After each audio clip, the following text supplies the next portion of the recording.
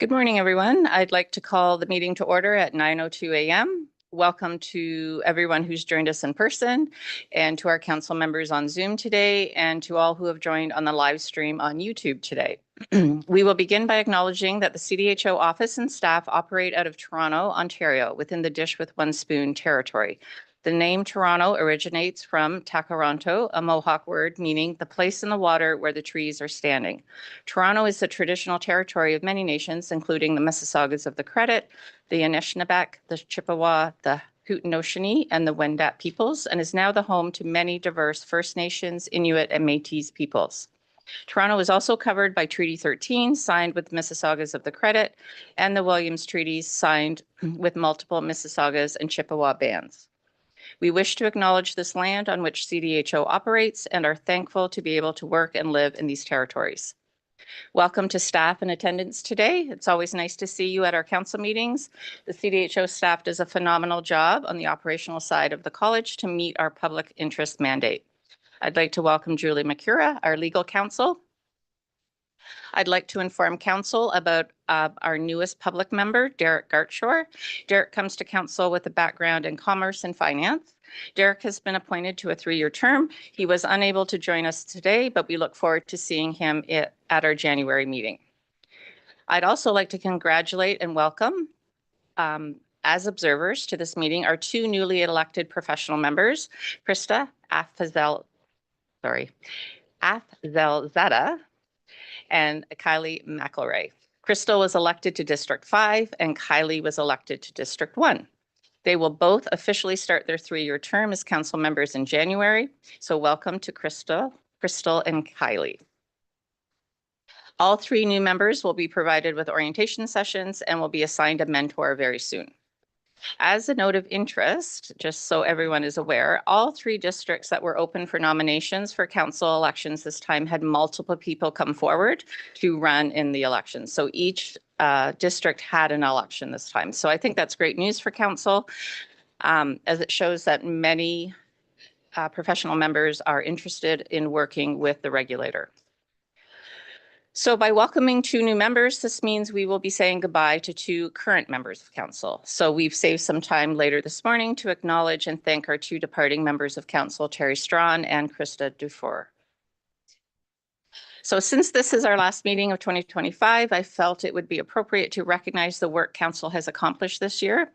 And so when reflecting on this past year, we recognize and celebrate the significant strides council has made in advancing our shared vision for public protection and professional excellence. Your dedication to creating and implementing our new strategic plan, examining trends and regulation, implementing governance modernization, fostering inclusive practices, and paying attention to the evolving challenges within Ontario's healthcare landscape has been exemplary. Thank you, Council, for your unwavering commitment to these important endeavors.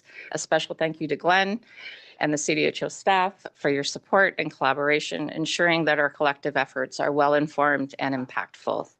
So as we move forward in today's meeting, let's build on the momentum of the past year. Let's address emerging issues, make our decisions that prioritize public interest, and reinforce our commitment to positive change and continuous improvement. I look forward to working with council and all the work we'll do in 2026. So moving to agenda item 1.2, Council Code of Conduct. Just a reminder of GP 8, council members shall conduct themselves in accordance with the bylaws. So we have all read the bylaws section 3.7, which relates to council member code of conduct. I will remind council members that we are to act in the best interest of the college and the public of Ontario. And as such, we should ensure that we keep this in the forefront of our minds with our discussions and our actions. Just as housekeeping for our meeting, please ensure you speak loudly and clearly so those online can hear us. And for those on Zoom, please keep your microphones muted when not speaking to minimize background noise. And as always, if you encounter any difficulties, please email Veronica for assistance.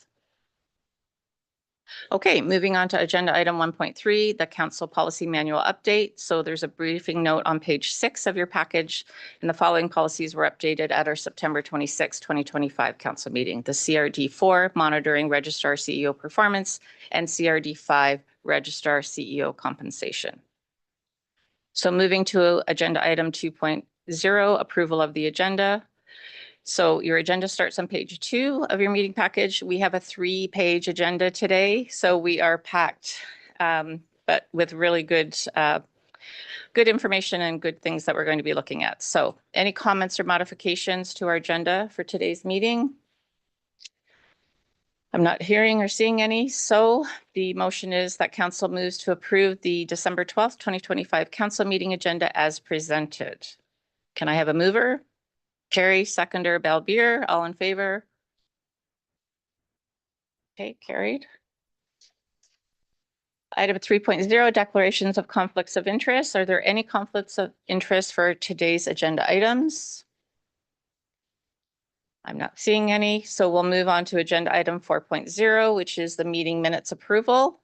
So the meeting minutes from September 26, 2025 council meeting are found on page 9 of your meeting package. Are there any corrections or changes that need to be made to the meeting minutes from our last meeting in September? Not seeing any. So the motion is that council moves to approve the September 26, 2025 meeting minutes as presented. A mover, Vanessa, seconder, Emmett, all in favor? Carried. So item 5.0, information requested by council. So the statutory committee reports. So items 5.11 to 5.17 in your package start on page 26 and are provided to us for information only. However, has council noted any trends, any risk considerations, or have any questions or comments about any of the reports provided in your package? Carrie? I just had a question on the discipline committee report. Just noticing that 3 of the cases were referred May 2025, but yet they haven't had hearings scheduled. I see one is, in discussions and some pre-hearings are being scheduled. Is this a typical timeline? Is there a reason why this has been delayed so much compared to other cases, or? It's not uncommon that there is, significant delay in it's actually scheduling, and it's about availability of the parties. Yeah. Thank you. Any other questions about the incidental reports? Anything that stood out to you with risk or anything? For the incidental briefing report 5.2.1, which is my chair's report, it's on page 41. I'd just like to add the following meeting to my report. I met with Glenn Pettifer on December 9th. So if that could be added, thank you. So item 5.2.2, the registrar's administrative report. I'd like to invite Glenn to speak to his registrar's report, which can be found starting on page 45. Thank you, Michelle, and welcome to everyone who is attending in person, and also all of the members of council who are attending online, and then individuals that are enjoying watching the meeting on the live stream. I just wanted to echo Michelle's comments that she made at the beginning of the meeting around expressing the gratitude to all members of council, all members of the CDHO staff, and all individuals that participate in the work of the college. It takes a lot of people. It takes a village, I think is the expression, for us to accomplish all of the great things that we're able to accomplish over the past year. And, as the year draws to a close, we did spend some time yesterday in our workshop looking at all of the great things that we have been able to accomplish. So I want to offer my personal thanks and also the thanks of the organization to everybody who's contributed. We've done great work, and I'm looking forward to all of the great work that we're going to do in the future. Michelle noted that we have a 3-page agenda, so I'm not going to talk a lot around information that's contained in the package. My administrative report, as Michelle said, begins on page 45. But I did just want to highlight a couple of pieces, and then I'm going to leave treatment or further information around some of the strategic plan initiatives to some of the directors that have joined us in the meeting today. And so they'll be speaking to some of those initiatives further along in the agenda.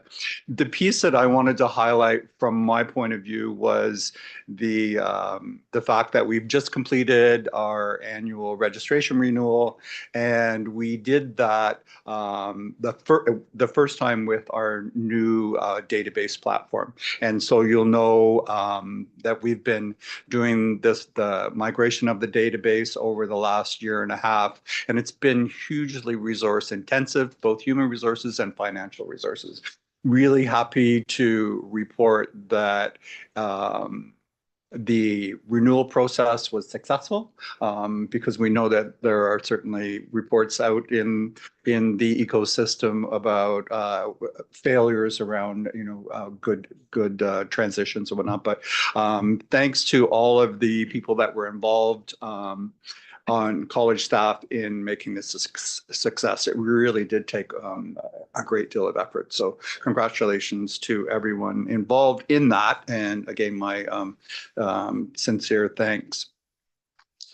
We have the other thing I wanted to point out was that the registration numbers were now I think we have 16,600 and some registered dental hygienists. We continue to see an annual increase in registration numbers, approaching almost 1,000 on an annual basis. So we're really happy to see that steady increase in registered dental hygienists that will help us meet the demands for care and service for dental hygiene or oral health care and service, particularly as we see a new patient group enter into the care stream that are supported by the CDCP in their accessing oral health care. So we're happy to see those increases in numbers.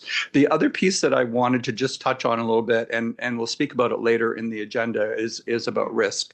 And as Michelle has pointed out in her comments, we continue to be attentive to the risks that face the organization and risks that face patients as well, and risks that face members of the profession. So we're really starting to shift our focus into really paying a lot of attention to risks and risk mitigation. And to that end, later in the agenda, we'll be looking at the enterprise risk register that we've drafted, the risk dashboard that you've had an opportunity to examine, and the work as we move forward from today now will be focused more on looking at the regulatory risk. What are the risks that members of the public actually face when they come to seek dental hygiene or oral health care? So those are the pieces that we're looking forward to bringing together in 2026.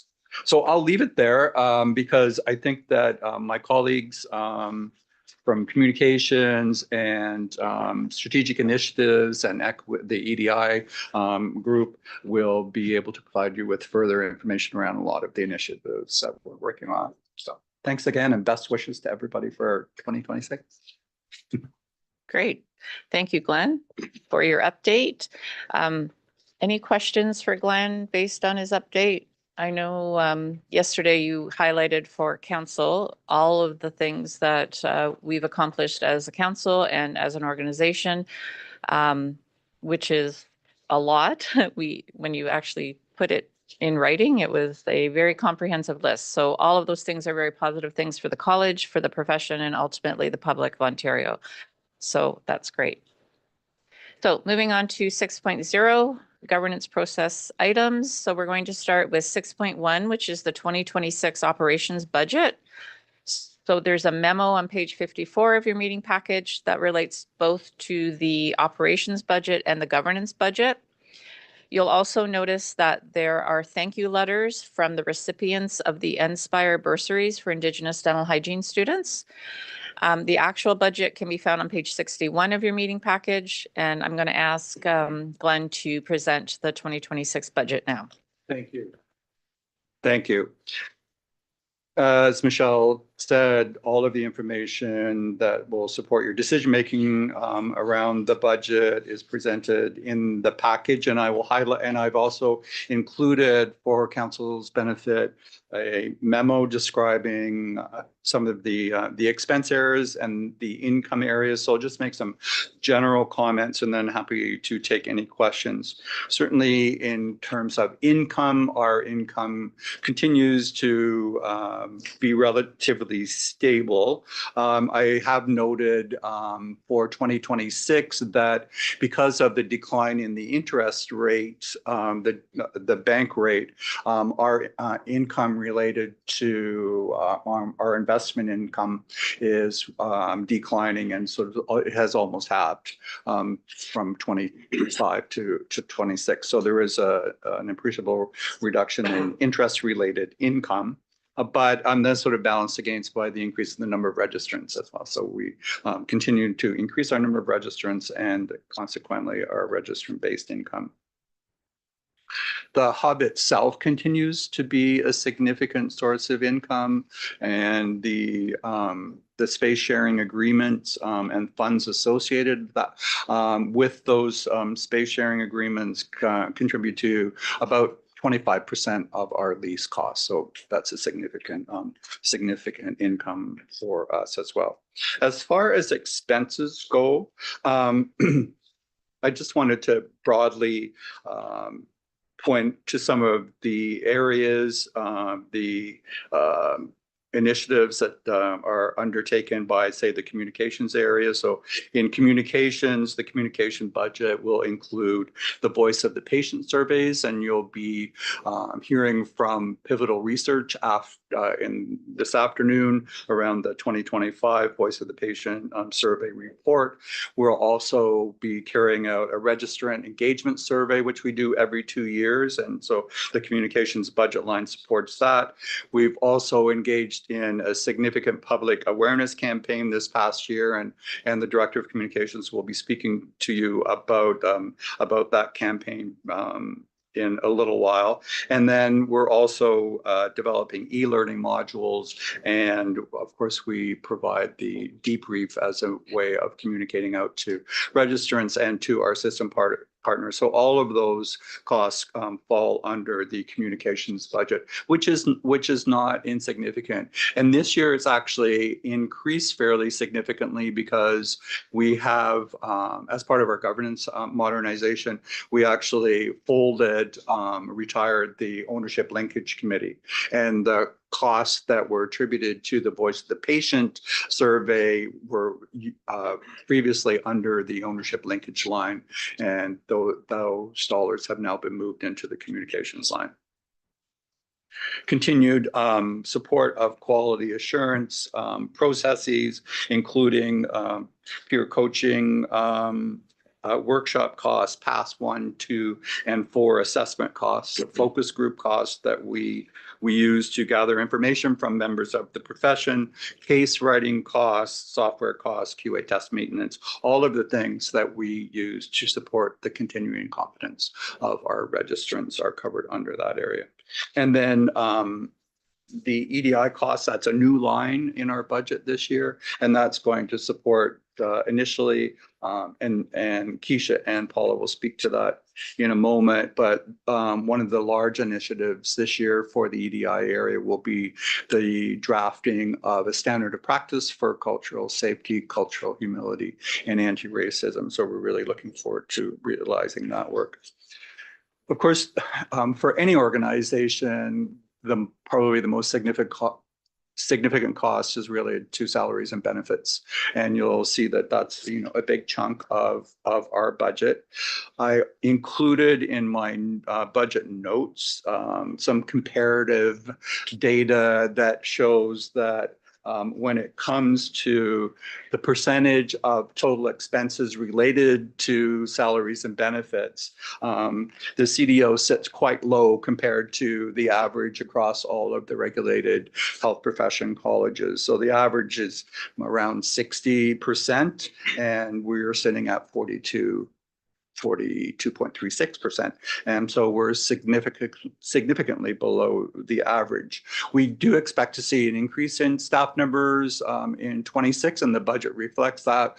Probably be adding another manager in the quality assurance area and also another coordinator position as well. The other piece that I find interesting, I like to look at the number of registrants per staff member. And we did that calculation and looked across all of the RHPA colleges. And with the exception of the College of Med Lab Technologists of Ontario, the CDHO has one of the highest registrant to staff ratios. So we're sitting at, what is it? We have 584.5 registrants per one staff member, where the average is actually 162 to 1. So this speaks to a couple of things. It speaks to all of the effort and the competence that our staff puts into the work. So we're able to accomplish a great deal with a small number of people. But it also speaks to the fact that a lot of the expenses for RHP colleges can be related to conduct, complaints handling, discipline cases. I think that Julie would agree to that. And so in working with a profession that has quite a low complaints rate, that's reflected in the costs as well.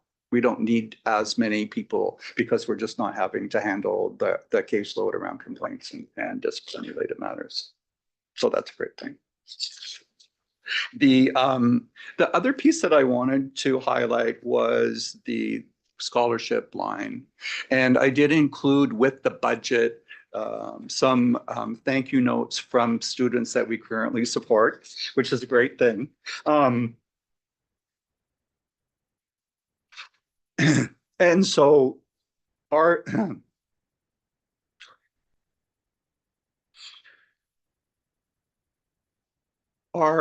support of them is coming to a close because they're finishing their program. So we're now left with considering whether we want to support another cohort of students for a 3-year period. So that's included in this budget line as well. So I'll leave that to your consideration, but would strongly recommend that we continue with that support. And with that, I'll take any questions. Yes. I guess what my eyes go to on a budget is like percent of the budget is spent year to date. I know you're going to speak to them. There's a lot of lines where we haven't spent any money yet. Do you anticipate any of those? You're just not going to be able to spend the money, or is there enough plans underway? So I know you mentioned eating that. Right. Christina, can you take your mic? Yeah. My apologies, I forgot about. No, it's fine. Just to repeat, so looking in that far right column, it's sort of the percent that's been spent to date of a budget line, and there's quite a few 0%. And I just wanted to ask Len if I know you're going to speak to some of those initiatives, but is there anywhere you don't anticipate you're going to be able to spend the money allocated, or is there plans underway for that money? So some of these fund lines are actually sort of placeholders. Should we undertake, say, so you're looking at probably the amalgamation line, and underneath that is the funding for counseling and therapy support. So the funding for counseling and therapy support is a required line for us. We have to hold those funds available should they be needed. But if they're not accessed, then it just stays at zero. So it's not an initiative that we control. It's only if somebody comes to us requesting funding for therapy support. And then amalgamation, we've kind of that as a placeholder, as maybe more an idea that we could still talk about this, but we haven't, we're not engaged in active dialogue around that right now.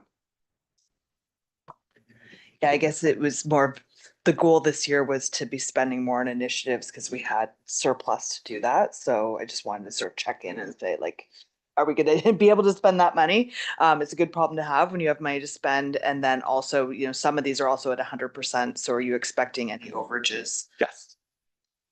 It's the vagaries of budgeting. You know, when we're asked to sort of project what our expenses will be like over the whole year, we, you know, in some cases we're accurate. Usually when it comes to IT pieces, we usually do enjoy a lot of cost overruns around this because we're not always entirely sure what the project will entail. So you're still expecting the, I guess the deficit at the end, though. You're gonna spend more than, I'm sorry, can I hear you? we had a deficit budget projected. Yes. And you're still gonna end in deficit, I guess. As you'll see on the second 2025 column, the year to date, January to September 30th, we're already in a deficit position. And we anticipate that we're probably, once we conclude all of our activity in 25, we're anticipating that we'll probably have a deficit of 400,000. So below the anticipated deficit then. Below, but still a deficit. Yeah. Okay, thank you. Thank you. If I may, one of the things that I wanted to highlight for council that isn't included in the budget proposal is a tracking or cost accounting of the reserve funds. Because you'll know that when we started on this journey of modernizing some of the processes, in particular the database program, we recognized that we had funds available to us from the reserve fund. And in fact, our reserve fund was in excess of what our accountants would actually recommend. There's, you know, a standard view, and in our policy as well, the operational reserve says that we should have maintain operational reserves for 9 months of activity. So if we look at that, and then we looked at the expenses related to the database migration, program development in QA areas, all of the pieces that we've been able to accomplish over the last couple of years, we're able to support that work with money from the reserve fund and sort of draw down the reserve fund and get it into a place where it's appropriate for a not-for-profit organization to hold money. We don't want to be holding large sums of cash because we need to keep in mind where that cash comes from, and it comes from registrants. So I have looked at the total reserve fund over the last 2 or 3 years, and we are slowly drawing it down, but not at any huge rate. I think that generally, if I look at the deficits that we see on an annual basis are then funded from the reserve fund broadly. So we're probably around 1,800,000 that we've spent from the reserve fund. If I do the calculations and look at the total reserve fund, subtract that out, we still have available to us, even in consideration of all the operational reserves that we need to keep. So the operational reserves that we need to keep are around 5,500,000. It costs us about 600,000 to run the organization on a monthly basis. 600,000 times 9, 5,400,000 for 9 months of operations.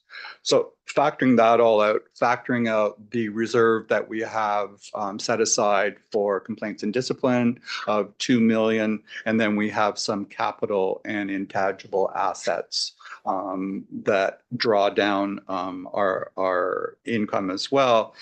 We have available to us currently roughly about 2,350,000 left in the reserve fund that is available for us for our program related expenses and whatnot. Okay. Those are rough calculations for 2025 because we don't have the total expenses from 2025 yet. So you'll see a more accurate accounting of that when we get the financial statements following the 2025 audit. Okay. So we're still in a very strong financial position. But we're Terry has a Yeah, question. sure. So I know previously, I believe it was approximately 2015, they did a 10-year financial forecast or financial plan. Being 2025, is that something that, is there a new forecast that's informed this budget? Or is this something that you're going to be doing this year in order to inform future? That was typically done with, I believe it would Right. be the And we've auditor. talked previously about the 10-year forecast. And so when I came on board 4 years ago, we looked at this forecast, and it was difficult for me as a new registrar CEO to adopt something that somebody else had created. And it certainly didn't necessarily line up with all of the initiatives that we plan to undertake over the last 3-4 years. So it's come to a close. We certainly have had a plan on an annual basis. And this is, I think that our focus from 2022 onwards was to look at the reserve fund and try and draw down the reserve fund, but in a way that supported all the program development. But I'm starting to see this is going to start to level out in 25, 26. And at that point, it might make sense to do some future forecasting. The other thing that was tricky, Terry, with a 10-year plan is it didn't anticipate, say, the pandemic. And all of the impact that had on our costs as well, because our new registrations dropped way off, that sort of thing. So it's tricky to do. Actually, right now, it's tricky to do any long-term financial forecasting, I think. So we try to remain agile. Yeah. Any other questions for Glenn? Belbeer? I have two questions actually. One is, are we seeing an increase in registrants from inactive category that dropped down during COVID? So sorry, I didn't. Are we seeing the dental hygienist, I can say, registering back to the active category from the inactive category? People moving from inactive to active. Active, because there was a big drop during the COVID. Are we seeing those people coming back? I think so. I can ask. Not so much. Not so much. Yeah. We do see some shifts, people coming back into practice, but there's not been a huge migration, shall we say. Yeah. And the next one was this merchant line in here. I think there's the cost is only 8,000. Merchant service fees? Because we are now registering. That's why it will bump up now? Yeah. Oh, okay. Okay. Thank you. Christina? I have one more question on salaries and benefits. I know you mentioned in your report that you're adding new positions. Like it's about just under 10% increase on that budget line. How much of that is an increase for existing staff versus the new positions? Like, was it 2 new positions you're adding? Sorry? I'm just trying to understand where that 10% is going. Is it being allocated? So new positions. Yeah. And then we include, we're not committed to it, but we include COLA increases for the coming year. So for existing staff. So it's generally just related to that. Okay.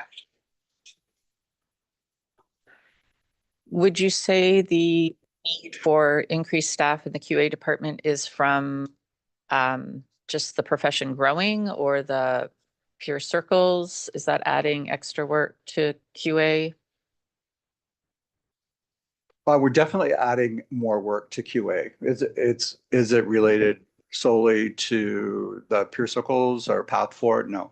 It's all of the other initiatives that we want to undertake, particularly around developing learning resources that support continuing competence. So learning modules. We're, thinking that we probably our new manager position will be related to subject matter expertise to support the development of learning resources for all registrants. Okay.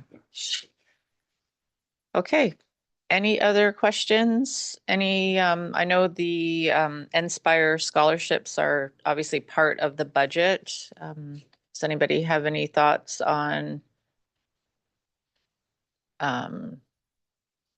that as far as continuing or not continuing? It is part of the budget, so we're not voting separately on it or anything, but I think those letters were nice. Thank you for including them. It was nice to see faces of the people that were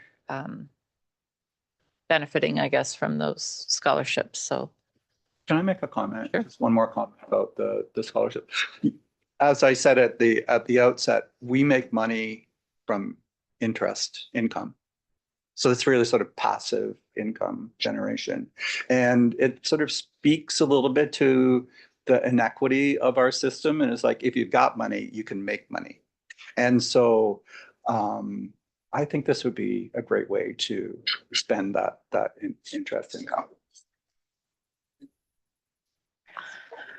okay, so not hearing any more comments or questions, we're going to move or the motion on the floor is that council moves to approve the 2026 budget as proposed. Can I have a mover? Well, it was included. Right. We combined it. Do you have a question about the governance? I just wanted to. Yep, okay, go ahead. Sorry. I just noted, the ownership linkage in the governance section of the budget, like the ownership linkage went to 0 because as Glenn, you mentioned, we've disbanded that and we've moved into other kind of line items. Just the other thing that I noticed was the strategic planning went from 100,000 down to 0. But it's not that we're not strategic planning. It's just been moved into the consulting section. So it's not that we're losing that funding. It's just being reallocated under names. So I didn't want people to think that we're not doing that anymore, funding that. It's just under different pockets. Well, it's true. The funding for strategic planning is specifically to support the strategic planning process, not necessarily the implementation. Right. So that comes from different.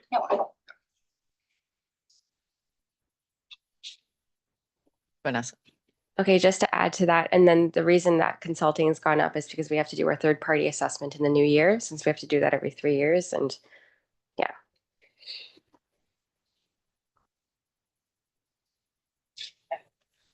Any other comments or questions about the operational or governance budget? Not hearing any? Okay, so we're gonna try our motion again. Council moves to approve the 2026 budget as proposed. I need a mover, please.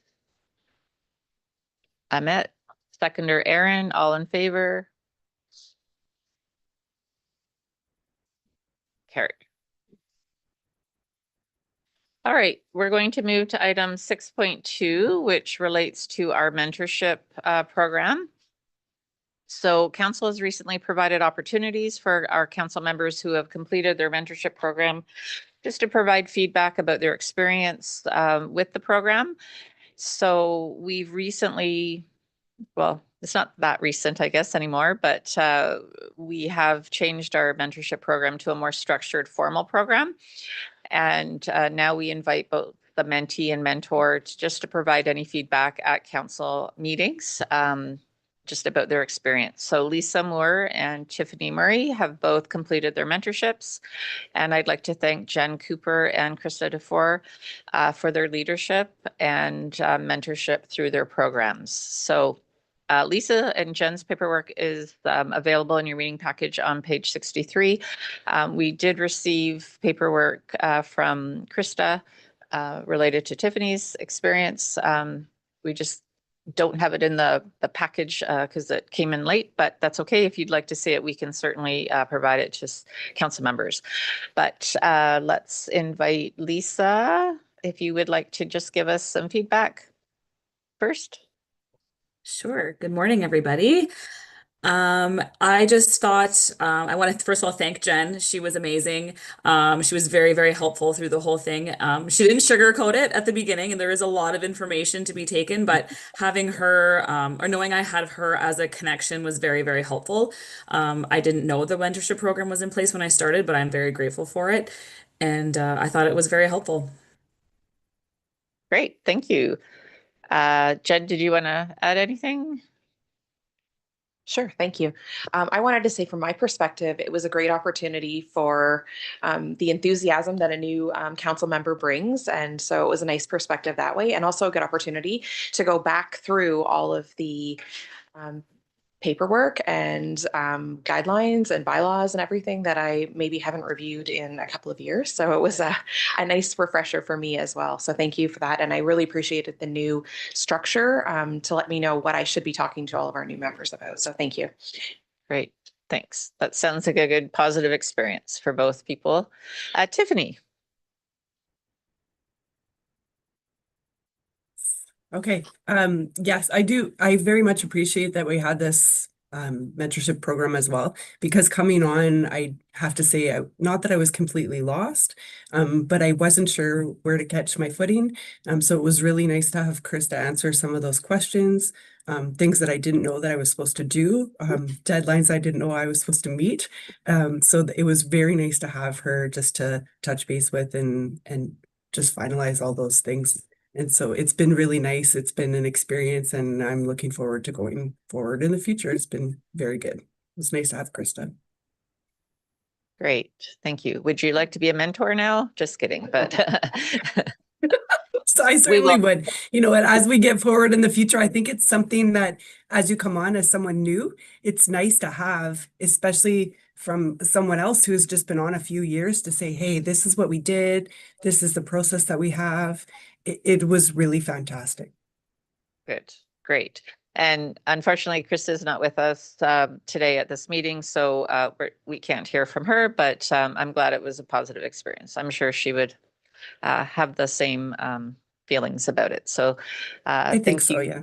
Yeah, thanks both to Lisa and Tiffany and Jen and Krista for your time and just leadership for helping new members come aboard. Okay, so now we're going to move to item number 6.3, and we're going to look at some strategic goals. We spent some time yesterday talking about the strategic priority for council, but now we're going to be looking specifically at the organization's strategic priorities. So I'd like to welcome Keisha Simpson, who is CDHO's Equity and Inclusion Strategy Lead and Manager of Registration, and Paula Benbow, who is CDHO's Director of Policy and Strategic Initiatives, to speak about the CDHO's equity and inclusion initiatives for 2025 to 2027. So, like I said, these are the strategic priorities for operations, and this information has been provided in our meeting package starting on page 71.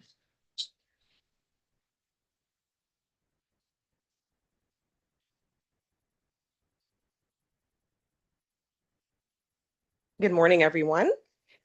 My name is Keisha Simpson, and as mentioned, I am the strategy lead here at the College of Dental Hygienists for Equity, Diversity, and Inclusion. I would like to briefly walk you through CDHO's 3-year strategic plan for EDI, and Council has been provided with a more detailed plan. So for the purposes of this presentation, I just want to provide a brief overview. The plan focuses on 4 key groups, so entry into the profession, registrants, staff, and system partners. And each group is really essential to advancing an equitable dental hygiene profession. The first focus area is entry into the profession, and we have specific goals that we want to attain for the 2025 to 2026 year.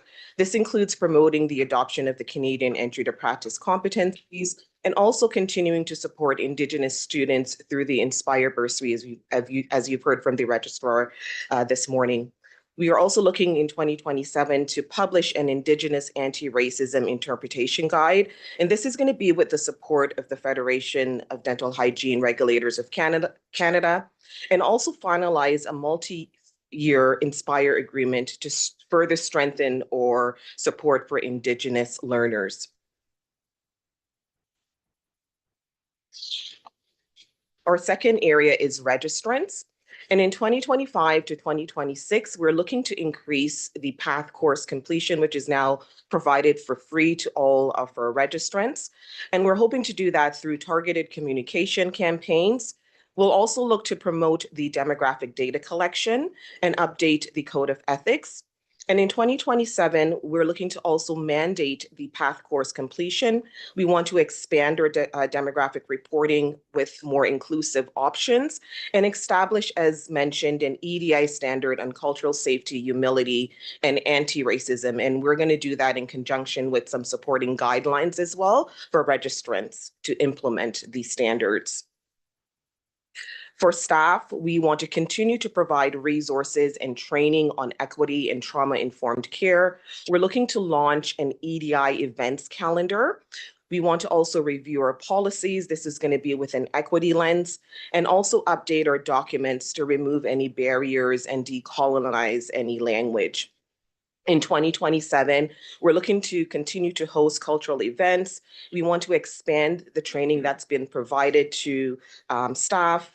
And we're also looking to adopt an equity framework for decision-making. So that's for committees, et cetera, and continue formal reporting, of course, of our progress.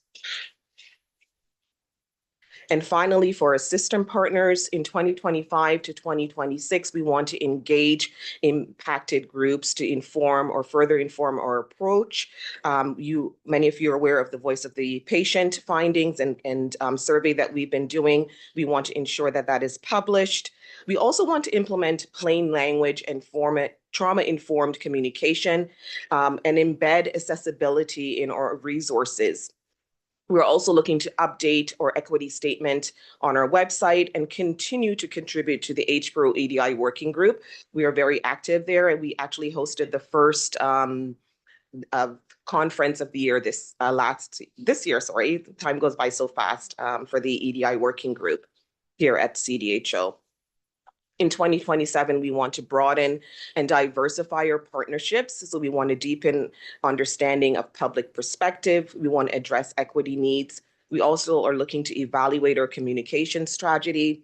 And we want to continue to regularly report to council and our system partners via our registrar's report, annual report, and also our CPMF. So there's quite a bit of work ahead of us, and we acknowledge that this is not a journey. This is a journey. It's not a race, and that we have much work ahead. On this journey, we want to take space to also reflect on our accomplishments. So as you can see on the screen, we've accomplished several milestones. We're proud of the accomplishments that we've achieved thus far. And we remain dedicated to strengthening equity, diversity, and inclusion across our profession and our systems in the years ahead. I welcome any questions that you may have at this time. Christina? Oh, Amory, sorry. You've blended into one. Just a quick question about path. Would you track that at mandating the path course? Would that be something you would track at registration time through a declaration? I'm just curious as how you would be able to follow up on that with the registrants. Yeah, great question. So we do have this as an agenda item, I think right after break. So we'll be able to have a more in-depth discussion around that. There is a briefing note in the meeting package that does speak to this around how a registrant can upload a certificate of completion. And there was a declaration that they can indicate that their completion. We're also looking at doing an audit as well, similar to how we've done insurance audits, to make sure that registrants have completed and uploaded the correct document. Yeah, that will be for approval later after break. So Paula will spend some more time, I think, on that. Any other questions for Keisha and Paula about this information? Terry? I don't have a question, just a comment. I'm excited for this to move forward. I think it's something that's very important that we look at policies and see, how we can make sure that there aren't barriers to, regulation processes and things that both patients, clients, registrants need to have. So I just wanted to congratulate the team on pushing this forward. I just had a quick question. So I noticed that for registrants, you're going to be collecting demographic data. I'm just wondering, can you describe the diversity dimensions that you're collecting? Like what information would you be collecting? So we are already collecting demographic data on our registrants. So we do collect information on sexual identity, race or ethnic background. This is something that we will hope to look to expand in the future. And also we're collecting the information, but we haven't done an analysis of the information that we're collecting. So in the future, we're looking to sort of further expand to develop reports, et cetera, on the findings to see what the data is telling us about the demographics of the profession. I just have another quick question. So what would you say to a dental hygienist who might feel this is an invasion of their privacy with you requesting this type of information? I can, and certainly Paula, jump in at any time. This is something that many other health regulators are looking to collect in terms of the information that we collect. The information is secure. We don't publish any information that would identify any specific individual. So it's de-identified aggregate data that we are collecting. And one of the things that we're hoping to do this in 2026 is to also, as I mentioned, provide more information to registrants so that they're comfortable with the information that we're collecting and understand the reason why we're collecting the information. So it's not to single anyone out. It's really for the benefit of improving policy and to further the EDI initiatives that we have internally. Yeah, it is a great question. We do collect a lot of information on, demographics, on practice information, on educational attainment, and much of that data is required by the ministry. And we do report to the Office of the Fairness Commissioner as well to make sure that we're collecting it in an objective and fair manner. It was in 2023, I believe, when we started including the voluntary questions around the more demographic questions. And that helps us to better understand the registrant base, look at trends, and that helps to inform some of the initiatives that we're doing. So when we look at, for example, the Truth and Reconciliation calls to action, increase the number of Indigenous peoples within healthcare fields. We need to identify how many are within the dental hygiene profession. So it's through this data collection we can identify if our initiatives are actually making a difference in the population and if we're moving towards reconciliation, for example. Great. Thank you. Any other questions? Vanessa? I just have a comment. Thanks for bringing this to us today. It was really well set out, I think, in the package, especially with all the details. And I support what you've brought, and I like that it's set out for registrants, for system partners, for staff. So thank you. Okay, thanks so much, Keisha and Paula, for that information.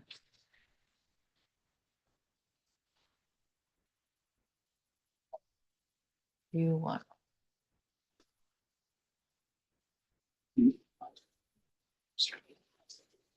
No. Okay, we're going to move to item number 6.4, our communications update. And I'd like to invite and welcome Ryan Pastana, the CDHO's Director of Communications, to update Council on the communication strategy and the public awareness campaign for 2025-2027 as a strategic priority from the operations side. This information starts on page 75 of your meeting package.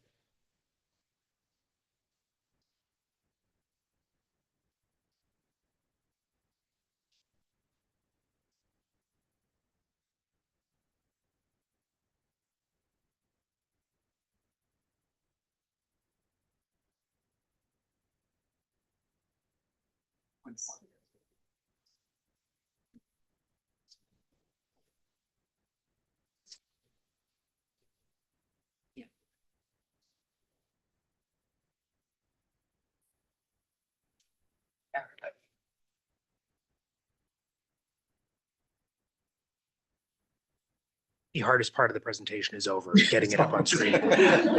Good morning, everybody. It's a pleasure to be here with you all today. I'm Ryan Pistan. I'm the Director of Communications here at the CDHO, and I'm here to provide you with an overview of our 2025 public awareness campaign and just recap for you why public awareness has become a bit of a strategic priority for us. And just before I do begin, I want to thank my colleagues in the Communications Department, Denise Lalonde and Nadine Yacoub, for their contributions to this project and their ongoing efforts in general. So let's get started. So what was the challenge that we were facing? As council is aware, since 2022, we've been conducting the annual Voice of the Patient survey. And through this survey, we learned that awareness of CDHO is a little bit low. And one thing that we will say, this is a pretty common theme for a lot of regulators, just low awareness of what it is that they do. We did see a slightly higher increase in awareness of a regulatory body in general, likely because the public might understand that some type of regulation exists, but they might not know all of the details. And even more concerning for us, what we found in 2023 when we conducted the Patient Experiences of Discrimination report, in that report, there were several instances that said, I would have reported this if I knew that there was a regulator that I could go to. So that was certainly very concerning for us. And again, because we are a regulator that exists to protect the public's interest, they need to know that we exist in order for us to effectively fulfill that mandate. So what did we do? We decided to engage in a multi-year public awareness campaign using different mediums, so digital, print, and radio, to reach as broad an audience as possible with clear and simple messaging about what it is that we do as a regulator. And we had a very keen interest in focusing on rural, Indigenous, and underserved communities because traditionally these messages don't reach these groups. And sometimes we do tend to focus on those publics with a lot more access. And what were our goals? Very simply, we just wanted to increase awareness of CDHO's mandate by plainly and simply describing what it is that we do, promoting and driving traffic to the public register, because of course, that's our main tool to the public outside of the complaints process. And then we also wanted to do things like explain IPAC principles in very plain and simple language, because of course, coming out of the COVID-19 pandemic, this is a topic that's very much top of mind for a lot of clients. So what did this process look like? We started by posting an RFP and we did conduct a competitive selection. And once we selected a vendor, they undertook a very comprehensive audience scan for us of the Ontario public. So they looked at how people are consuming information. For example, are they looking on social media? Are they watching television ads? They looked at things like insurance coverage so that we could understand how many folks had private insurance. They also looked at things like income, political beliefs, social beliefs, which really do impact the way that clients access healthcare information.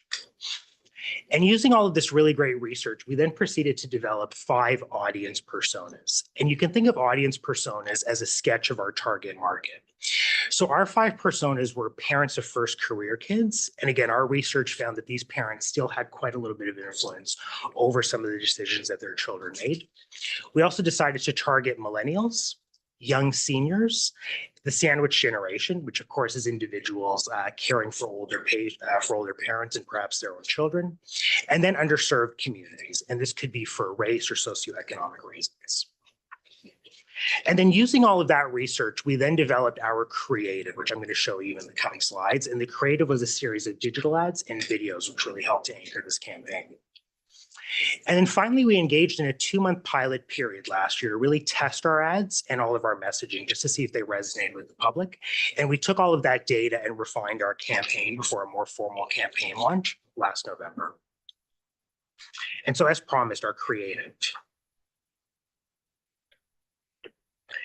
So when we were putting this campaign together, the Canadian Dental Care Plan, or CDCP, was just about to be rolled out. And that meant that hundreds of thousands of Ontarians would be accessing oral health care services for the first time, or for the first time in a very long time. So we really wanted to make sure that there were some ads in market that targeted their needs. And it's a little bit small here on screen, but we had 3 types of ads. The first was this idea of check that the RDH that you're seeing is registered. The other one was about what you can expect from your dental hygienist when you see them for your first visit. And then the third ad was about how CDHO protects your interests. And we're really proud that we went with this bucket because it was actually one of our top performing ads. So it really made sense that we were trying to target all of these new entrants into the system. And our second ad bucket, which is probably my favorite, this is a bit of a cheeky way of conveying some of our messaging in very plain and simple language. So the whole idea here was get the whole tooth, which is a bit of a play on words. And the example that we've given you here is use of titles. So we used a series of carousel images, which you'll see those on Instagram and Facebook. That's the one where you keep scrolling and you see different imagery. And here's an example of use of title. And video is a huge component of any marketing campaign in 2025. So we also ended up developing 3 60-second videos. What I'm going to show for you right now describes what CDHO does. We developed another on the public register, and then another one on how RDHs keep you safe.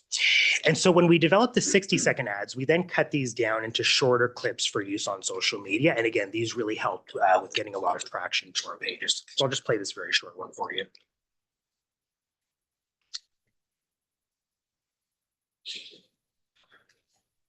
I'm just going to get the sound up for you.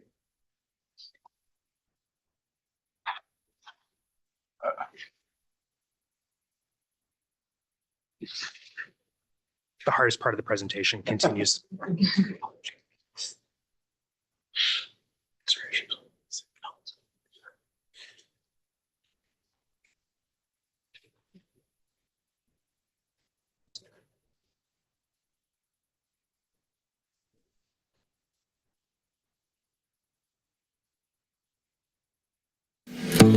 We're the College of Dental Hygienists of Ontario. We may be called a college, but we're not a school. We're a regulatory body, and we exist to give you confidence in the care you receive. Here's how we do it. We set the requirements for becoming a registered dental hygienist, or RDH, so that only qualified individuals can practice. We set standards and rules that keep you safe and protect your interests. And we run programs that help RDHs keep their knowledge and skills up to date. If you have concerns that an RDH isn't meeting these standards, you can contact us and we will investigate. And if you're wondering if someone is authorized to practice dental hygiene or need to find an RDH in your area, check out Find a Registered Dental Hygienist at cdho.org. We're here for you. For more information, visit cdho.org. Apologies for the double sound there. So again, just a very short video, plain and simple language explaining what it is that we do. You'll notice that at the very beginning, we came off very strongly and said, hey, we're not a school, we're actually a regulatory body. So again, then we sliced this one down into shorter clips for social media. And so what did this all land us in the end? What were the results of this campaign? A couple of things that I want to highlight for you up on screen. So on the digital side, we were active on Google, YouTube, Facebook and Instagram, and Reddit. During the pilot period, we tested LinkedIn, but we found that that wasn't a very effective platform for our messaging. And it was also very expensive to advertise on that platform compared to the results that we're getting. And in the results column, you're going to notice 2 categories here, impressions and clicks. Impressions, very simply, is the number of eyeballs on an ad. So they might not necessarily have interacted with it, but they saw the ad. And clicks refers back to our website, so www.cdho.org. So this campaign netted us over 165,000 clicks back to our website, which was pretty impressive, and several million impressions. And impressions do tend to be a little bit higher because more people will see an ad rather than necessarily click to it. So we were very pleased with these results, which were from July to August 2025. And in terms of newspaper and radio, you'll notice here that the clicks were a little bit lower. But again, our research showed that these 2 mediums are still important for some of these more underserved communities. So we still wanted to commit to them in a meaningful way. With newspapers, we ran ads in the Thunder Bay Source and the Manitoulin Expositor. And our thinking here was we wanted one larger northern area and a bit of a smaller northern area. And again, they don't just service these 2 municipalities, they also service the wider area. So we ran 8 newspaper ads, and the total readership of these papers was just over 40,000. And again, 106 clicks back to our website. And then with radio, we focused on Indigenous and rural radio stations, and just over 1,700 ads played in this medium. And the reach of these radio stations combined was just over 361,000 listeners. And again, 186 clicks back to our website. And just a couple of key takeaways that I wanted to provide for you. So as a regulatory body, we don't really have a clean comparator for information. So we decided to go with healthcare because that was the closest bucket that we would probably fit into. So our digital metrics actually exceeded industry benchmarks for healthcare information on both Google and Meta, which we were pretty pleased with. And the entire campaign directed individuals back to 3 web pages on our website. The About CDHO page, which describes what we do, the About RDH's page, which describes the profession of dental hygiene, and then our public register. And again, here we saw some pretty impressive stats as well. So I've provided the number that we saw from Google Analytics and then the average again of healthcare information. So in terms of time spent on those 3 pages, we had a very high average of 79 to 85%, which again was above the average. You'll notice below that we have a bounce rate. And very simply, a bounce rate is the number of people who go to a website without clicking to a further page. And with any marketing campaign, the goal is to get them on one page and potentially exploring a little bit more. So you really want to have a very low bounce rate because that means that more people explore your content. Again, here we had a very low bounce rate of 15 to 21%, and the average is about 39 to 43%. So we were quite impressed with that. And then interestingly, we got over 13,000 clicks to the public register, mostly from our Google ads, which was a pretty interesting takeaway that we're going to keep for future iterations of this campaign. So thank you very much. And finally, I just wanted to let you know, and I'm going to share this on screen as well, we did provide in the council package and a copy of our communications. Sorry. I keep messing up the screen share portion. In the council package, we provided you with our communication strategy for 2025 to 2027. So what we did here is we developed communications objectives that would help support our strategic plan. I'm just going to pull that up for you again. It's difficult to see, but I'm just going to make this full screen.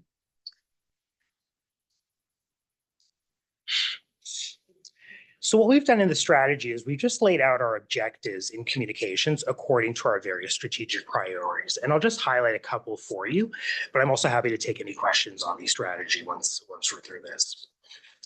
So of course, our first goal is to enhance collaboration with the public, the profession, and system partners. And here our big takeaway is going to be a continuation of this public awareness campaign through to the end of our strategic plan. But we also want to do a little bit of work with RDHs just in terms of helping them better understand what CDHO does and how they can support our mandate.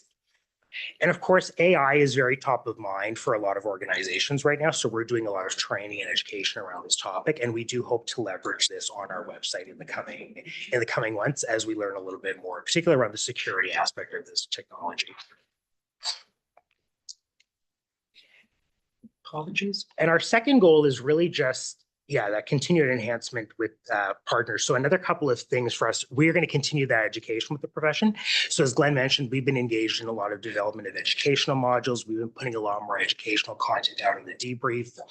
As an example, we've been focusing on opportunities for micro-learning. So there we've been including a lot of quizzes, which have been super popular with the profession. They've really been enjoying those. And of course, we're going to continue monitoring any potential changes to scope of practice. That is going to be a huge communications effort if those proposals do go ahead. So we'll be continuing to monitor that. As my colleagues Keisha and Paula mentioned, we are going to be doing a lot of work on the EDI front. So communications will be supporting many of those efforts. As mentioned, in 2026, we're going to be looking at more targeted communications around that data collection element. And again, just explaining to your point, Michelle, how that privacy is protected and what it is that we do with that data. And of course, as council continues its modernization journey, there might be potentially items that we need to promote on our website, update our council web pages. So all various things that we're going to be doing just to support those strategic objectives. Thank you. Happy to take any questions. Carrie? Thanks. It was a great presentation and very comprehensive, so we can understand kind of the strategy. I'm looking at goal number 2 under support professionalism, quality care, and continuous learning. And one of the pieces, as you mentioned, was the guidance on AI and potentially having chat bots and things like that. I heard that you mentioned you're doing a lot of education around security and things like that. My question is there an AI guidance policy that's been developed or doing the risk management considerations? One of the conference seminars we went to at CNAR brought this up, the risks around these types of bots with respect to clarity of information being provided. So has the legal and financial liability been examined, risks of misinformation and hallucinations, privacy violations, bias, discrimination in responses, and impacts of data sets? Like, is there policy in place to look at how AI is used by the organization, and will that be transparent And to all users? I'll turn this one over to Glenn, but one thing I will just say on the AI front. So right now we are literally just in the education phase. And in terms of putting anything out on our website, we have not committed to anything at this point, but certainly we would be doing the work internally to make sure that we've got the rigor around a tool like that. I don't know if there's anything that Glenn wanted to add. I wondered whether Paula had any comments about our. Yeah, like we are. You your mic.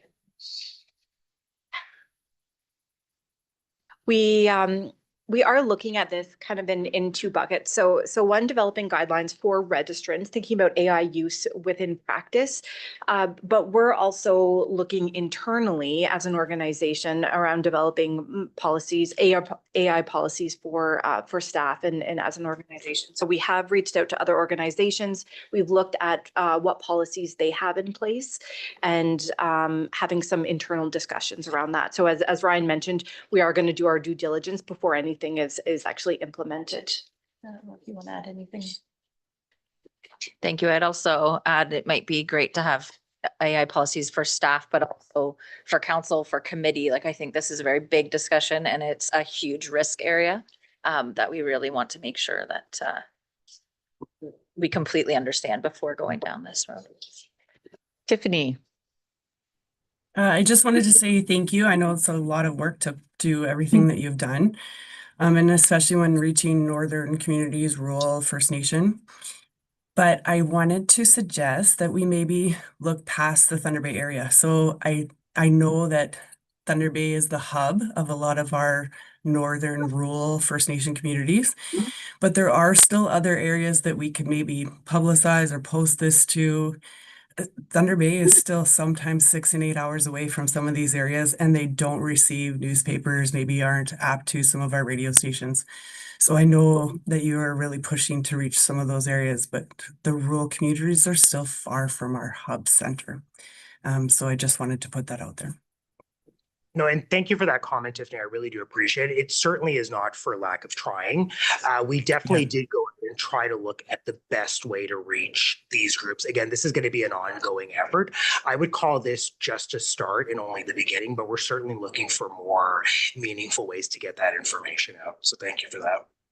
Absolutely, yeah. And again, thank you. I would love to be able to help with any sort of contacts to local societies or other areas that you can reach out to publicize some of this to get to the public and knowledge. That's great. Thank you. Thanks, Tiffany. Terry to answer. Vanessa.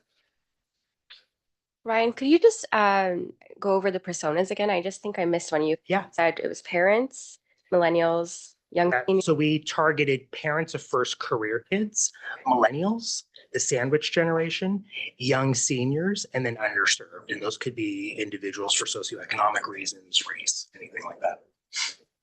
Okay. Sandwich generation is? So the sandwich generation is individuals who are perhaps caring for aging parents and their children. Okay. Okay. And another question, if I could just go ahead. Just looking at the metrics for, you said 5% increase in awareness of CDHO going forward. Is that 5% like to 2027, or do you think that'll be, 5% per year? So we did 5% in 2027 to the end of the strategic plan, because one thing public awareness is a bit of a challenge. It's a really tough exercise. And unfortunately, we don't have the budgets to get that higher number. Like, to really sustain this work, you need quite a bit of money. I won't do too much of a spoiler alert for the Voice of the Patient presentation here, but we did see a small uptick in awareness already. Hopefully some of that is due to the work that we've been doing so far, but again, small and measurable increases. But yeah, we're hoping for 5% toward the end of 2027. Okay. And you said it was comparative to other regulators? Yeah. So one thing I will say, all regulators in general, unless you're maybe the CPSO or the CNO, this is a common challenge for a lot of us. It's a challenge to raise that awareness. So this 5% metric was strictly focused on voice of the patient because we're going to continue to measure it and we'll at least have a baseline there. So that's why we picked that metric. That's great. Thank you. Of course. Christina. So I just wanted to clarify, so the 5%, what would be the total target then? Like, are you, sorry, I'm just trying to find in the pack. I know what's the awareness right now? I think I put, just 1 second. Trying to find that. To that page. Sorry, I just had it. Yeah, so it was a 5% increase in the awareness of CDHO metric in the annual Voice of the Patient survey by 2027 when compared to 2024. Yeah, so that it's like we have 74% aware of recent patients and 50% aware of non-recent patients. So are you looking to improve both of those metrics by 5 points? Or is it a blended metric? Like, I just want to try and understand what the target is. Yeah. It is very hard to hit those targets. So I think we just want to be crystal clear on what the target is, so that to make sure it's aligned with the strategy. So we're focusing specifically on the awareness of CDHO metric, and I provided the total for you there on, I think it was slide number 2, and the 25% yes was the total of patient and non-patient, and this was the cumulative total from 2022 to 2024. So we'd want to see a 5% increase in the awareness of CDHO metric between patient and non-patient. So you want to 30%.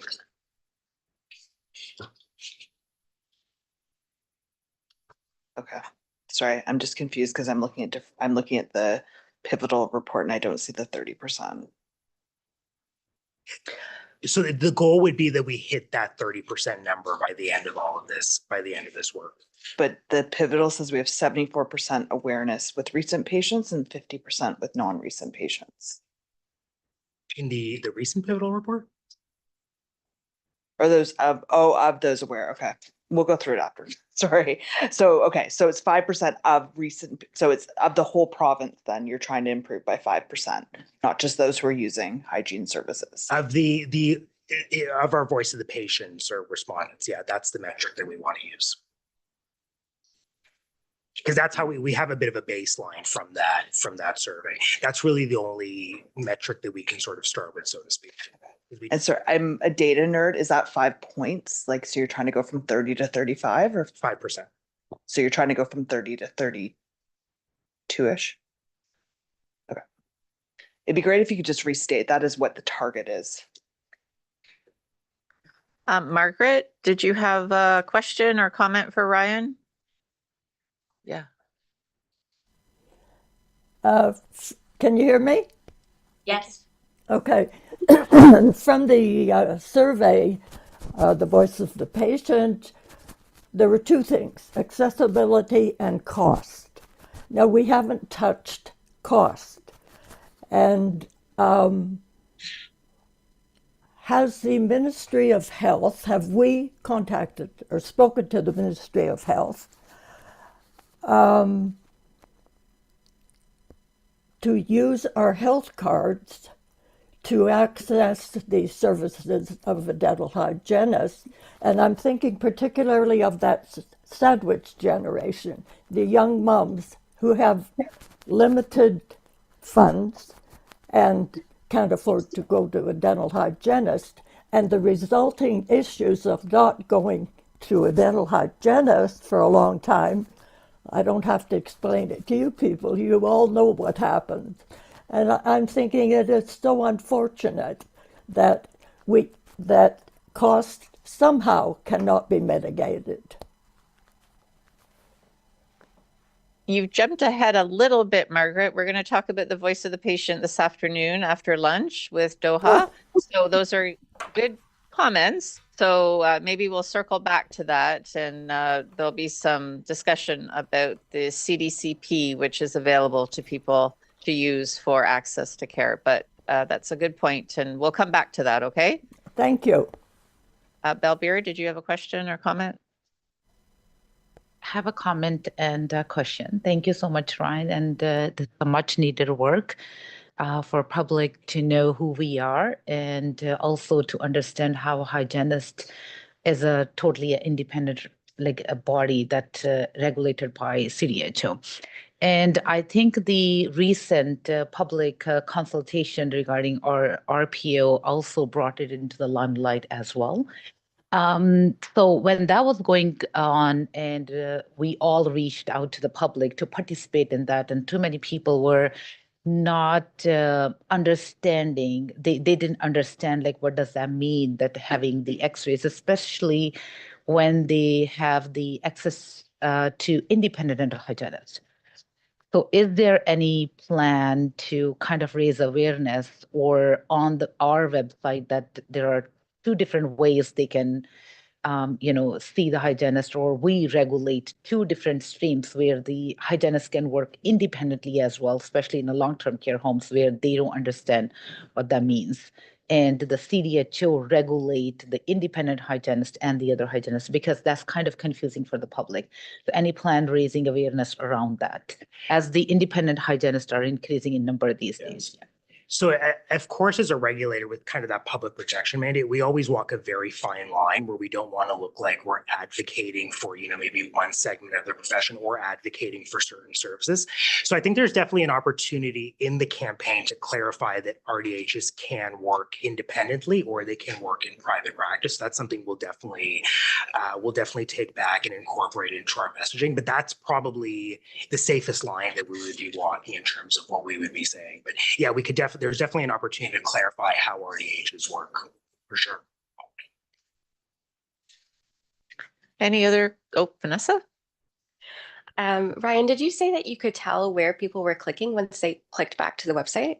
Yeah, we've got all of that information in Google Analytics. Yeah, so we can actually track. So this is all anonymized data. We don't know who it is, but let's say somebody clicks on our homepage, we can sort of see their journey onto other pages of the website. And the public register was a big one? The public register. So with the public register, because it's a separate system, we can only see the clicks to it, but we can't really see exactly what it is that they're doing on there. Okay. We might be able to. We might have some data, but it might be a little bit more limiting than what we have on Google Analytics. So that's good. Thank you. Of course. Lori? I just wanted to ask a quick question. When I don't see where you're targeting parents of young children. You're targeting parents of first career kids. First career kids. Yeah. So all adults, right? So I'm wondering why that is. Why you're not targeting parents of young children who would be taking their kids to an dental hygienist for a first, appointment, that sort of thing. That's a really great question, Lori. And one thing I will just clarify, the personas helped us clarify a couple of key audiences, but the campaign was widely disseminated across Ontario. Okay.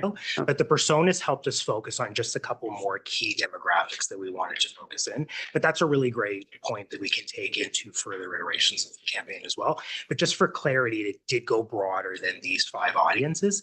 These 5 just helped us narrow down a little bit more some of the messaging.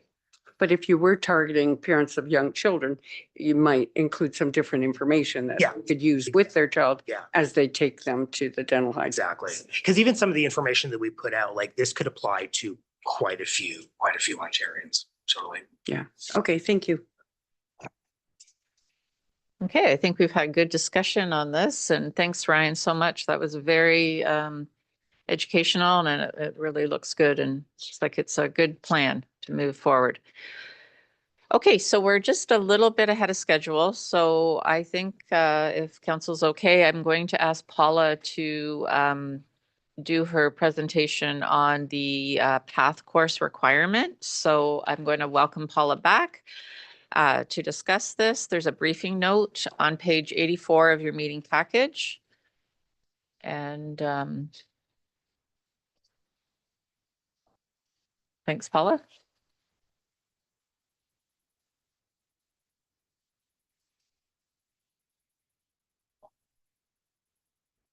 All right, so I don't have a formal presentation for this agenda item, but the briefing note was included in the package.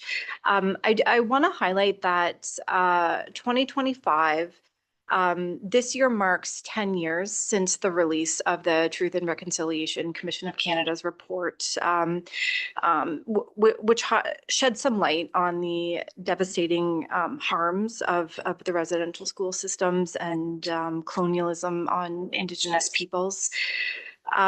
The report also touched upon how various sectors, including healthcare and education, can help address the legacy of residential schools, can help to close the gaps, especially within the health disparities, and advance reconciliation.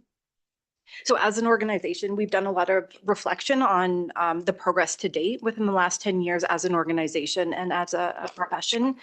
But there's still a lot of work to do. We reflected on the Envision Path course and in the progress to date. So since 2023, we've been offering the course free to registrants, and we've been monitoring the uptake quite closely. This initiative does speak to one of the calls to action, the recommendations to provide all healthcare providers with cultural competency training.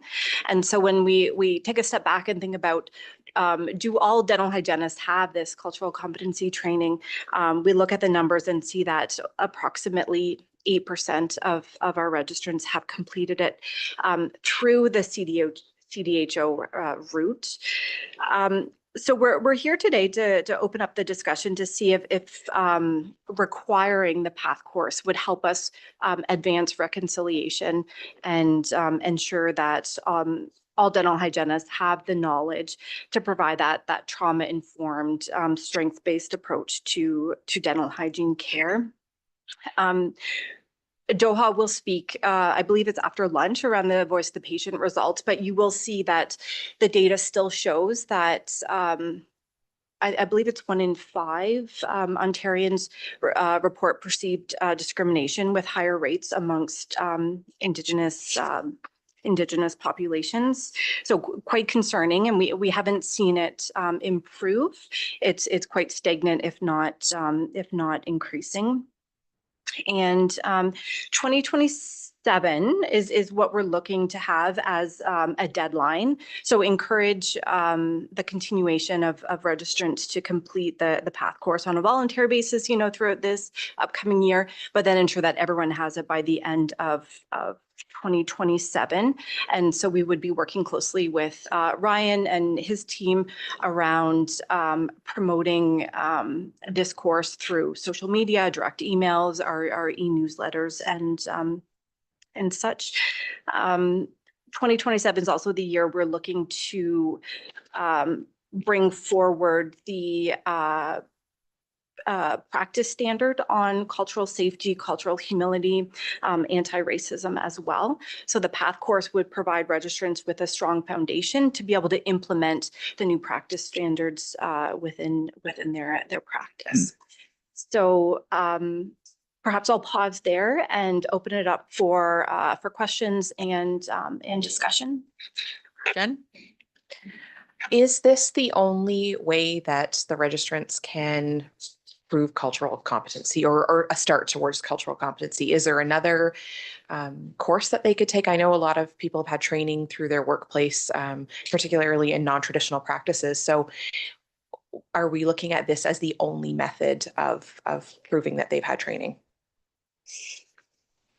Yeah, great question. And so we are most familiar with the an Envision PATH course. We know how many hours, we know the curriculum, we know the methods of assessment and evaluation. So there are quizzes, we know it's interactive.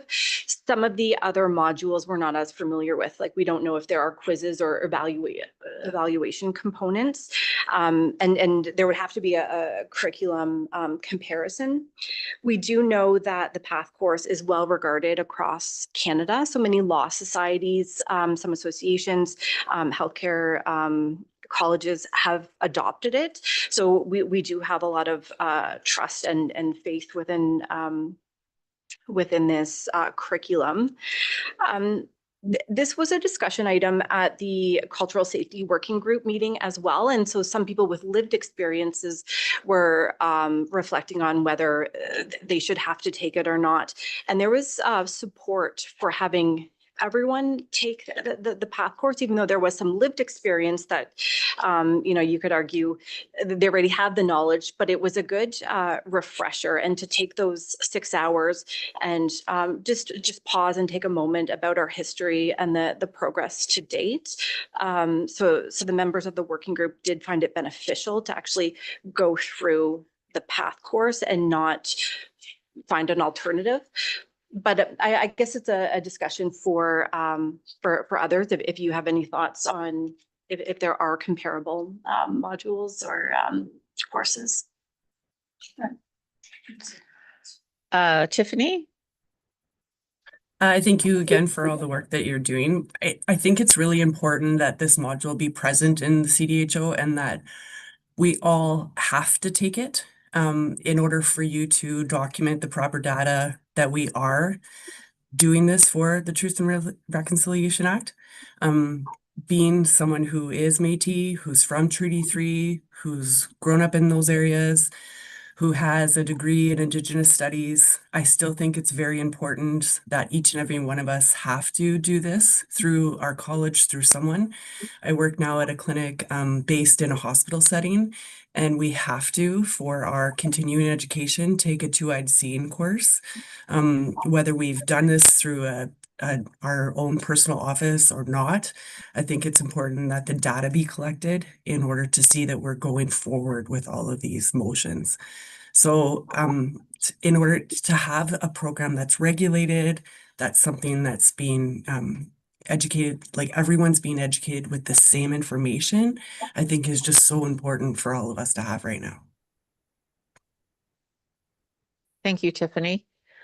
Christina? I don't want to disagree with Tiffany. I think it's more of what is the consequence of mandatory? Like, is someone going to lose their license if they refuse to take this course? And are we prepared as a regulator to face a political backlash that could come from that? I think the proactive of like it's no cost, it's encouraged. Like I fully support that. I would say, and to Jennifer's point, like thinking about what those exemptions would look like.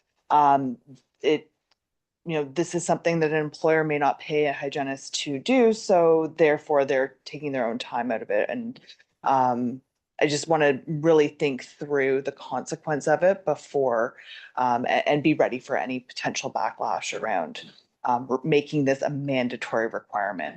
I wholeheartedly agree with let's keep pushing. And I think that it seems like a very low uptake proportionally right now, like I think less than 10%. So I'd like to see us can we exhaust more channels to make it encouraged but not mandatory before taking that final step, which again, for a regulator to make mandatory, I think we have to just make sure we're ready for what that consequence could look like and what people who refuse to do this or who say, I have an equivalency, I don't need to do this again, what that would look like.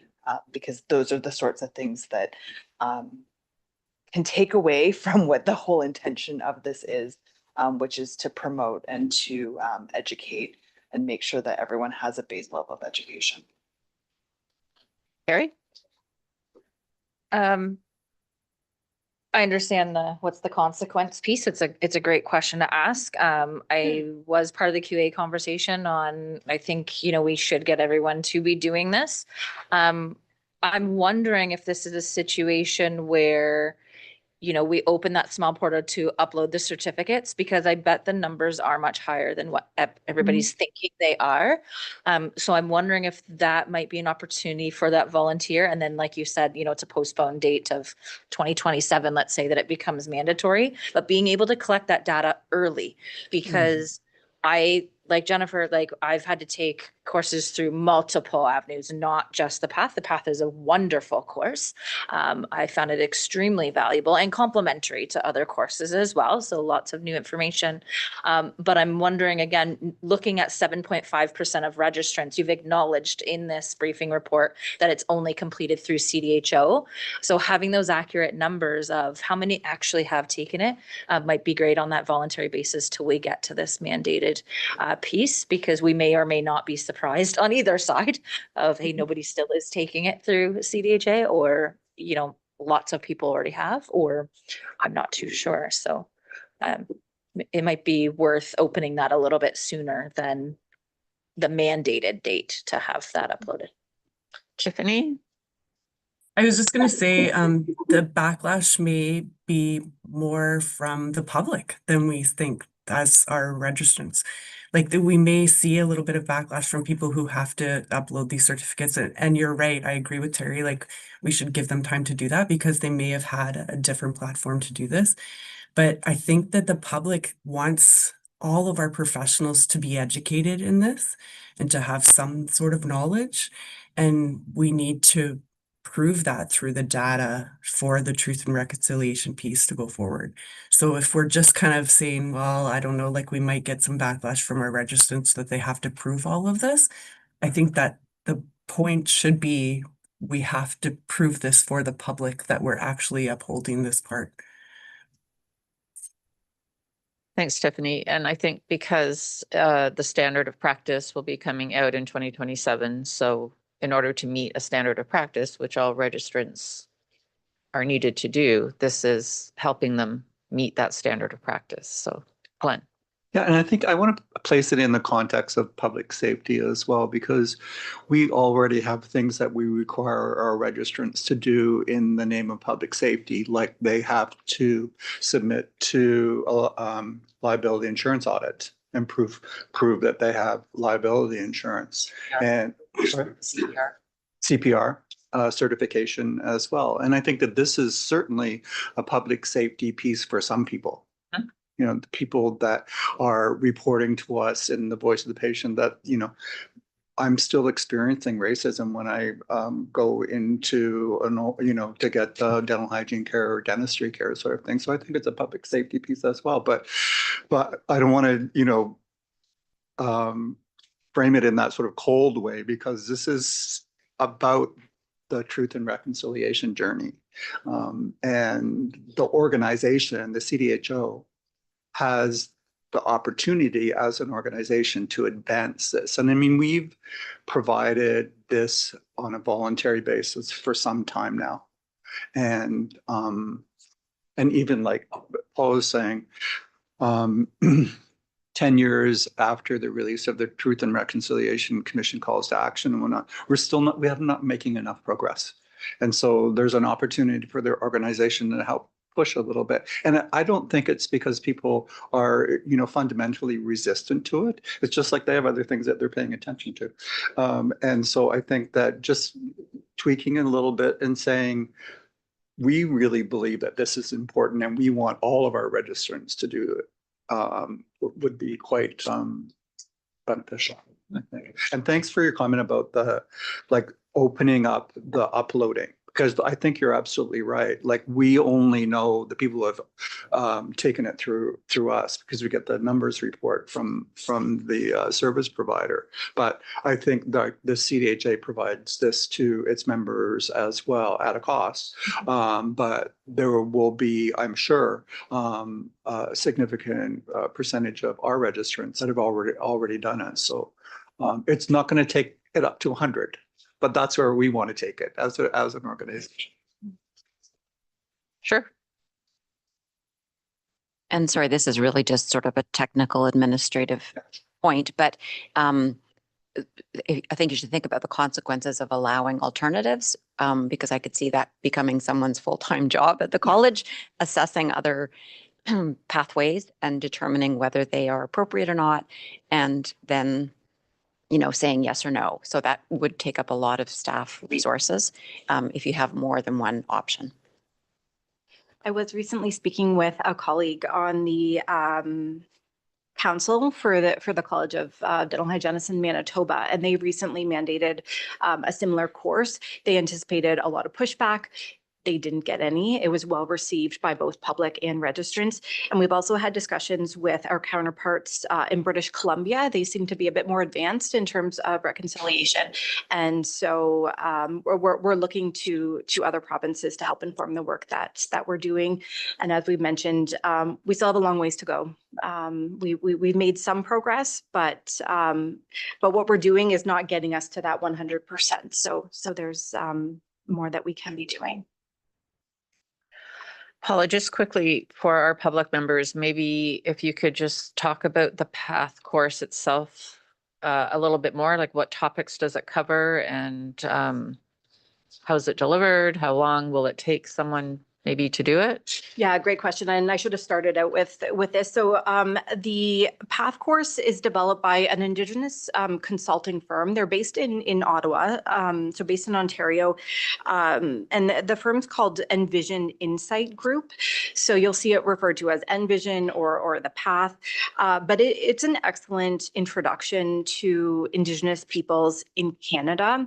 And it's a good starting point for one's path towards reconciliation.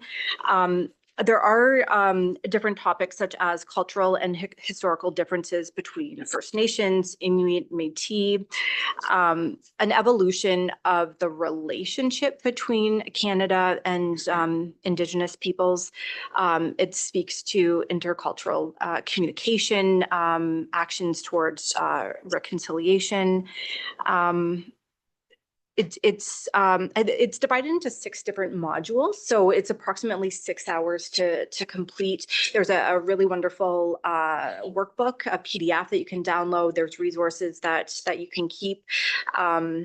Also resources. So if you do need support while you're completing it or while you're reflecting on your reconciliation journey, there are resources recommended that you can pursue for further information or support.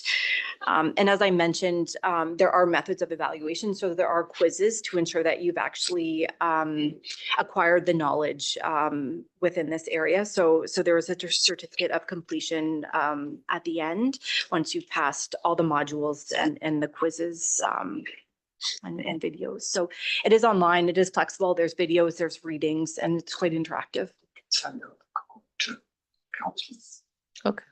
Okay, so maybe the council members will receive the code from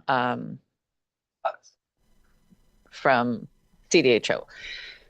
Margaret, did you want to say something? I'm sitting here squirming in my seat because I grew up beside the Constance Lake Cree Reserve and lived in Montreal beside the Kanawaki Mohawk Reserve, and have friends here in Toronto who are successful First Nation people. They're wonderful.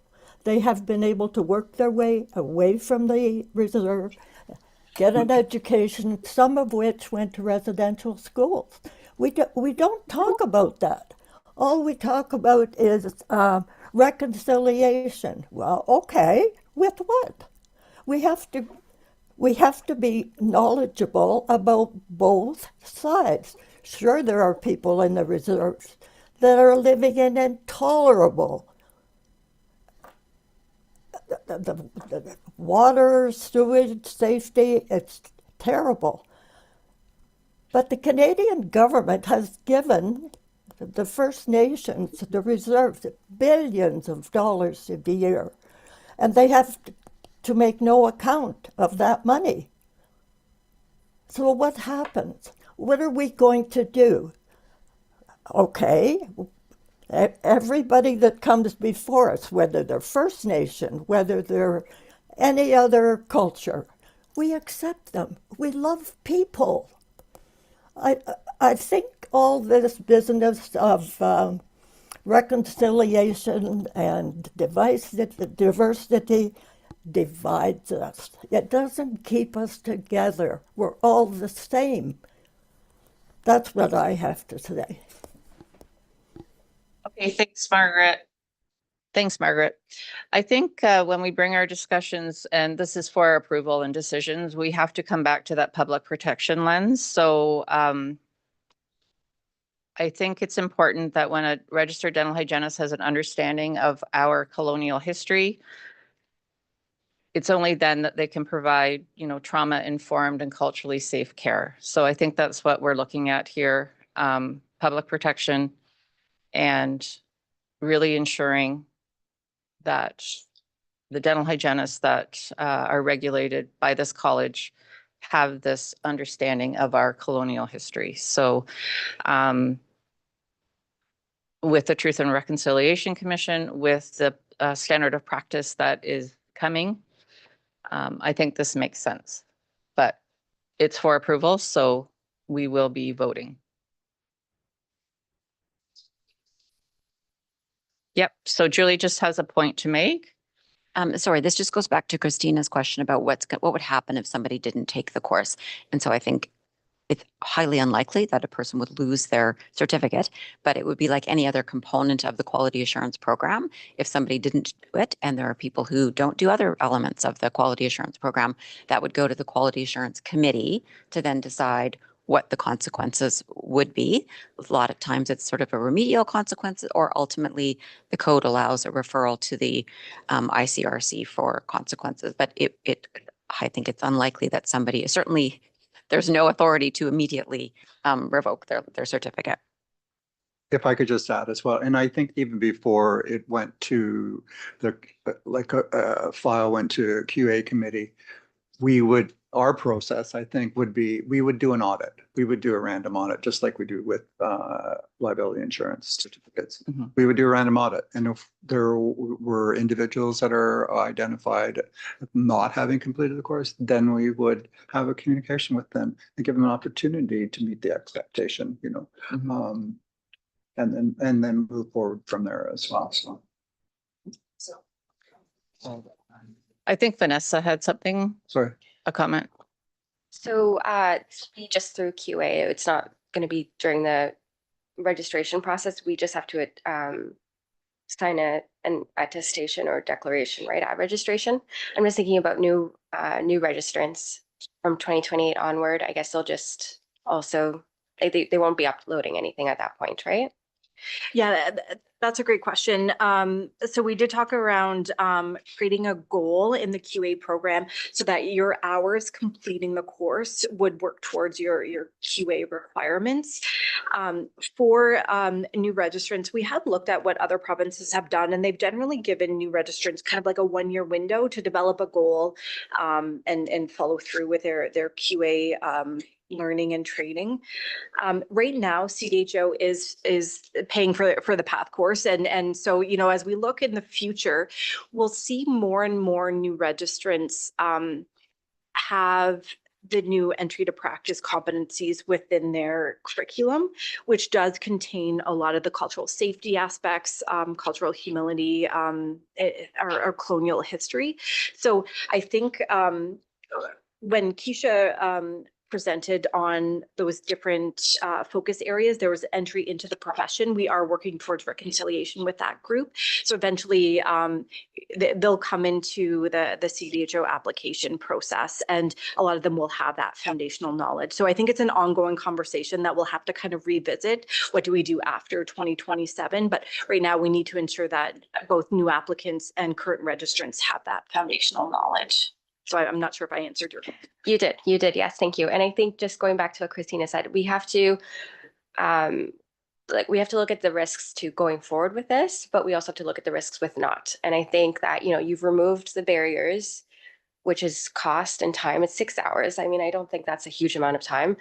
And it's been free. It's already been free for years. And, you know, this is the uptake, or we don't know at least uptake through the CDHO website. So I think we do have to move forward with this. And if the college says this is important, other people, you know, will do it because they have to. But also, that's the messaging that we're putting out there. Otherwise, it's like, okay, we're not going to go through with it. And what are we really saying? You know, there's Truth and Reconciliation Commission that, like you said, came out 10 years ago. And yeah, so I support it. Thanks, Vanessa. Emery.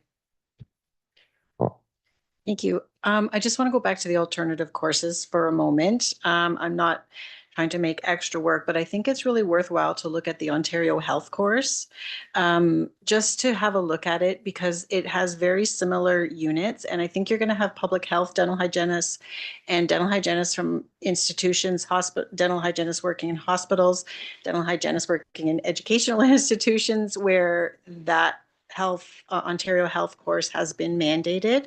So just in terms of breaking down barriers, it just might be one more where we might be able to lower a barrier for those specific registrants. And I mean, it's about course equivalency, and it's not, I don't think it's a huge stretch just to have a look at it, just to determine if it's relatively equivalent to support those who already have that credential. Lori, did you want to say something? Well, I'm not a dental hygienist, so I'm learning all this, but I think it just seems to me that this has been identified as a best practice for public protection. Straightforward. And it's imperative that everyone be trained. Now, rather than have the onus on the college to look at all these other courses, why not have a test? If someone says, no, I've done all these other courses, why not have a test for them to show that they have the same knowledge that you're presenting in your program, in the PATH course? I don't know. I can't see the onus being on, the college to have to review all these other courses, but put the onus on, okay, you say you've had all this training. Okay, this is, I don't know if the PATH course has a final examination or, how that works. But I'm wondering if there would be a way for them to prove that they have the knowledge by responding to an examination, a test, something that reflects the material that's in the PATH course. I don't know how would we design an exam to test the knowledge of years and years of history that we're trying to jam into all of this? That would be my only question, is that when they develop these courses, and I know there are lots of them that are put out by the province and by other provinces, I don't know how you would design an exam that tests someone's knowledge for all of these related topics about the history. Do you know what I mean? That would be my concern. Carrie, did you want to say something else? No? Christina? Just before we put the motion forward, I think my concern with the motion is it's like regulars operate in the gray area. It's this gray area of like, there is going to be people who have arguably more training than what the course offers, but we don't have an exemption process, or that's not articulated. I think that's where the pushback is going to come. And it's going to be like, well, I already know this. Why are you forcing me to do 6 hours to prove and that's my concern right now with this motion, is I think that's what's potentially going to derail this, as opposed to saying, here's where the exemptions will come, or here's where they're not going to come. Like, are we going to say everyone has to do it regardless of what training you have? I can see this derailing QA if you have to take all your exemptions to the committees. That committee is going to get very busy very quickly, as will staff. So I think that's where, and listening to you guys, I think that's where the challenge with this is going to be. I think I'm hearing a lot of people that we're supporting this idea of making it mandatory, but unlike CPR, where we have a national standard and you have everyone has got the card to certify, this is not something with a standardized certification. So how do we make it where you can take an equivalency, or do we put sort of say, no, everyone has to do PATH course, and even if you have way more knowledge, you're going to have to sit through the 6 hours and.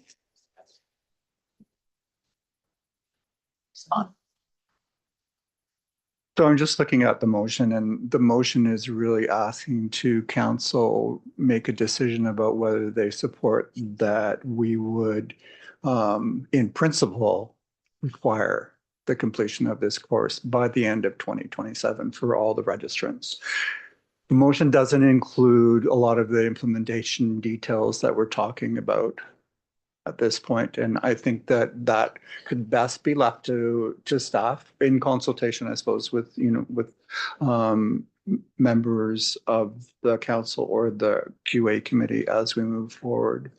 But I think that at this point, what we're really looking for is a confirmation of whether or not council feels that requiring this course be completed by all of the registrants by the end of 2027 is appropriate. So we could go with this motion, but there could be, like, I'm just thinking of the registration regulation that we just changed. It's not a regulation. So you could put in after the fact, if you did get pushback and you had other, if you were looking, you could potentially look for equivalencies after the fact if we approved this, even though it's very specific that it says the path. Right, because it's. Yeah. The motion's very specific to the path Yeah. versus the idea of making this type of training. So I think that's where what happens if you don't have the path, but you can prove training, that's not part of this motion. This motion's saying it's mandatory to do this course. Right. So I feel like we're getting down into the weeds too much and sort of getting away from the spirit of this motion. We're talking about 5 or 6 hours that we're asking our registrants to do to support the journey of truth and reconciliation.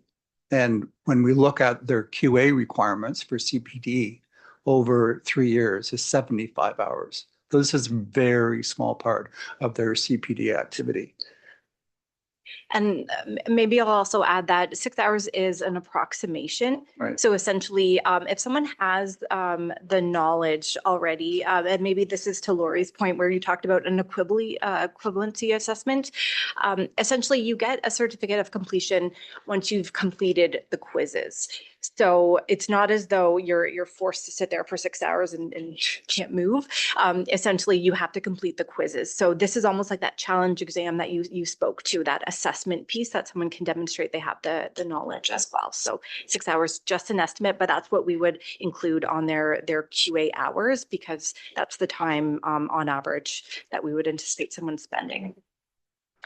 And I think it's important to recognize that this isn't a one and done topic. Like, this is information that we can all learn more things about and should be learning more things about throughout our profession. It's not well, I've already done a course, I'm not doing another one. Like, that does not speak to truth and reconciliation at all. So I would hope our members would not be of that opinion or approach this that way. But I think we've heard from just about everyone multiple times from some people, so that's good. I think it's time that we put this motion on the floor. I've checked with our lawyer and we do not need to amend this motion. So the motion is that council approves the request to make the path Your Journey Through Indigenous Canada mandatory for all dental hygiene registrants in Ontario by December 31st, 2027. Can I have a mover? Belbier, seconder Vanessa, all in favor?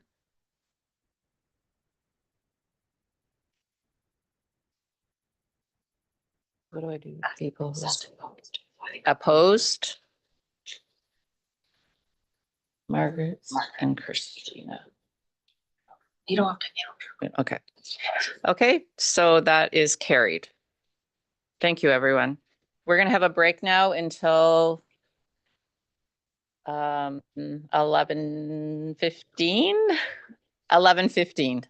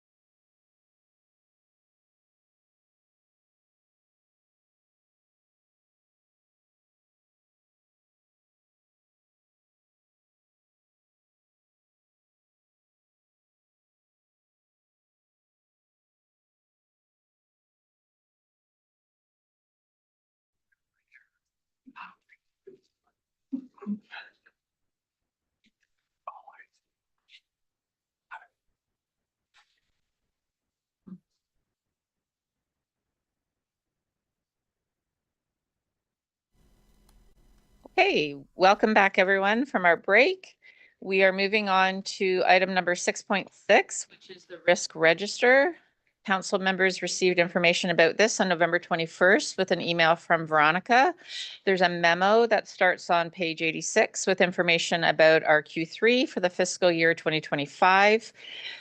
Council members will remember that we had Doha from Pivotal Research present a draft risk register at our September council meeting. And Glenn is now going to present the enterprise risk register. Perfect. Well done. So for those of you who like detail, developing the risk register is the place for you to go. As you'll know, if you've reviewed this document, that it's very heavy on detail. And one of the challenges for us on the operations side is to take that level of detail and sort of distill it down into a measure that allows us to evaluate overall risk in different areas. And I've listed the domains that this current iteration of the risk register actually addresses. So my purpose of bringing this to council today, it's incorrect in the agenda, is I'm not seeking approval of this because it's still under development, because we have two other components that we want to bring into this. One is the regulatory risk register, and that's the risk around what's the risk to the patient or a member of the public when they're seeking out dental hygiene care and service. So the patient side risk, that's the regulatory risk. That's the risk that Harry Caton and Deanna Williams were talking about in their report, that we needed to start paying attention to that. And I talked about this yesterday as well, in that concentric circle diagram around the risk in the center, which is at the patient side, and how we exist quite a ways out from that patient side location. So we want to spend some time developing regulatory risk register that has some robustness, and we will contribute to that robustness with information from sources like the Voice of the Patient. We're also engaging with the Health Professions Regulators of Ontario, their Citizens Advisory Group, which is a group of individuals who come together to provide input on policy pieces that arises from health profession regulators. So we'll be getting information from them, and then we'll also look at other areas where we can glean information around patient risk, things like complaints. What are the nature of the complaints that come into us? So those pieces will all form the basis of the regulatory risk register, which we will then sort of marry with this document that you see, which is the enterprise risk register, which is really about the operational risks and the financial risks, that sort of thing. So those two pieces. And then it's becoming more apparent to me that we really need to increase the magnification, not decrease the magnification, but increase the magnification on risk related to technology and the use of artificial intelligence. So what I'm going to propose is that come the beginning of 26, we'll put together a small working group of members of council to drill down into these areas and really have a really deeper look at risk related to technology for the organization. And also, as Terry had mentioned, sort of develop some messaging out to registrants as well about their engagement with AI and technology moving forward. So I don't want to unless you want me to read through all of these things, but I did send it out in advance a couple of like a month ago, I think, to give you lots of time to review it. And I'm happy to take any comments or questions at this point. But what I'm really looking for is, I guess, maybe affirmation that we're heading in the right direction, and also any comments about what we might be thinking about in the future. And I see Christina, you have your hand up. I'd like to, I love the spreadsheets. I think this is great because Okay, great. it's so detail oriented. And I think it's a great, I know it's something hopefully that will evolve, like you said, Yeah. add more, it's going to evolve. Yeah. For me, the one thing I'm thinking about is risk and policy fit together, because how do we mitigate risk? A lot of times it's through policy and monitoring.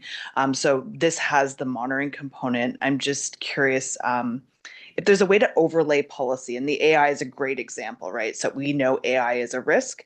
Do we have a policy that helps mitigate the risk? So such as like an AI usage policy or Right. AI failure policy or something.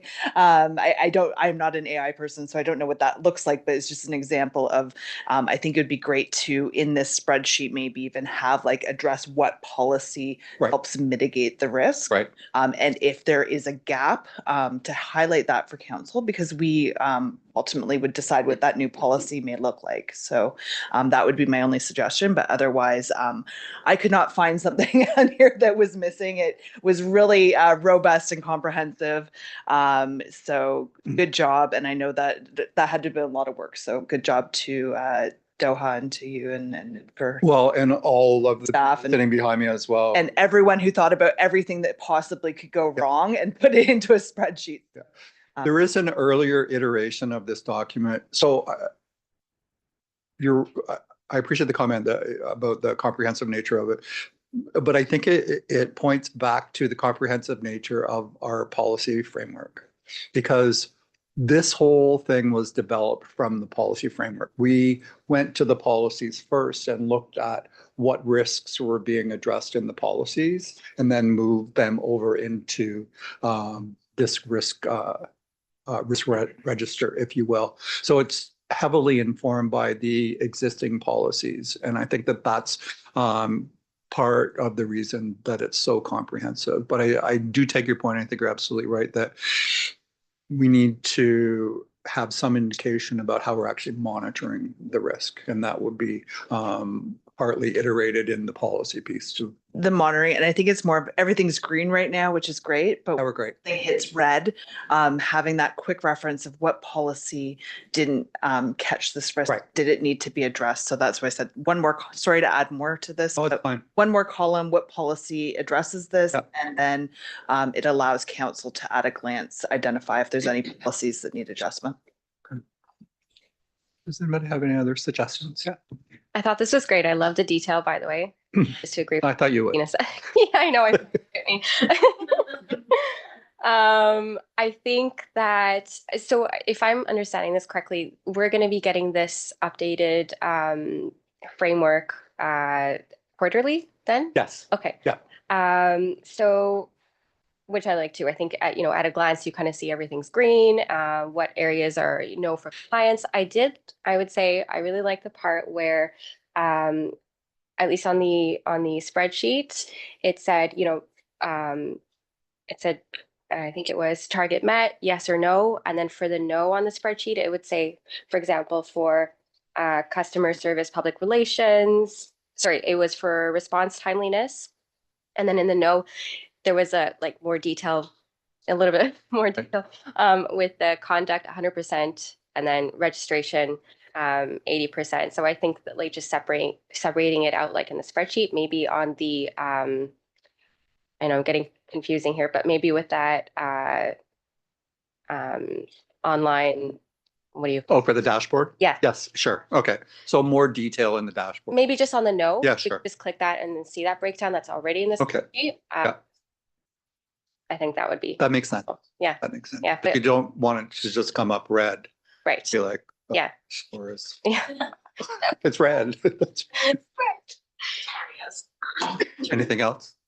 No, Oh, okay. It was great. Sherry.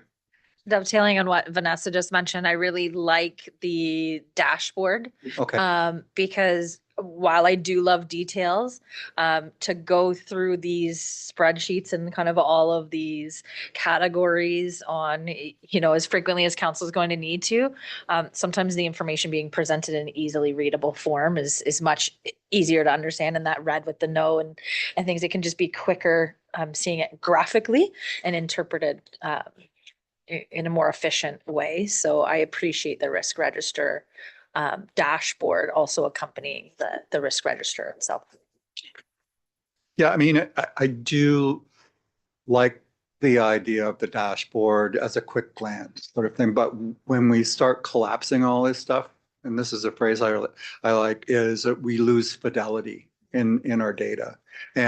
But to Vanessa's point, if we have a trigger in the dashboard that says, oh, if this comes up red, then it needs to open up another menu, a more detailed sort of exploration of why it's red, or who's contributing to the redness.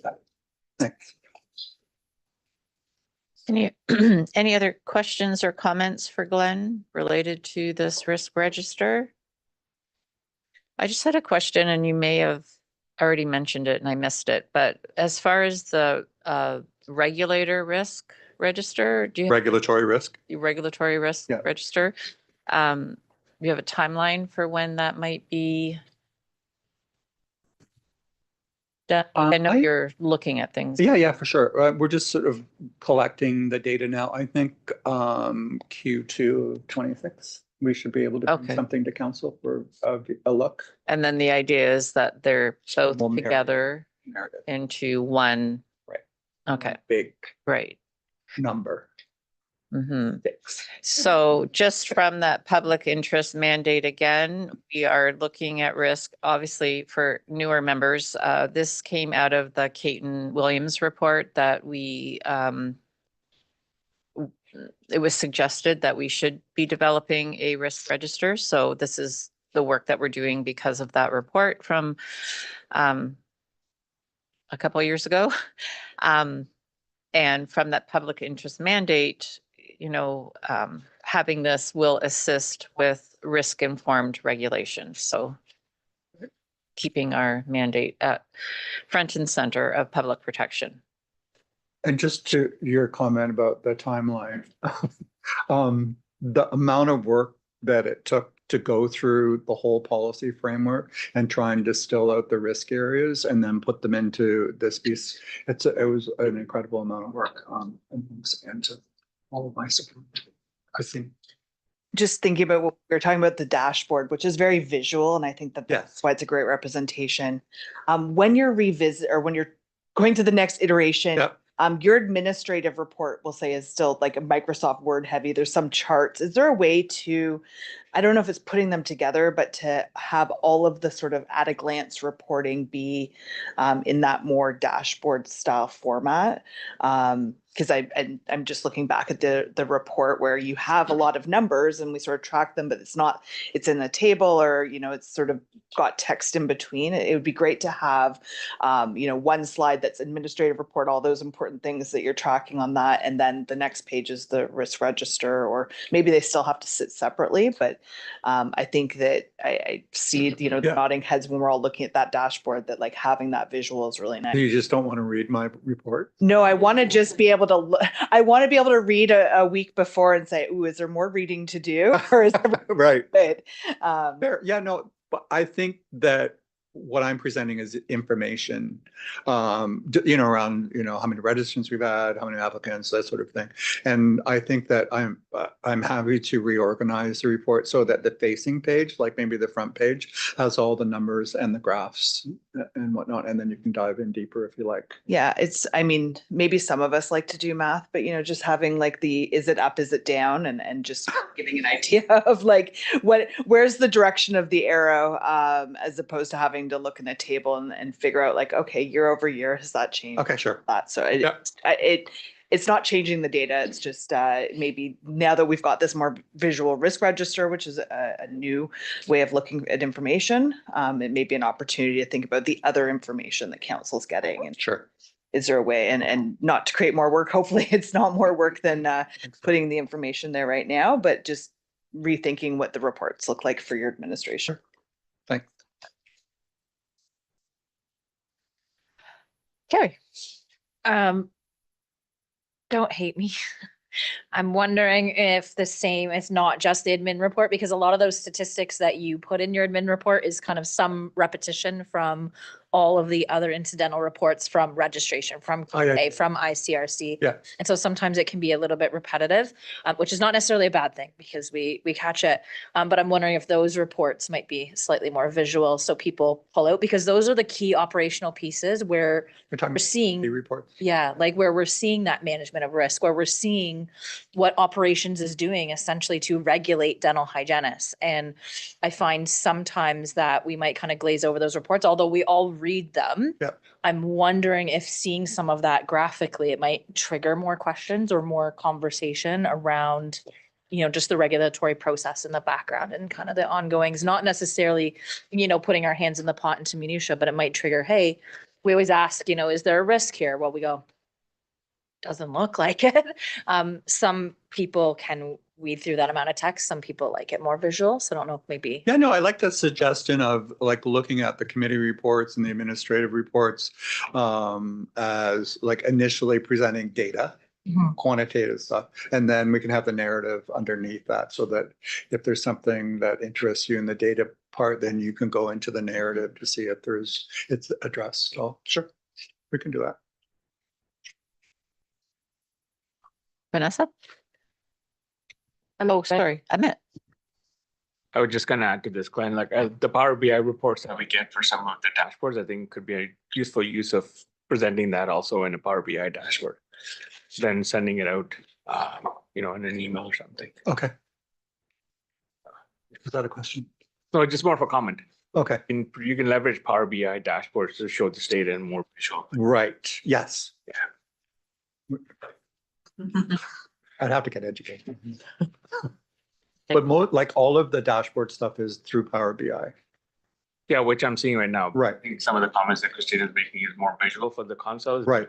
We can do it through Power BI. Where we can just get a Power BI dashboard for some of this data. Yeah. So there's no extra work for Power BI. AI. The dashboard. Okay. Vanessa. I was just going to ask if it's online already. Which? Dashboard? This current dashboard, the risk register? No. Okay.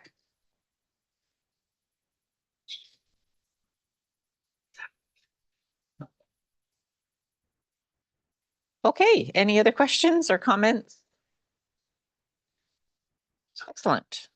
It's good discussion. Thank you to Glenn and to all the staff that worked on that risk register. It is a phenomenal amount of work, it looks like. Moving on to our next agenda item, which is 6.7, which is council appreciation.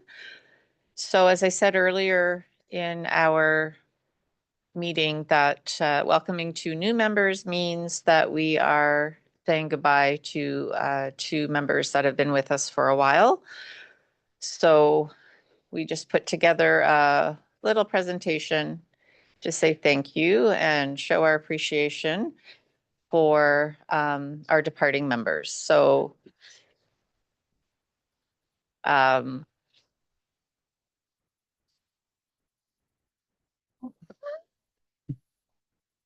advance. So Krista Dufour and Terry, can you just go back? We want to say a sincere thank you for all of the contributions that you've made during your time on council. Krista has been on council 3 years. We'll look closely at what she has done, and Terry has been on council for 9 years. So Terry is, she's done her 3 consecutive terms of 3 years each. So she's at her 9th year. So we all wish you all the best in your future endeavors, and we are sure our paths will cross again. Oh, yeah. So Krista from District 1 was elected in 2023. She has been a constant member of the Ownership Linkage Committee, and she actually chaired that committee as well. So we thank Krista for her efforts and resource of time and energy that she gave to council. Unfortunately, she's not here today, so someone will have to maybe pass on these well wishes to her. On the recording. Oh, yes, it's on the recording. So thank you, Krista. And Terry, we had to take 2 slides for her because I could have just said everything. Terry has done everything. She was elected to council in 2017, and she has been a member of literally every committee. So QA, ICRC, registration, executive, and ownership linkage. And then obviously the other discipline and fitness to practice, as all of us are. She's also chaired several committees, QA, registration, executive. She chaired council for the last, well, not this past year, but 2022, 2023, and 2024. And she was vice chair this past year. So we just have some pictures here, Terry, of a couple things that we did. We put this in just for Glenn. Is he such a fond? I'm such a fan of purple. So fond of purple. And I think we have another one from CNR this past year. Oh no, that's in another presentation. So this was with Jay last Oh, yeah. last December, I guess, when we were in person, or maybe it was in March. I'm not sure. Anyway, we're not waving. I think we were doing something as It was a team building. thing. Yeah. But it could be waived. Saying goodbye. Oh, yeah. Yes, it could be. Oh, good. Smart. She's waving to herself. She's crying. She's crying. So I just wanted to Oh. say, oh yeah, we did have one from CNR. That was at the SML event. Yes, Oh. yes. The booth. We're just very grateful for your leadership and your expertise, Terry, especially during your service as chair from 2022 to 2024. You are a hard worker. You bring integrity. You're committed to public interest, and you've shaped a lot of things with our council in, I hope, lasting and meaningful ways. So we appreciate everything that you've done. So, and on a personal note, I just want to say thank you. Terry was very, very accommodating. She'd take my text message, my email, my phone call at any time. I mean, within reason. I didn't reach out in the middle of the night or anything, but yeah, you were always willing to help. So I appreciate that. So thank you. I don't know if anyone else wants to say a few words to Terry or Krista. What's that? What'd you say? Did you say good riddance? No. So no, not at all. You're gonna be missed for sure. I think one of the functions that you served was not, that I'm aware of was not listed there. Because weren't you the chair of the registrar hiring committee when I was hired? So Sorry, her fault. Blame her. But so I just want to thank you for all of the work that you've done, because you have done so much and donated so much of your time. But I also want to acknowledge the fact that Terry and I don't always agree on everything, but we can always find a way to work together. And that's really important. And so I really appreciate the work that we've done together, and that you were always, I mean, we have conversations in interesting places. Terry's often in the parking lot in her car at work, sort of thing. So yeah, very, very accommodating, and certainly appreciate all of the conversations that we've had, and your support and getting me here, and your supporting getting us to move along with all of this great work that we're doing. So thank you. Yeah. There. Just wanted to say thank you to Krista and Terry. Thank you. You inspired me personally to be here, and she always helped us understanding the policy, governance, and so many times, like we text her at the late, I would say, times, but she's very helpful, and I would even the new people coming in, if there is anything, she's been here such a long time that understands how the things are being done. Thank you so much for guiding us. Thank you. Do you want to say anything, Terry? No. Okay. All right. So we are a little ahead of schedule. I think it would be okay for us to just break for lunch now, and we'll come back at 1 because Doha will be here at 1 for our Voice of the Patient. So thanks everyone for a productive morning, and we'll see you at 1.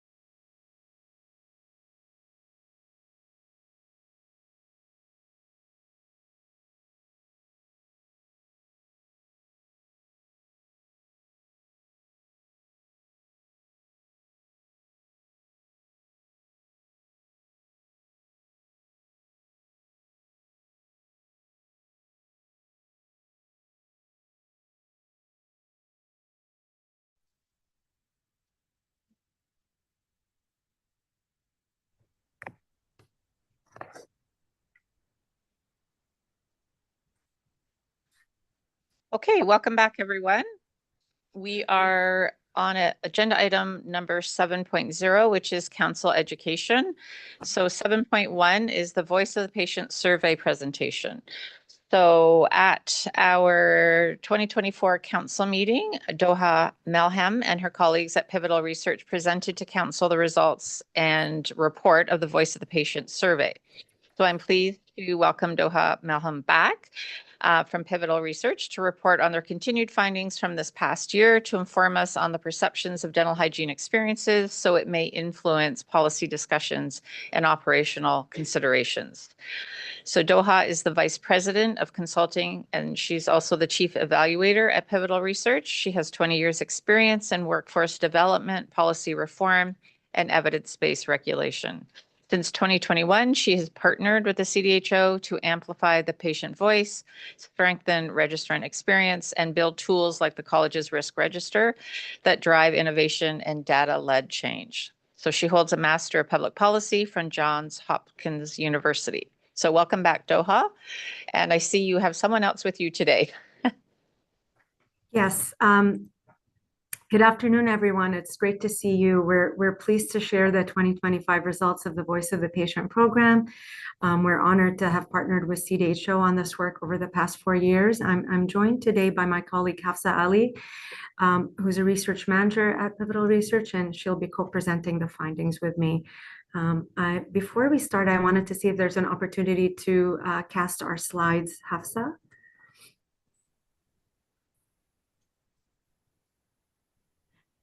Yeah, just one moment. Okay.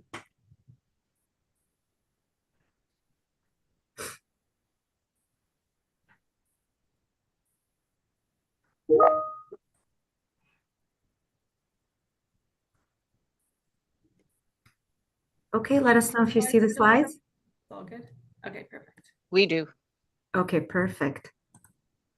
As you know, this animal research program began in 2022, as you mentioned, with a baseline study. It's designed to track trends in patient experience, public awareness, and access to dental hygiene care in Ontario. Today, we're going to be focusing on the 2025 key findings and what they tell us about progress over time. Next slide. This animal program is in its 4th year. The goal of the program, as I've mentioned, so a little bit here about the program overview, is tracking trends, enhancing patient experience, keeping a pulse on the public awareness and perceptions of dental hygiene care, and as well deep diving into perception of professional regulation in Ontario and access to care. I'm going to be handing it off to Hafsa, who will talk to us about the data collection methodology and start discussing patient experience outcomes. Hafsa? Hi, everyone. Thank you for having us today. So as Doha mentioned, I'll just walk through this slide, which does an overview of the methodology for this research. So our methodology does actually remain similar to our previous years. We kicked off by fielding an online survey to 2,000 Ontario residents aged 18 years or older.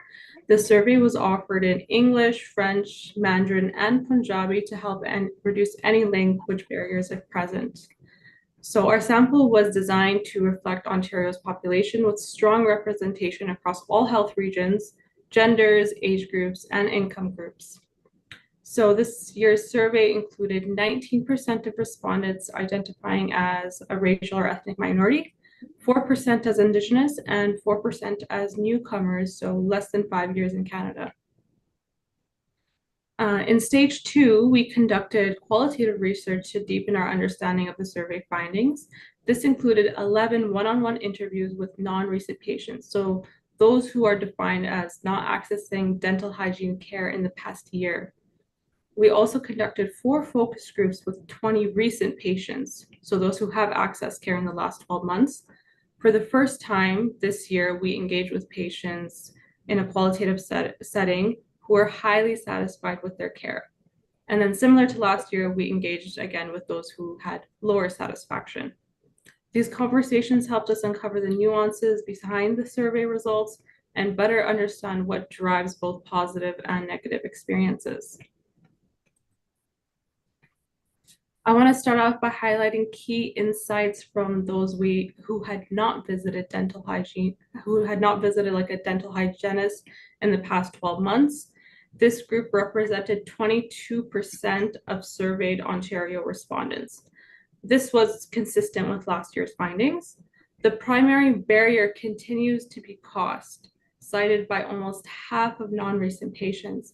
However, this does reflect a 9% decrease from last year, as you can see on the graph on the side. Last year, it was 57% who cited this, and this year was 48%. We also saw a slight decline in those reporting insufficient insurance coverage as a barrier, again, as shown on the graph on the side. We also saw some significant demographic patterns within this group. So we saw that non-recent patients were mostly located in the Northern or Western Ontario region. They had lower household incomes. About half of them reported having lower household incomes, and they were unemployed or living with a disability. Newer residents to Canada, so newcomers and younger adults, also made up a significant portion of those who had not accessed care in the last 12 months.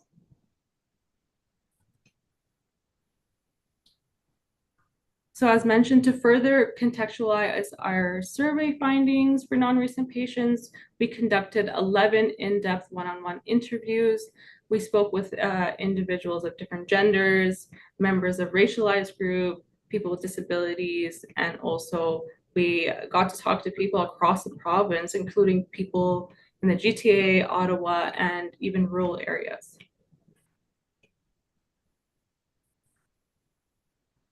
The interviews reinforced what we saw in the survey results. So cost and financial barriers were consistently the most prominent reason people delayed or avoid dental hygiene care. Many participants also struggled with limited or unclear insurance coverage. So we found that even though participants had those insurance coverages, they just weren't sure what their coverage was or what it included or how much they would have to pay out of pocket. So there was a lack of knowledge there. There was also a lack of perceived needs. Some felt they only needed care when they were like in pain or there was something cosmetic or there's a visible issue.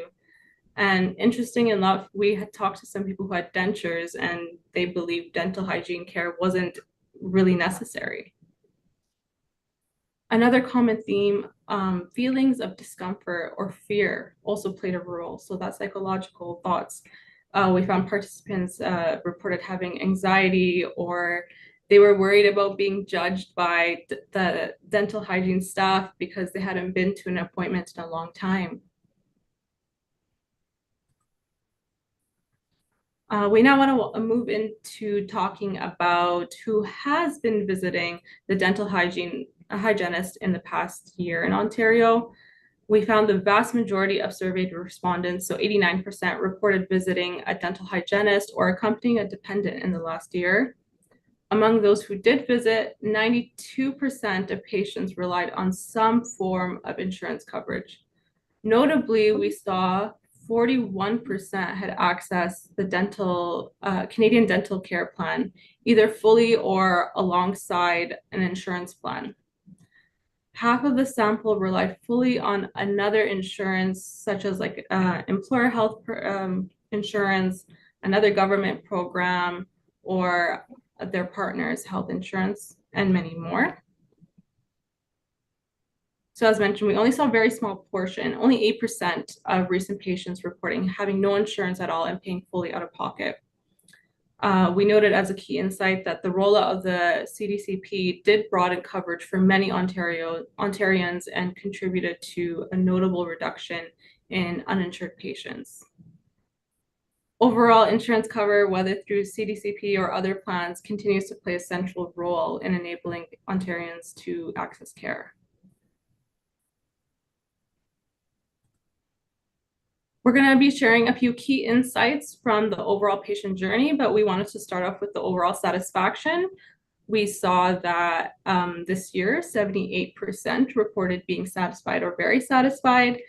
This represents a significant increase from 2024, which was 74%. So overall satisfaction was positively correlated with age and household income. So The higher the age group, the higher the household income, the satisfaction increased. And then patients under the age of 25, those with lower incomes and those with English actually as a second language were less likely to report positive experiences compared to their counterparts. We also conducted a key driver analysis. So this was done to further understand the dental hygiene experience in Ontario. And what we did was we took all the service attributes across the journey and we ran a key driver. And basically this tells us what attribute has the greatest impact on the overall dental hygiene experience, but is currently unperforming relative to the other attributes present. The driver was conducted with the aim of informing performance enhancements. This analysis shows that patients appear to demand more from their dental hygienist regarding transparency around costs for the treatment and procedure stage. This was also a key driver of satisfaction in 2024, but notably this year, we only one was highlighted.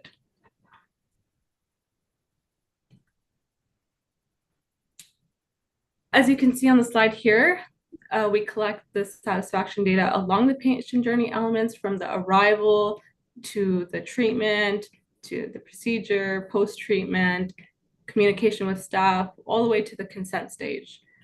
We have these results detailed in the annual report as well as the publicly available dashboard. This year's dashboard includes two key enhancements: a patient experience map, which allows council to see how patients' experiences plays out geographically, and distinguishes between localized issues from system-wide patterns. We also included a 4-year trend line, since we've been collecting this data for 4 years, across most of the patient experience and perception measures, supporting longitudinal tracking of outcomes over time. I do want to pull up the dashboard just to walk through a few key drivers of patient satisfaction, as well as some significant differences we've seen across the stages. I'll also be showing the geographical map that we designed this year. So just bear with me as I pull up the dashboard.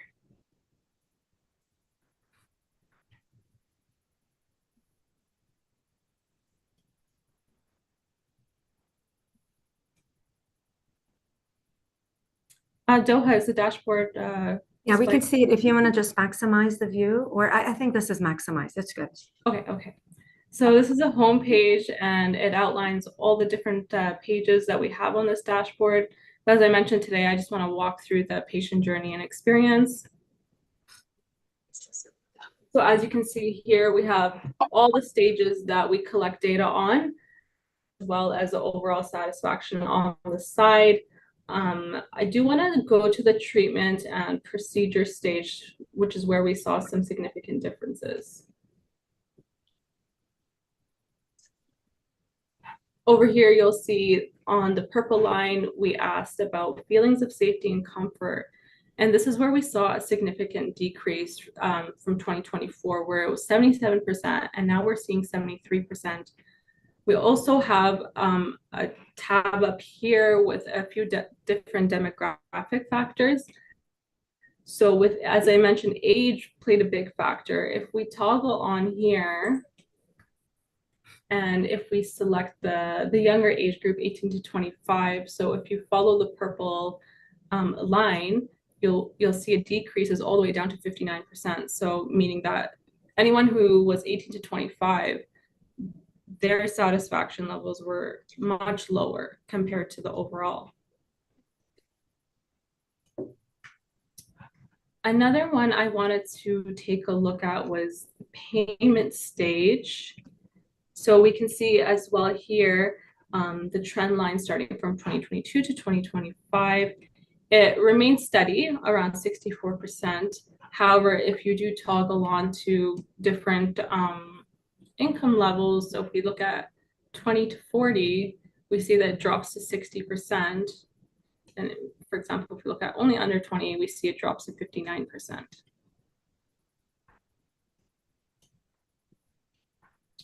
And then the last stage I wanted to show was the consent stage.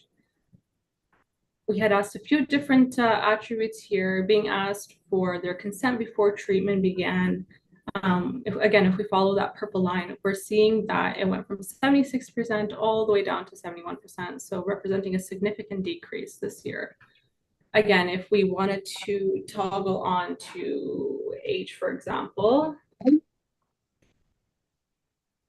we see it significantly drops to 57%.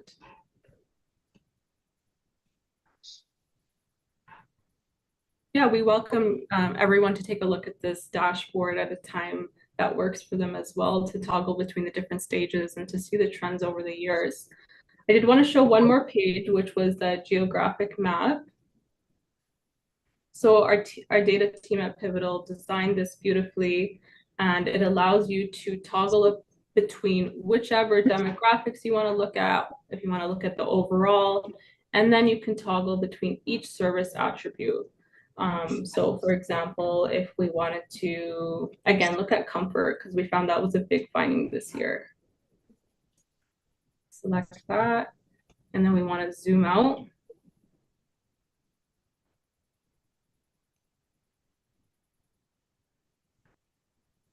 You can focus on this area here. So the red represents the dissatisfaction attribute, whereas the green, more positive experiences. And you can see across the country where people are most satisfied or dissatisfied based on each attribute.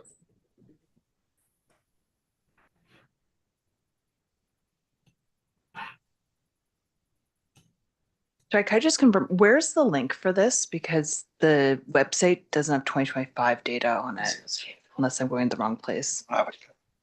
The live one is only up to 2024. Yeah, the live one doesn't, like, we don't have access to this, right?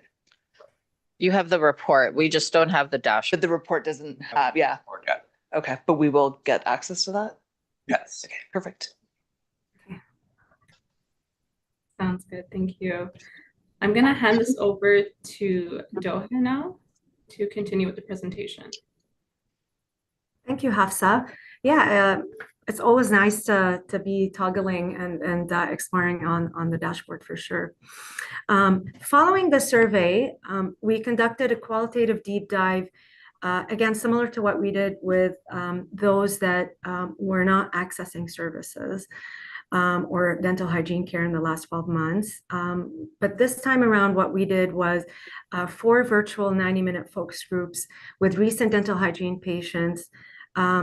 Participants were selected from survey respondents who reported lower satisfaction as those who reported higher satisfaction with their most recent dental hygiene visit to better understand the experiences behind the survey results. So really to humanize the survey results.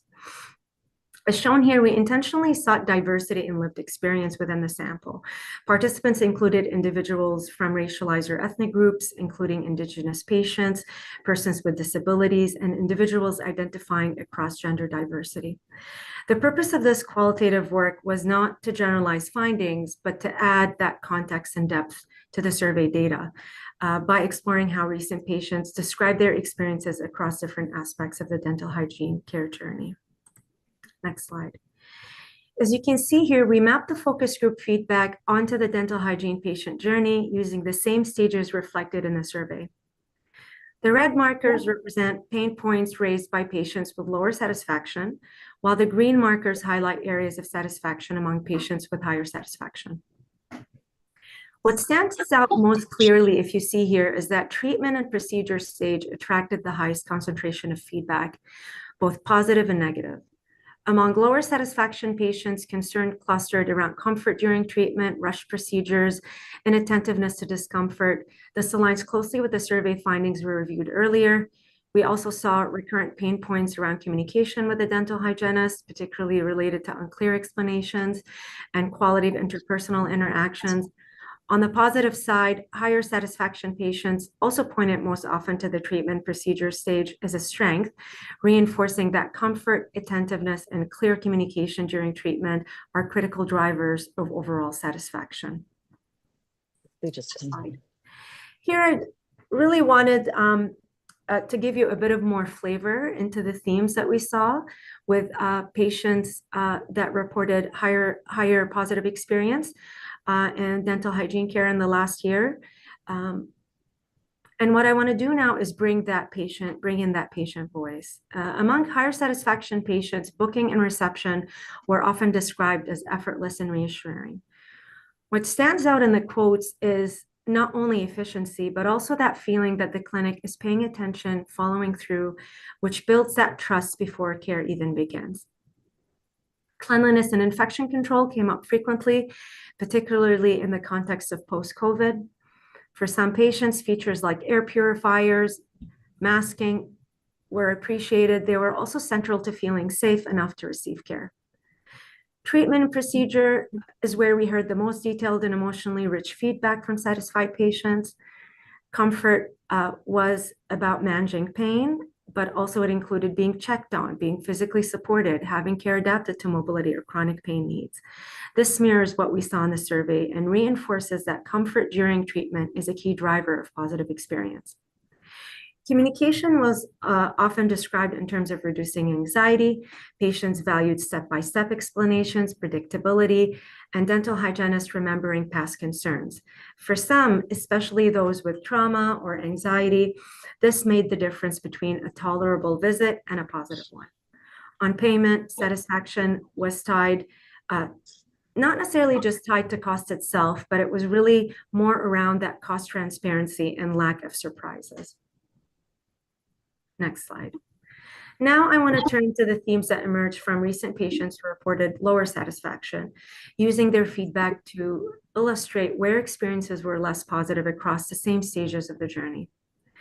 In the booking stage, participants described challenges with inflexible, disorganized scheduling. This really showed up when appointments were split into multiple visits without clear expectations being communicated. Communication continued to play an important role. Participants highlighted the need for clear explanations before and during procedures, empathetic interactions, consistency in advice across visits, especially when you're having more than one dental hygienist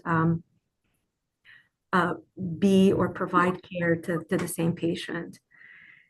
Treatment procedure, as we've mentioned, was the most frequently discussed stage. Participants described experiences where care felt rushed, discomfort was higher than expected, or concerns raised during treatment were not fully addressed. As with higher satisfaction patients, this stage emerged as a central driver of overall experience.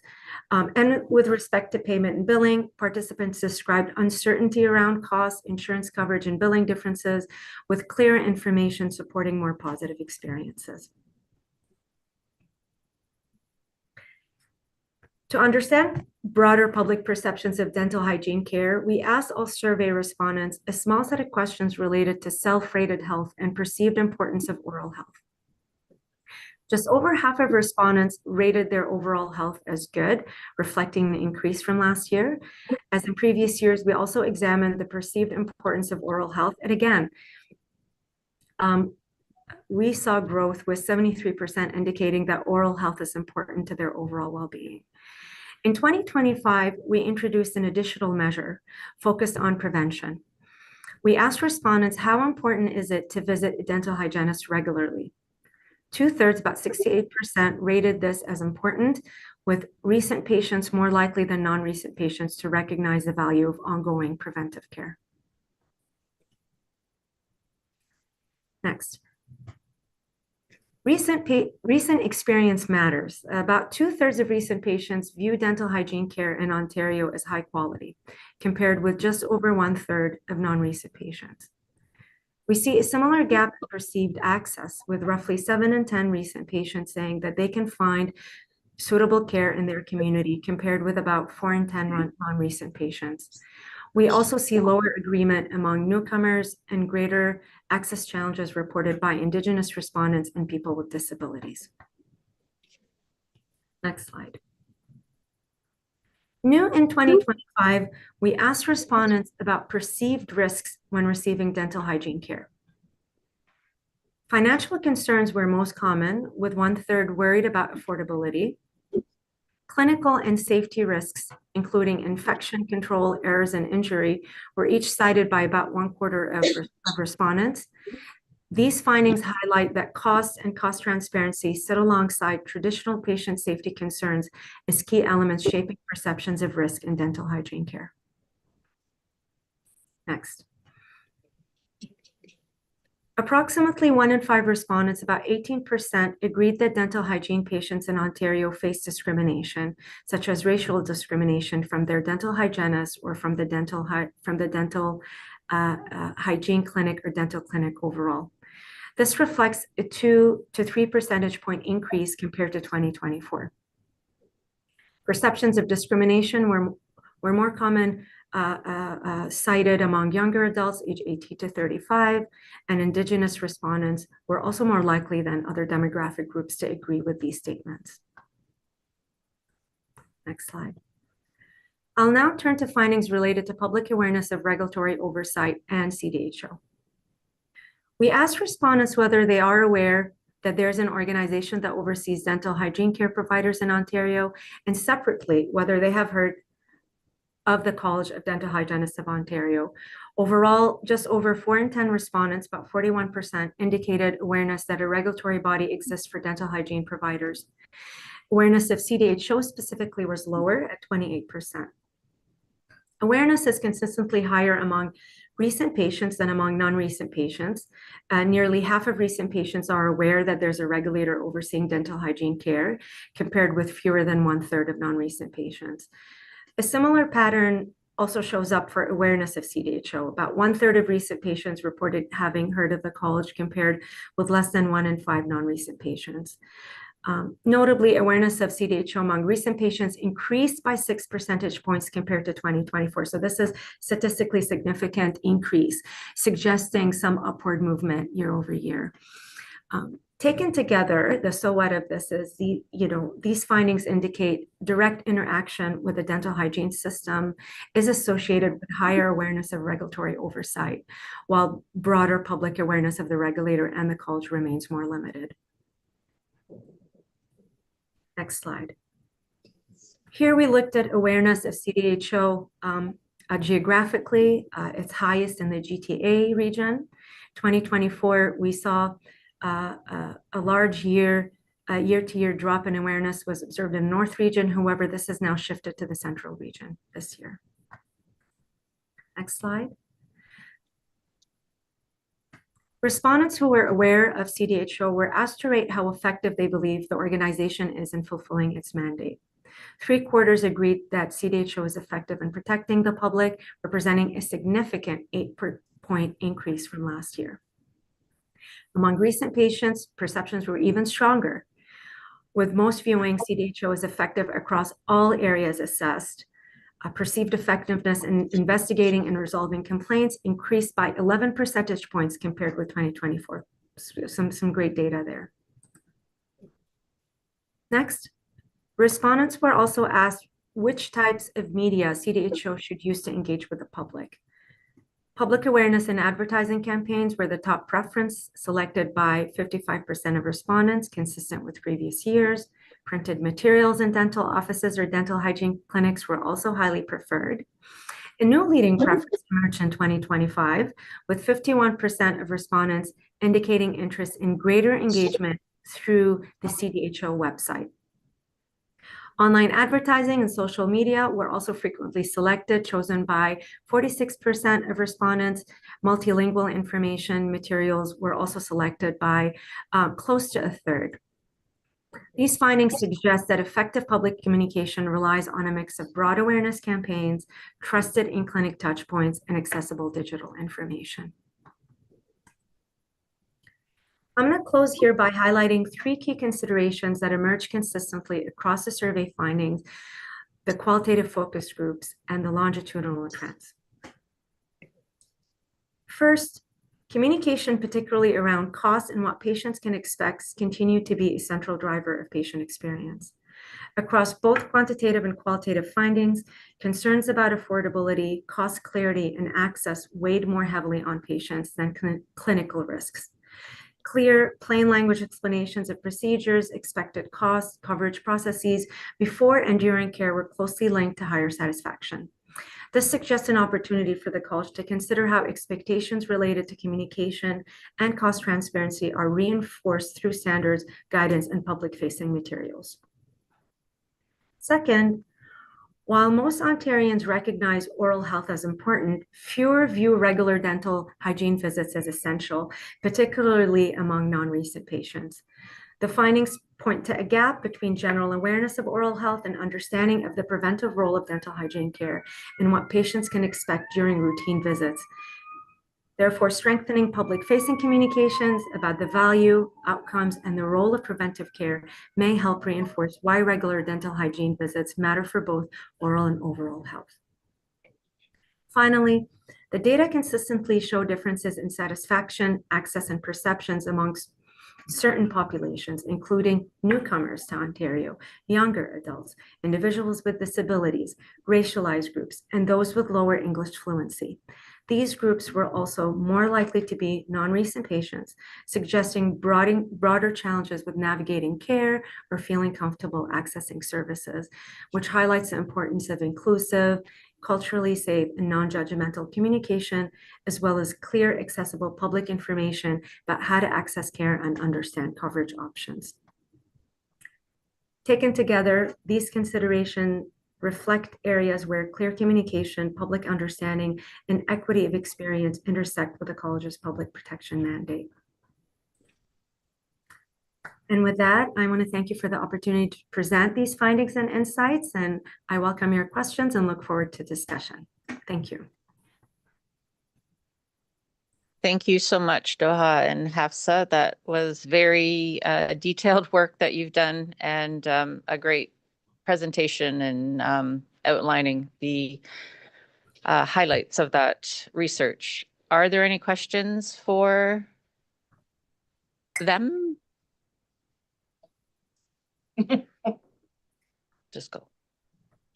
Christina has a question. Sorry, I always have questions on these. Couple things. There was a little asterisk marks. Does that mean that the change is significant? Okay, sorry, it wasn't noted in the report.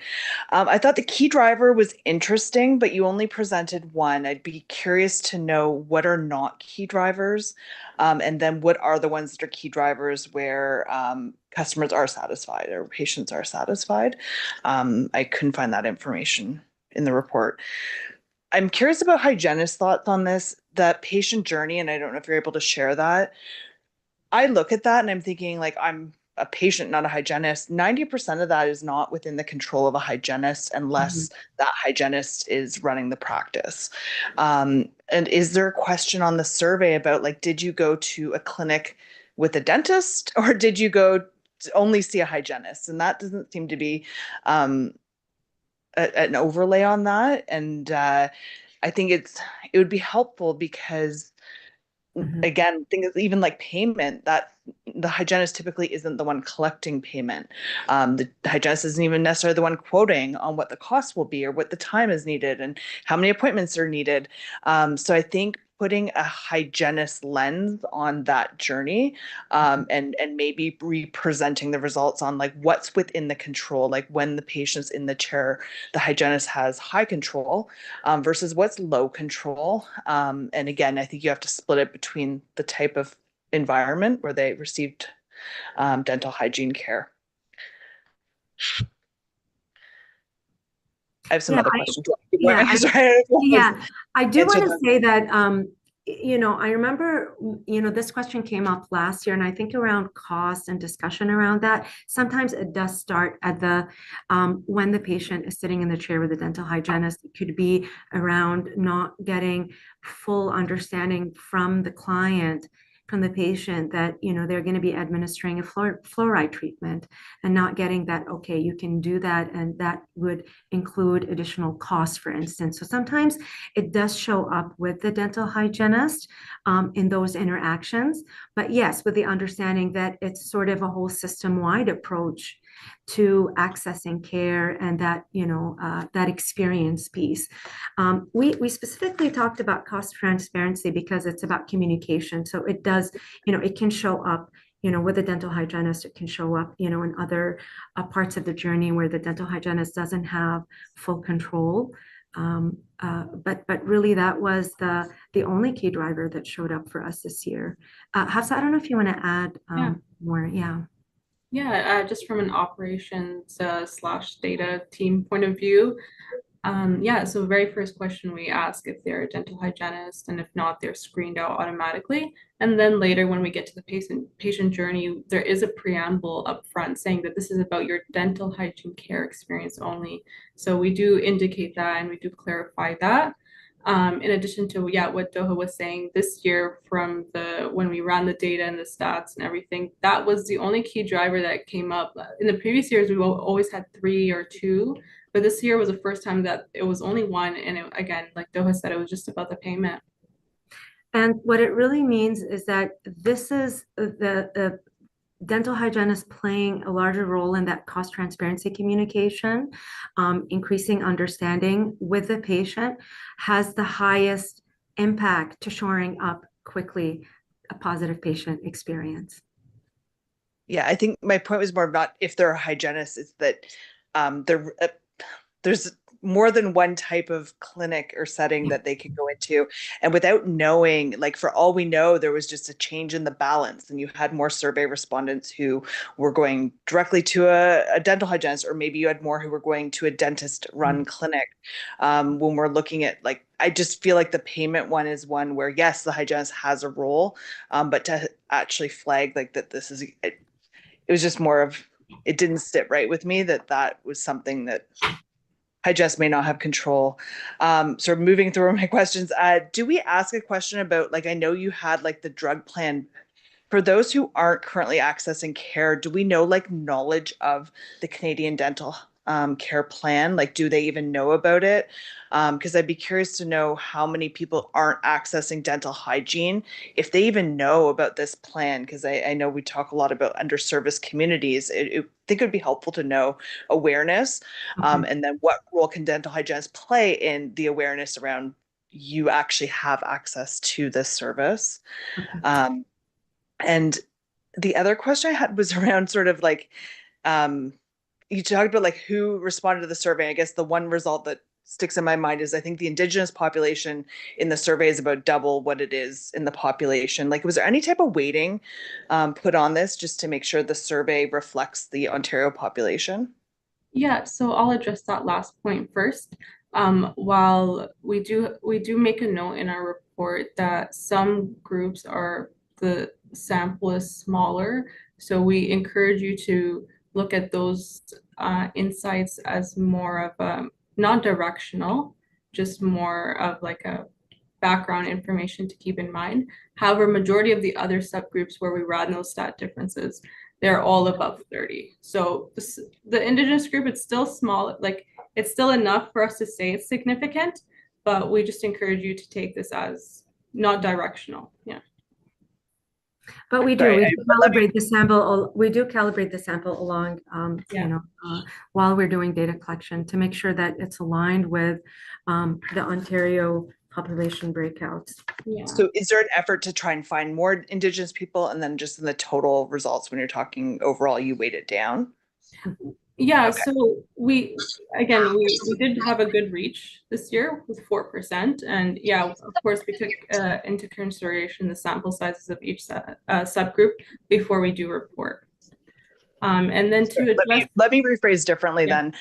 Gender doesn't, in the slide that we received, doesn't match the Ontario population. So did you guys balance that, or do we just let it fall out? So that, is it weighted? Yeah, we tried to get about a 50-50 split by no. Typically with the online panel, there is more female respondents. So it's natural that we usually get a higher female response rate. So I'll go back to my question. Is it weighted back to be? Yes, it's always weighted. Yes, when we do statistical testing, everything that is, was the question. Okay. Everything is, weighted. And the last thing is, earlier today we were talking about one of the targets for Ryan's team is around awareness of CDHO. I didn't see in the pack the question that we're using as a target. I'd just be curious to know what it is and what changes or what fluctuations we've seen in that metric on overall awareness of CDHO. Who are you directing the question to? I don't know. I don't know who I'm addressing it Okay, to. so do you want to look at the trends? Because Ryan, I remember looking back at Ryan because I'd asked you and you said, oh, Pivotal is going to present that. But I Okay. didn't see the results. So I don't know if I should ask Pivotal or if I should ask Ryan. 48 of our package. It was presented. 148 has it split between the two groups. Which one's being used as a target question? The awareness of CDHO. But the data is split, like The data is split. patient, 29% of non-recent. So we looked at it as the total. Which we don't have that result. I think it's the 6% is total. I do want to jump in here. It is in the narrative. We do report it in the narrative. And then the visual is where we show that split. So in the narrative, overall, 41% of respondents reported awareness, and then 46 were patients, and then 29% were non-recent. So that's the metric then that's being used for the 5-point target. Okay, thank you.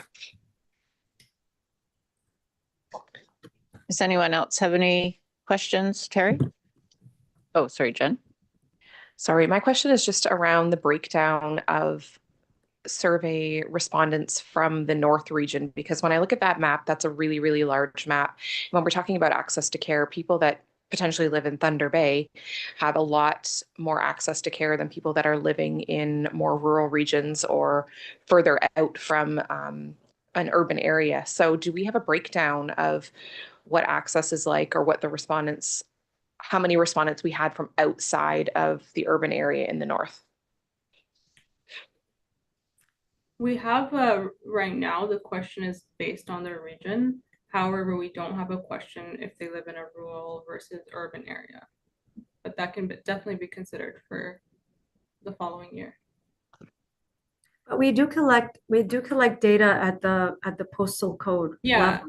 So we are able, able with specific requests from council or CDHO be able to dig down to that level and, kind of zoom in and be able to see that detail. That's true too. Terry? Thanks for your presentation. I'm looking at the discrimination section that we have in our report, which is on page 146 in our package, noticing that the numbers appear to be consistent in and around 18%. I'm just wondering, previously we had the qualitative component that was additional to this, but maybe I missed it. I didn't see any discussions within the focus group portion of this on discrimination and gathering more data, and that's an exceptionally important data piece that we've directed in the past to take a look at, simply because, again, it's informing a lot of these EDI policies and processes. Was there any additional questions asked on that perception, or was it simply just these Likert scales for this round? Hi, Terry. Yeah, no, we did not do that. This was something at the request of council to do follow-up at that time. That statistic a few years ago was, I believe, 14%. So we did that follow-up. We did that qualitative engagement, reaching out to folks who might not have necessarily even complaint to the college, found them they're having negative experiences, and did a deep dive with them on naming that negative experience, and we presented that back to council. We didn't do this this year. If you think there's value, there could be discussion to do something like that. But we do see the numbers going up a little bit, that perception piece going up. Just as a follow-up, I'm wondering if that's a consideration for the EDI strategy piece. I'm open to council. I'm not prescribing that, but with this being such a heavy focus in our strategic plan, I'm not sure if that information with these numbers going up is very valuable to the team as to what that perception, like what is being perceived as discrimination and racism, et cetera, to be able to better inform the risk management piece. And yeah, I mean, it's a good question. My sense is because we've just in the past 2 years done a deep dive into this area. We have a pretty good sense at least at that time, of what were the drivers around the experience of discrimination. And I'm not sure that it would change in character, even if it's changed in quantity, if you know what I mean. But for sure, like we have that information available to us to incorporate into our EDI strategy as well. Thanks. Any other questions or comments? And I just wanted to clarify that this is a perception measure, not an experience measure. Yeah. I just wanted to circle back to Christina's comment. I think it was your first one about costs, or whether someone has experienced dental hygiene treatment in an independent office or in a dentist-owned office. With informed consent, cost is supposed to be in that informed consent piece. So it really doesn't matter whether it's in an independent or a dentist-owned clinic. Costs should be covered in the informed consent. So, and as far as number of appointments and things like that, that really should be the dental hygienist determining that, and they shouldn't be told from someone else, you know, because it's supposed to be client specific. So it's the dental hygienist who determines that, whether you're independent or in a dentist-owned clinic. So just to help. Yeah, I guess the one that I was drawn to is like the text messages and the irritants that happen like between appointments and things like that. That one's more straightforward in terms of whether or not, and then yeah, the pricing and billing, it could be a result of too many people giving conflicting information. So even if there's informed consent, did they get a different story somewhere else? But just going back to Cherry's comment about the discrimination piece, and it's increased, which is concerning. I think we're all around this table concerned that it's not decreasing. It's not significantly increasing, but the fact that it's higher is, I think, very concerning to us. So I think it's good that our strategic plan is directly targeting these types of things. But I do think these results really speak to the importance of dental hygienists having training and having the knowledge on how to provide trauma-informed care, how to provide culturally safe care. And I think that is a driving force for us and for making sure this happens, and hopefully that number decreasing soon. So I also just want to talk briefly about costs. So I would say cost is a barrier, not a risk. So I know you looked at that, and it's part of this, the research that you looked at that through your research, but you know, that's not a lot we can do about that from a regulator's point of view. But yeah, it is part of the experience, I guess. So yeah, I wanted to add that it was more around like affordability, and definitely it's not something, but it's a risk because it leads someone not, you know, it kind of leads to lack of access, right? And that's a risk if they're perceiving that they're not able to access this care that's important to them, and that's to them as a risk. So yeah, it was interesting how working with CDHO on those risk areas, some of them are clinical, some of them are not, and kind of seeing what that looks like was as that first blush this year, sharing that data with you. Yeah. Yeah, it was very detailed, and thank you for your work. We do appreciate it. So Vanessa has a comment, question. Yes, thank you, Doha. Thank you, Hafsa. I just, now that, you know, as more questions come up, then I start thinking of other things as right at the end. But on the piece about the perception of discrimination and on some of the comments that came out of the negative experiences from seeing a dental hygienist, I think, Doha, correct me if I'm wrong, but I think you've mentioned in the past that there is an education piece at the very end of the survey where you say, you know, if you've got negative experiences, if you want to, dental hygienists are regulated, you can do a complaint, you can make a complaint at the CDHO. Is that right? Yeah, we did that with with that deep dive research that we did with those that are facing negative experiences, including discrimination. So we did that, and we can do something like this for that A Voice of Patient survey. But with that qualitative deep dive, we did say, do you know that you can go and file a complaint? And most said for that research, they didn't know. I think in our focus group research, we did talk about also whether they would file a complaint. And we had a discussion around that. And a lot of those are in the focus groups said that, again, very similar, they would just internalize, a bad experience. They really like their dental hygienist. They'd give them a break. So maybe it's a bad day. Or they would request to see someone else, but still they really love the clinic.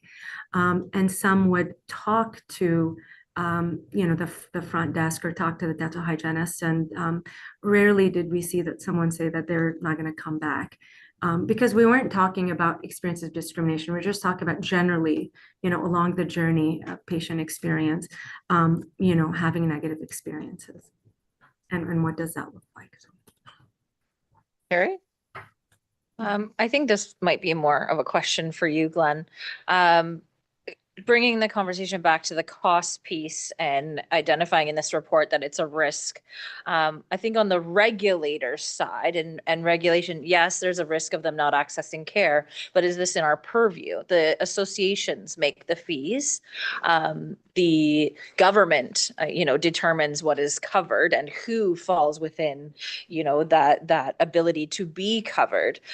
So the risk I can see potentially is accessing providers that might not be registered dental hygienists in order to afford, care, if that is something that's being publicized. And that would fall under our purview of people who are practicing illegally because maybe they have competence from somewhere or they just want to be a dental hygienist. But I'm just wondering, Glenn, from your point of view, on the regulators' side, how does costs kind of factor in? Because I don't think we have control or influence over what the fees are. Like that's outside of our purview. So I didn't know. Of course not. And this notion of cost being a risk factor came up as a result of the survey and asking the question of the clients or patients. And so we just really wanted to go out and ask the patient population or even the non-patient population what they thought the risks were around or the risks that were at play when they think about accessing dental hygiene care. And so cost came up as one. And like I think Michelle said it, or maybe you said it, it's more of a barrier. But I like the idea. Did you say that? No, thank you. But I do like this notion of cost being consideration, but a driver of other risks, which, a driver that prevents access to care, which then leads to poor oral health. That then leads to, more higher incidence of systemic disease, those sorts of things. So for sure, we all know that it's a barrier for some people, for sure, but we don't have control over it. I think perhaps one of the pieces that we as a regulator can do, and this is about educating public around the whole oral healthcare system, is we can point to support systems and financial support systems. So we can push out about the CDCP and to our registrants as well, to let them know like what are the, the financial support services available. Does that make sense? Yeah. But it's certainly not, we don't even make the fee guide. Yeah. Right? I think Julie wants to weigh in on this. Sorry, I just don't want anyone to be left with the impression that the college can't do anything if there's excessive fees charged. You do have the authority to, suggest that fees are excessive, and that's professional misconduct. But of course, the setting of the fees when it's involving an association and, based on, which is of course, based on like what will insurance pay and what will government pay, very complicated factors. But if a dental hygienist chose to bill a lot more than what was recommended, certainly the college can do something about that. Yeah, I think that's true. I don't think that's what is being suggested here. Right. Want to know the impression. Just want to make sure that it's not, people aren't able to access dental hygiene care because the dental hygienists charge way too much. It's not the case. Vanessa? And I think it just also goes back to what Michelle was saying. This is like cost is like and what Doha was saying too. It's an umbrella term, but it's encompassing multiple issues under that umbrella term. Yes, there's cost that the association sets, but also, you know, there's the informed consent piece that dental hygienist does have to know that this is something that the person in their chair is considering. You know, am I going to be able to afford this? And they have to make an informed decision. They have to consider the cost and how many appointments it's going to take. And, you know, you have to have that conversation with them in order for them to actually make that decision. So I think that's also what we saw in terms of what people were saying. So another education piece there too for registrants. You know, very good. Any other concerns, questions, comments about this? Oh, Tiffany. I just think quickly, just to say more to what Glenn was saying, I think it's really important that as a dental hygienist, we really promote the CDCP piece, because we have a lot of clients who still haven't accessed or signed up to that. Like from a hospital point of view, I'm seeing inpatients and outpatients who I'm mentioning this new plan to. It's not really a new plan to a lot of us. I know it's still rolling out, and some of them still don't know how to access, aren't familiar with it, don't know that they'll be eligible. So I think that it's still really important that we promote that for access to care. Thanks, Tiffany. Okay. I just want to say thank you again to Doha and Hafsa for your work and for coming and presenting. It was very informative. It's our pleasure. Thank you so much. Thank you. Bye. See ya. Bye. Okay, we're going to move to item number 7.3, which is the CNAR report. So Vanessa Pereira, Aaron Betts, Terry Strong, and myself, along with 2 staff members, Anita and Paula, attended the Canadian Network of Agencies of Regulation Conference in Calgary recently in October. And just for everyone's information, CNAR is a federation of national organizations whose provincial and territorial members are responsible for protecting the public through self-regulation. So they connect Canada's provincial and national regulators, licensing boards, accrediting agencies, examining bodies, government officials at all levels to come together and meet, discuss challenges, share ideas, develop best practices, and all of those things are related to a wide range of issues relevant to organizations engaged in the self-regulation of professions and occupations. So we've just created a brief, short presentation just to discuss key takeaways for each of us from the conference. And I think Erin's going to kick us off. Michelle? Is there some, yeah. Oh. I don't have any comments on this slide. Pretty self-explanatory. That's us. So I attended a session, actually I attended the pre-conference workshop, masterclass series on AI, but these slides actually relate to one of the sessions, I think, on one of the actual conference days. Lonnie Rosen, who some of you may know from Rose and Sunshine, was one of the panelists for this session, which was on AI and digital forensics and regulation. So they talked about, you know, sort of set the landscape, I guess, with key themes. And the goal really is to, you know, move past the fear of AI. Right? I think we talked a little bit about this as well, you know, yesterday as well, but AI actually can be a tool that improves investigations.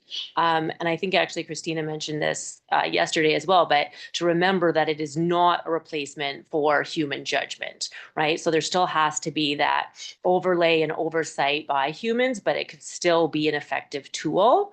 And again, this is just what they were presenting on, that AI's biggest value today is handling, or can be handling, massive volumes of investigations investigative data quickly and accurately, and digital forensic tools can detect manipulation, alterations, or deep fakes, an area where manual review would actually miss or could miss some critical signals.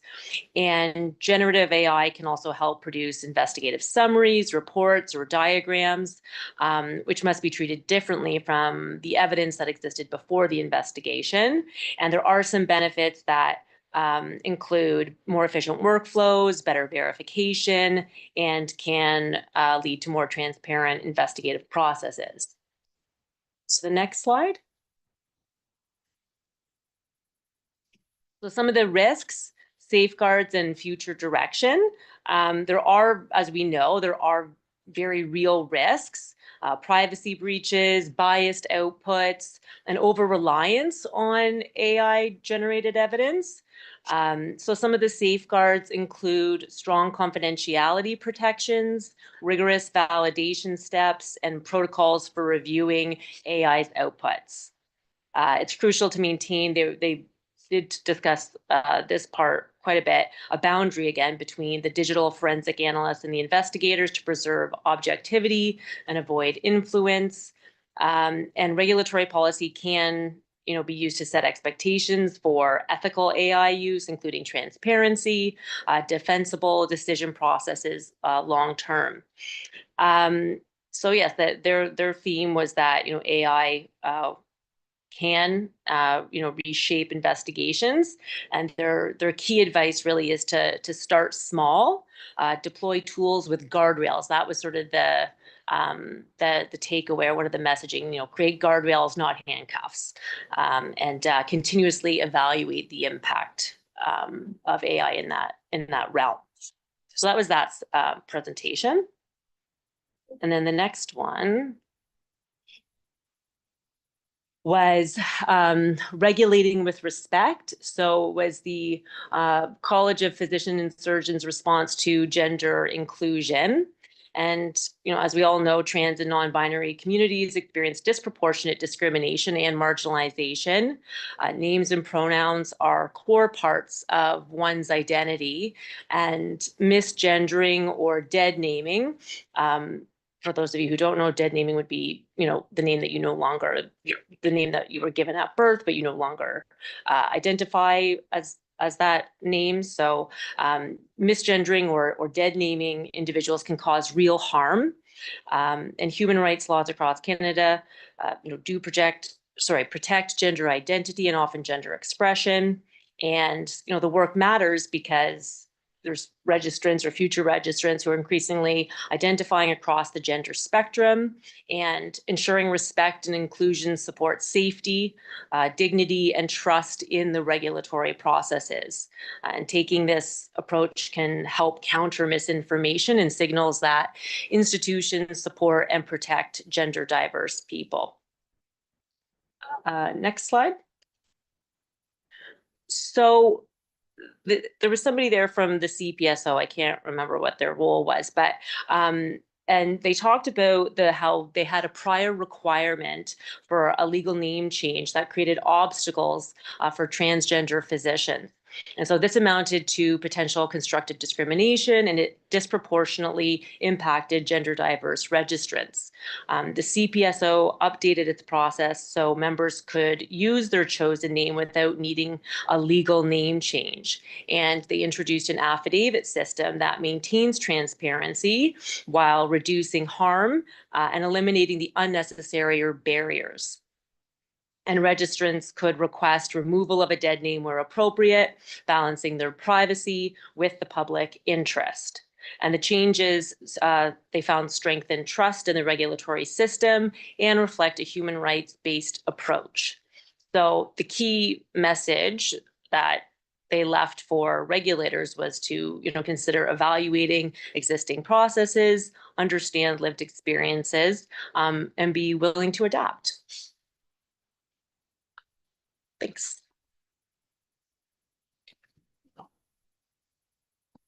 Thank you, Erin.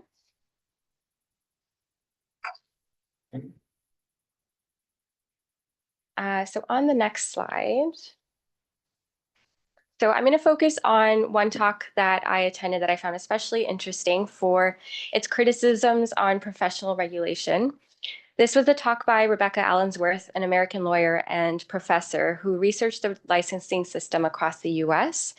And she attended many board meetings and argues that the system, as it stands, is broken. And at the core of Professor Allensworth's argument is that this idea that regulatory bodies don't always think deeply about what public protection truly means, which is something that we touched on yesterday. And because a term is often vaguely defined and at times interpreted in ways that favor the profession, other interests can end up taking priority. She illustrated this with an example from Tennessee, a largely rural state that relies heavily on nurse practitioners for primary care. And just a couple of months before the pandemic, a board member proposed to limit the number of nurse practitioners that a physician could supervise to 4, suggesting that this was the maximum number that a physician could reasonably oversee and still protect the public. You can imagine the impact that this would have on access to care and workforce capacity, and this was just a couple months before the pandemic. She didn't say, and I haven't yet read her book, whether any genuine threat to public protection prompted this change, so I'll find that out eventually. On the other hand, she highlighted cases where disciplinary panels allowed practitioners to continue working despite repeated violations related to opioid prescribing, for example. And why were they allowed to continue to practice? Because those practitioners were serving thousands of patients who depended on them. So in situations like this, you could see that the definition of public protection quietly shifts. Professor Allensworth also critiques the nature of self-regulatory boards. When the same people who are meant to protect the public interest also govern their own profession, conflicts of interest can emerge. So for example, in one state, drug and alcohol counselors gradually increased their licensing requirements over the years. And when they were asked why, they said, well, this is life and death. They also said it was important to have the same level of prestige and training as psychologists and social workers, so others who do talk therapy. Therefore, they should have just as much training or even more so, given the potential risks to the public involved in their work. But these rising requirements had unintended consequences. The workforce shrank to about 400 counselors in a state where there were 70,000 people suffering from opioid use disorder alone, so not to mention those suffering or dealing with alcohol use disorder. And in focusing on their status within the professional landscape, they unintentionally limited access to care. And now, again, whether they had data or objective information to support the changes to the licensing requirements, something I also do not know yet. It was not mentioned in the presentation, but I'm sure is in the book. She also questioned the assumption that professionals necessarily make the best regulators. While they bring clinical expertise, they often lack regulatory expertise. And as she put it, quote, these are busy professionals. They tend to not know their statutes, their regulations. They don't see the systematic effects of their profession on the community. They are experts in the practice that they do or in clinical care, but they don't know what it's like in rural Tennessee where doctors are prescribing for profit. They don't know the impact of the worst of their profession or the downsides of overregulation for public health, end quote. She challenged the idea that professionals can easily switch hats from association leadership to regulatory roles, especially when there's no cooling off period, which was common in some states and some professions. And in some boards, actually, individuals simultaneously held leadership positions at the association and the regulatory board. She also described a generally friendly, intertwined relationship between the two, with associations sometimes offering to draft regulation proposals for the board to review and later approve. And on the next slide, to address issues like these, she advocated for adding independent public members to boards and clearly separating advocacy from regulation with cooling off periods. She recommended that fewer than half of board members be professionals. That way, the public member can cast decisive votes when needed. And if there's one thing to remember from her presentation, it's always think critically about what public protection truly means for each thing that you're considering at the board level. And I found her talk compelling, not because I agreed with everything, but because it highlighted the importance of examining both the strengths and the limitations of the systems that we take for granted and the regulatory trends that we adopt. Often, changes are proposed in the name of public protection, but it's always worth asking whether they actually protect the public, and if they do, how, and really articulate that for ourselves. Sometimes the answer isn't straightforward, and a measure that seems protective on the surface may have unintended consequences, while an approach that looks risky at first glance may in context serve the public better. And her presentation was a useful reminder that we shouldn't simply accept longstanding practices or even new regulatory ideas at face value. Keeping an open mind and engaging with perspectives that are different from our own helps us think more clearly about what truly serves a public interest, and sometimes it's those unfamiliar or challenging viewpoints that teach us the most. Thank you.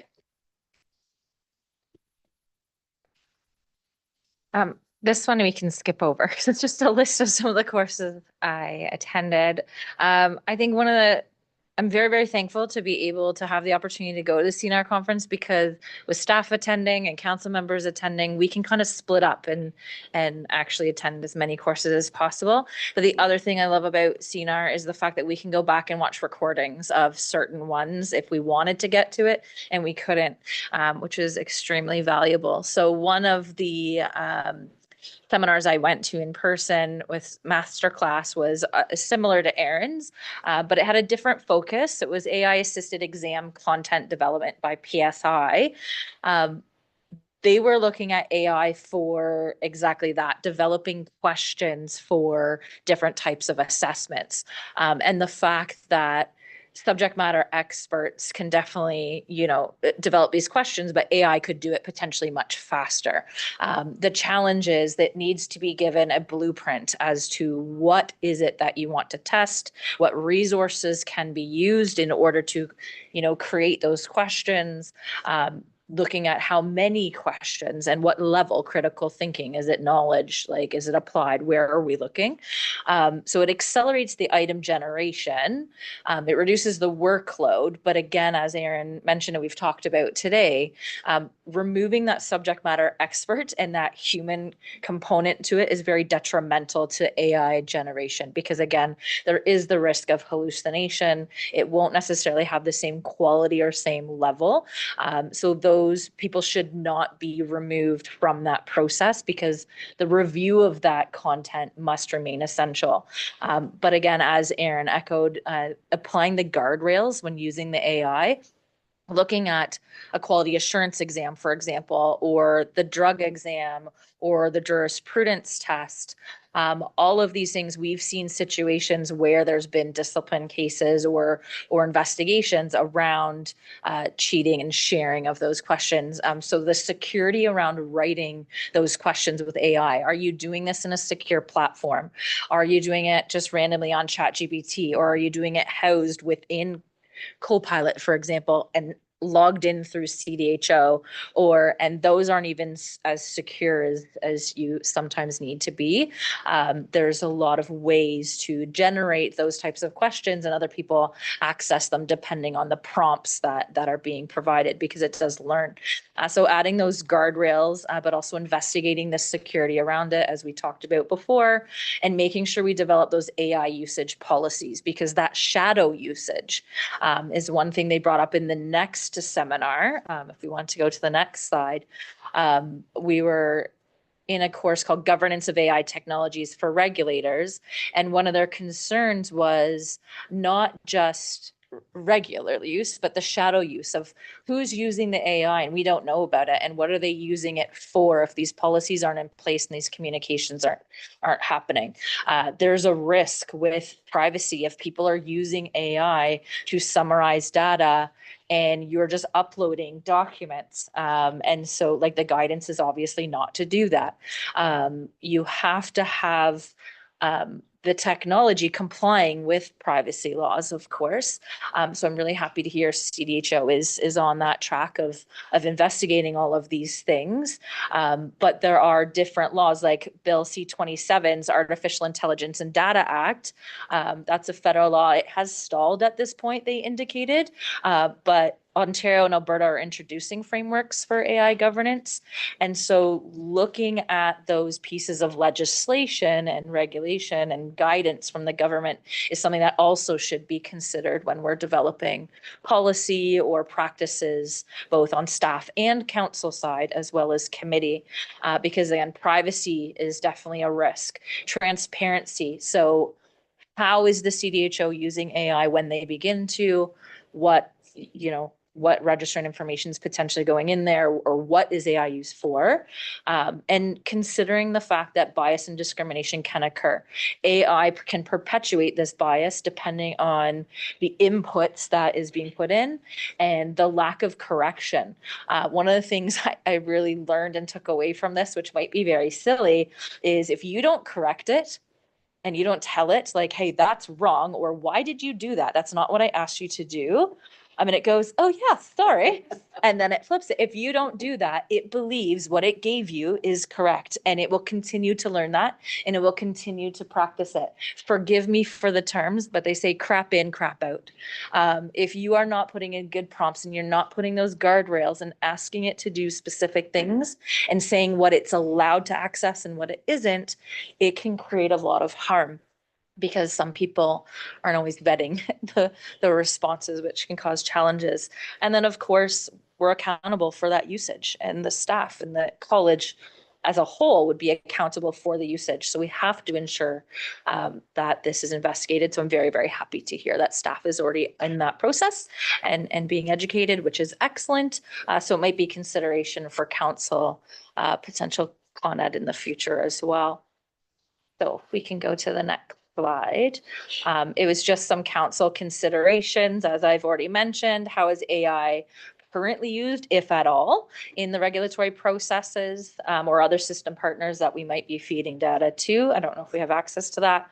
Our governance frameworks and risk mitigation strategies in place, because we have to ensure that, that's our role, to make sure those risk mitigations are in place as the board. What policies ensure transparency, accountability, and compliance with privacy and human rights laws? And how will the organization monitor and adapt to evolving AI technologies and regulations are all potential things to think about. If we go to the next slide. Some of these I've already mentioned, so I'll just kind of skip over. But again, one of the recommendations from the speakers were to conduct privacy impact assessments and consider human rights impact assessments before procurement, if you're purchasing different softwares or platforms to be used, or to in deployment. And again, making sure that there's a budget or a consideration for monitoring and evaluation of the outputs and those systems, and whether they're still adhering to proper legislation. Next slide, please. Enhancing Regulatory Board and Council Competencies by Deborah Adams, Amy Fournier, and Christy Petit. This was one that I watched online, actually. I found it very fascinating. It was interesting because we did talk in our workshop yesterday about council effectiveness evaluation. So I wanted to mention this here. As it was talked about in our mentoring conversation, when you get on the board, welcome, Kylie, we throw you right in. And we're very lucky to have a mentorship program, but sometimes it's still, we expect you to learn stuff very quickly and be able to ask those questions and not to shy away from it. And so there needs to be structured support. And so the CRPO developed a framework, and they profiled that framework during this presentation. And again, it does include pulse evaluation. So what's the real-time feedback on meetings? Annual self-reflections against the competencies that have been outlined, council efficacy evaluation. So how does council as a whole perform? And of course, committee renewals and who's on those committees and their effectiveness as well. So all things that we discussed yesterday was something that they've done. So if we're looking for examples or needing assistance, there are other regulators doing it. But they did have some considerations. So if we go to the next slide. Some considerations for council. one of the things with evaluation, a lot of people, just human nature, kind of look at evaluation as a punitive thing. Okay, what did you do wrong? And let's get you in trouble for it. We're hoping that council will position themselves as the evaluation being assistive. It's identifying any of those issues that we can work on. And it's a very positive thing to get that feedback and looking at how can we gain support. So use that as a tool for confidence and culture building instead of interpreting it as something negative. Using evaluation data to inform, that could be with succession planning, targeted council workshops and education, mentorship opportunities, those types of things. How is the competency evaluation integrated into recruitment and succession planning? So it could be, a consideration in the future for when we're looking at the election process or even succession planning on committees. What are those competencies? Where do we need to move? Who do we need to be on that committee to lend itself to proper work? Is there infrastructure for continuous improvement? And then how is that progress measured? All of which council is working on currently. So great job. I probably didn't need to speak that long on it because you're all doing it. So I'm looking forward to see what you come up with after this. And my last thing, because I figured I'd had to talk a lot today because I feel like I'm not. One of the most inspirational speeches and presentations that we all attended actually was a keynote speaker, Mark Tewksbury. He is an Olympic swimmer. He came out with so many key things. It was very hard for me to kind of summarize it. But his whole presentation was on leadership and being open to possibility and the options. I find that we sometimes get stuck in what we know and what we think. And I know a lot of people have a lot of opinions on educators of, we want it to be here, but really a lot of educators go, the standards are here, so we have to teach to it. And I had a meeting recently where we kind of discussed, and we've talked about it here, like having the opinion from those working in practice. And it's like, or do the standards need to be there? Like assessing those risks, as you mentioned, Glenn, like looking at, okay, we have these standards, we have these processes, but is that really a risk? Or is this something that, is kind of historical in context? And so Mark really emphasized leaders need to embrace contradictions. Like somebody's going to have an opinion of this is the standard, this is what we need to have. And somebody else is going, that doesn't matter. I've never had blood pressure taken. Who really cares? Well, if you have local anesthetic and you get epi and you have blood pressure skyrocket, like there are lots of risks. Again, it depends on context, right? And so staying open to the possibilities in between those polar opposites in a situation can really open our minds and have those conversations, and we're not getting trapped in our own reality. So being open to conversation, emphasizing if you don't change a thing, you get the same results, right? If you don't change, nothing's going to happen. He had a coach, stuff wasn't changing. He kept coming second. And he was like, okay, like, what are things I can change and what are things I can't? Like, I need to change something. And then he became a world record holder and an Olympian record holder. So we go to the next slide. One of the changes was he did get a new coach. And one of the kind of mantras or things that he took away from that was there's no failure, there's only feedback. Don't be afraid to fail, because all you're going to get is feedback. And you go, okay, thanks for the feedback. Let's modify and move on. And so his acronym was AIR, AER, attempt something, evaluate it, and repeat it. Right? Make those change and repeat. It's kind of like ADPI for dental hygienists. You do the assessment, diagnose, you implement, or you plan, you implement, and you evaluate and you do it again. It's the same thing here. So don't be afraid as council or even staff, to attempt something, evaluate, make modifications and repeat. Another thing that he brought up was wait, which is what am I thinking? Sometimes there's a lot of negative thought or a lot of nervous thought of, should I ask this question? Should I bring this thing up? Maybe it's not the right time. I don't know if I should. Okay, I'm not going to, or okay, I am going to. helping bring those subconscious thoughts to the surface of going, hold on, what am I thinking? And am I putting barriers on myself? Or are we willing to be brave and have these conversations? Because those negative thoughts can really derail everything we're doing. It can really help change to the positive if we're willing to kind of bring to the surface what our thoughts are. And he said, you know, in uncertain times, the possibilities are endless, but only if we're brave enough to consider them. Okay. So Before you go on, Yeah. can I make a comment? So you failed to note that Mark Tewksbury was one of the first Olympic athletes to come out as gay. Absolutely. Thank you for that, Glenn. And can I just add his final comments are really cognitive behavioral therapy. How I think affects how I feel and how I behave. So that seemed to be how he ended, or you ended your presentation. Okay.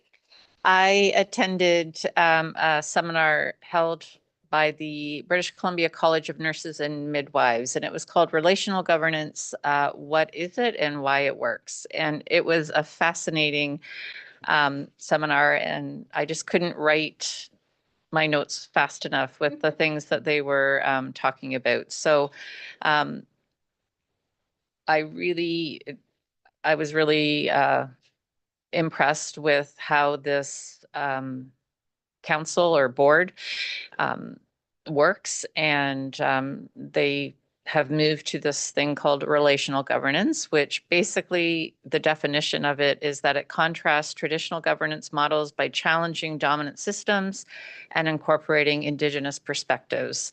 And this college approaches relational governance through its commitment to cultural safety and humility, anti-racism, and collaboration. So one of the things that they've done is to increase their representation, Indigenous representation on their board. And they have 50% of their board are Indigenous peoples. So, and that was intentional.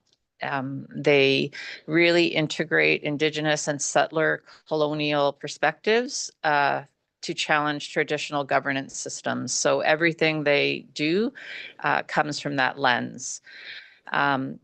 They don't have a code of conduct anymore. They've changed that to a partnering policy. They have a standard of practice on cultural safety.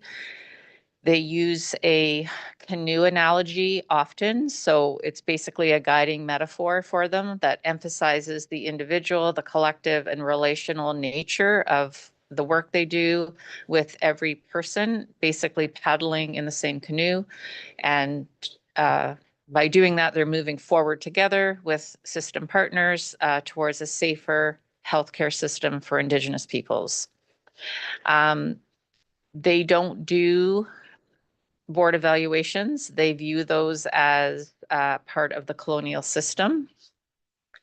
And instead, they do a group reflection as a board. And they really emphasize this learning and unlearning journey for all of the board members. So I know for those of us that participated in Jay Reed's last session with us, he talked a lot about unlearning, and this board does a lot of that. I wish they could have talked for longer because I was just very, very interested in how they did things. They talked a lot about the in plain sight document. So I hadn't read that document. So I went back to my hotel room and I read it through. It was published in 2020. And basically it's a summary report that addresses Indigenous specific racism and discrimination in the BC healthcare system. And it was basically published following investigations into Indigenous specific racism in BC's within that healthcare system. There were claims about a game in which healthcare providers, healthcare workers in some BC hospitals they played a game guessing the blood alcohol level of some of the Indigenous patients. So those are the types of things that, you know, push this investigation to happen. So the In Plain Sight is a report. And then they also spoke about the Safe Spaces project that this college and board basically sponsored in 2023. So it was called the Safe Spaces Collaborative Research Project. So they basically named it, understood it, and strategized to act on systemic racism in health regulatory governance boards and committees. So this was a really great seminar that I attended. I really learned a lot, definitely from it. Do you remember who presented it? Yes, it was Louise Arts and Rihanna Millman. That's one.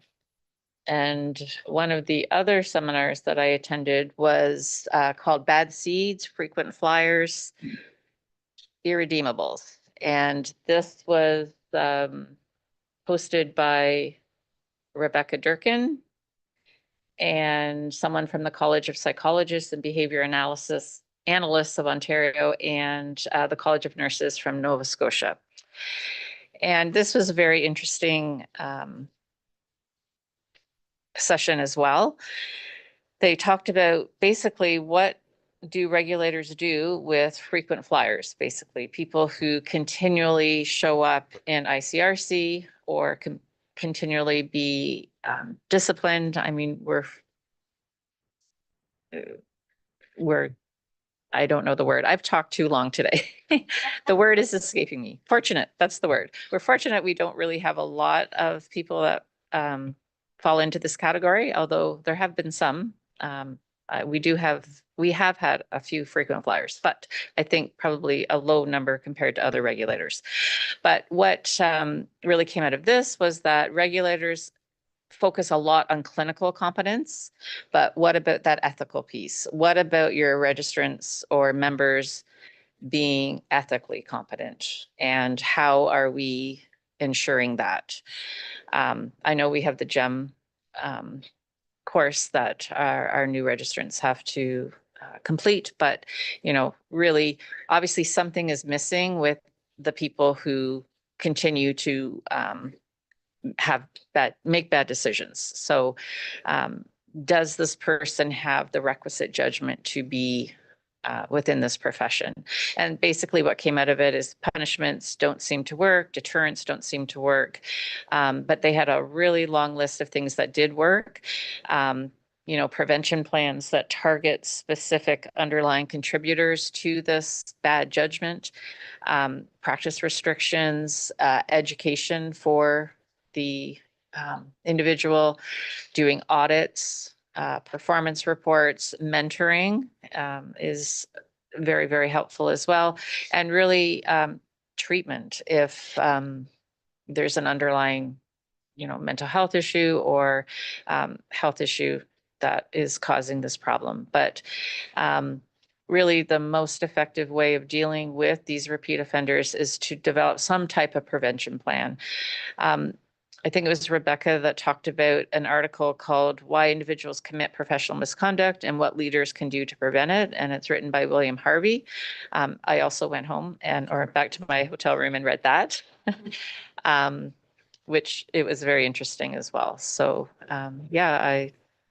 I went to multiple sessions, but these are the two that really stood out to me. So yeah, I think that's all I have, and that's a picture of us and Paula's forehead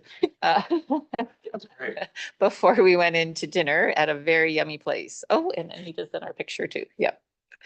So we had a good time. Yeah, Terry didn't come because she didn't like the food. I just wanted to make a comment about the frequent flyer issue. It's a fascinating area to pay attention to, and there's a lot of research that comes out of Australia and the Australian Medical Council. There's a researcher, a woman named Marie Bismarck, that does a lot of this work. And in one of her papers, published looking at frequent flyers and looking at the risk factors for frequent flyers. One of the things that she identified was that if an individual is known to their educational institution, and by known, I mean they get in trouble with their educator, they're likely going to be known to their regulator, which I think sort of speaks to that piece around ethical competence, ethical framework. But it also speaks to the really important role that the educational system plays in providing society with ethical practitioners, and that the selection process is important as well. But there are lots of other factors that are brought to bear, right? You know, that sort of negate our ability to be super selective, I would say. You know? But I think that the notion that if somebody's going to be acting up as a regulated health professional, sometimes they've also been acting up in their educational system. The other piece that she showed was that if somebody has 3 complaints against them, it's almost a given that they'll have a 4th, and an absolute certainty that they'll have a 5th if they keep moving through the system. So. Interesting. I know executive thanks CDHO for that opportunity to be able to go to CNR events. And as Terry said, it does inform us of emerging trends and regulation that we can then bring back. And yeah, so thank you. Okay, we're going to move on to our next agenda item, which is 7.4. And that is an overview of our CDHO committees, and Eric Bruce is going to provide that for us.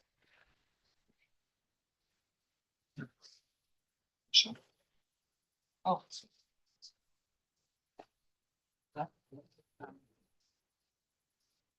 All righty. Good afternoon, everyone. I recognize that I'm the last thing standing between you and your afternoon coffee break, so I will endeavor to be brief. I was asked to give a very high-level overview of the statutory committees here at the college. I think this is primarily aimed at our new members of council who are coming in, so you have a bit of an idea of what you can sign up for in January, but it's a good review for everyone at the same time. I will be going over them in the order in which they appear in the legislation, because that brings joy to my lawyerly heart. And we will start with the first one, which is the executive committee. So the executive committee really acts on behalf of council between meetings. They are elected in January, made up of 3 professional and 2 public. So if that's something you're interested in, you do need to put your name forward and be elected by council. Frequency is approximately 5 times per year, plus ad hoc meetings as necessary, usually lasting about a half day plus preparation time.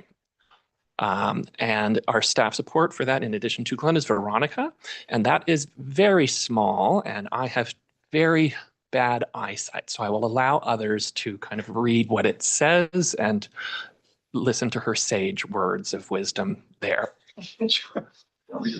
Sure, I honestly can see it. Collaboratively with council and the registrar to build CDHO's agenda and set priorities. Thank you, Veronica, for those wise words. Let's move on to the next committee, which is the registration committee. So really what the registration committee does is they review applications that are referred by the registrar. So these are applicants, either initial applicants to the college or who are looking to change between different certificates of registration. They also are involved in approving some courses, exams, and policies from time to time. They tend to meet as needed. On average, we're saying around 4 times per year. Meetings tend to be scheduled for an hour, but can be less than that, depending on how many are on the agenda. And it also does require prep time in advance. This is a little bit larger and the contrast is better. So I am able to read that the main staff support is Keisha. And she says registration ensures individuals meet entry to practice standards through a fair, transparent, and objective process. So that takes us on to the next committee, which is the Increased Complaints and Reports Committee. I display no favoritism whatsoever, although this is where I have done the majority of my career over the years. So the purpose of the ICRC committee is to review complaints and investigations. They serve a screening and remedial function. So they screen whether things are serious enough to go to discipline, and for those that are not serious enough to discipline, whether remedial other actions are necessary. They are a little bit of a heavier committee in terms of their frequency and their workload. They do meet approximately 6 times per year, plus ad hoc meetings as necessary on urgent or emergency business. Meetings tend to be about a half day with a significant amount of preparation and reading, and I'm sure members of the ICRC committee here can attest to that. That is way too small for me to read, but Rob says something about the ICRC committee. And I probably should have it on my laptop as well, but I've relied on Veronica to put this up for me. So yes, if someone wouldn't mind. Okay, go. For careful consideration, the ICRC decides which matters are serious enough to require a disciplinary hearing and which can be dealt with through other means. Thank you. Thank you, Rob/Lori. That takes us on to our next, which is the discipline committee. Now, you're obviously thinking, how on earth am I going to get to work with this handsome fellow here? Don't worry, you're all automatically on the discipline committee. So this is not one that you sign up for. You are voluntold kind of that you're a member. Their purpose is to hold hearings into alleged professional misconduct or incompetence. That second one doesn't come up very often, mainly deals with professional misconduct. And they are an independent tribunal. So although you are members of council, when you sit on the discipline committee, you are acting as an independent tribunal and you're coming to an independent decision. It's entirely done as needed. Hearings that are uncontested tend to last about half a day, but we do have also multi-day hearings. And I will say that 2026 is shaping up to be a very busy year for the discipline committee. So we will be putting out calls for folks to sit on various hearings in the coming year. I think I can make out what I've said there. The discipline committee adjudicates misconduct in a fair and impartial process. So there we go. Which takes us to the next committee, which again, you don't need to worry, you're all automatically members of the Fitness to Practice Committee. And thankfully, the Fitness to Practice Committee has actually never met in the history of the college. The Fitness to Practice Committee does hearings as well, but unlike the Discipline Committee, it's looking into issues of incapacity, which is really dealing with health issues, addiction, mental health, and things of that nature. Generally speaking, those matters which originally come to the ICRC are dealt with respectfully and in a manner that recognizes it is a health issue. And so they're dealt with without a hearing whenever possible. On to our next committee, which is the Quality Assurance Committee. So the Quality Assurance Committee oversees our QA program and activities. You've heard a lot about the peer circles and assessments and Path4 and all that. So that's the Quality Assurance Committee's domain. They also review results of assessments that are done through the QA process. It is also a little bit of a heavier loaded committee. They meet approximately 6 times per year with ad hoc meetings as necessary, half-day meetings plus preparation. And again, the contrast is a little bit bad from, it's actually on this screen. I can see that much closer. So Terry Lynn is the staff support, and she says the QA program assures safe and effective dental hygiene practice through professional engagement. Taking us to, and I think this is our last committee on the list, it's our Patient Relations Committee. So the Patient Relations Committee is really overseeing our sexual abuse prevention program. They monitor funding for therapy and counseling. And again, thankfully, this is not something that comes up a great deal at all at the CDHO, unlike other regulators that often have a busier agenda. As a result, they only meet 1 time per year. It's usually a half day. And then I will look to this side so that I can see what our support Tasneem says. The PRC enhances public confidence by fostering transparency, respect, and ethical professional relationships. So hopefully that gives you a good kind of very high level overview of what your interest might be in putting your name forward on various committees in the new year. Yes, I see a question. Can you just clarify, because I found this hard to figure out when I started. which committees are mutually exclusive where you can only vote on one or the other? Yes. So quality assurance is mutually exclusive with a lot of the other ones. So if you're on quality assurance, you can't be on ICRC. I don't believe there's any restrictions on registration or the PRC.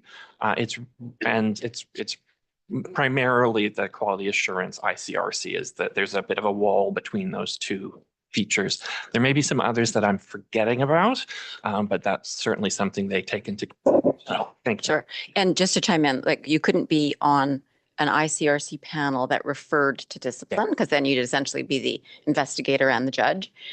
So there are also the ability to, if you in a really small college, sometimes people have to get moved around so that you could be on a committee, but you wouldn't be on a panel. Like if the rest of the committee was like already had prejudged a matter or looked at something, you can move people around, kind of like little Mentors, yeah, chairs, musical chair, but it's generally QA. There's really serious, like more intense privacy and confidentiality provisions about QA because it's a remedial program, but there are other committees that you can't refer from or be involved in previously about the same matter. Yeah.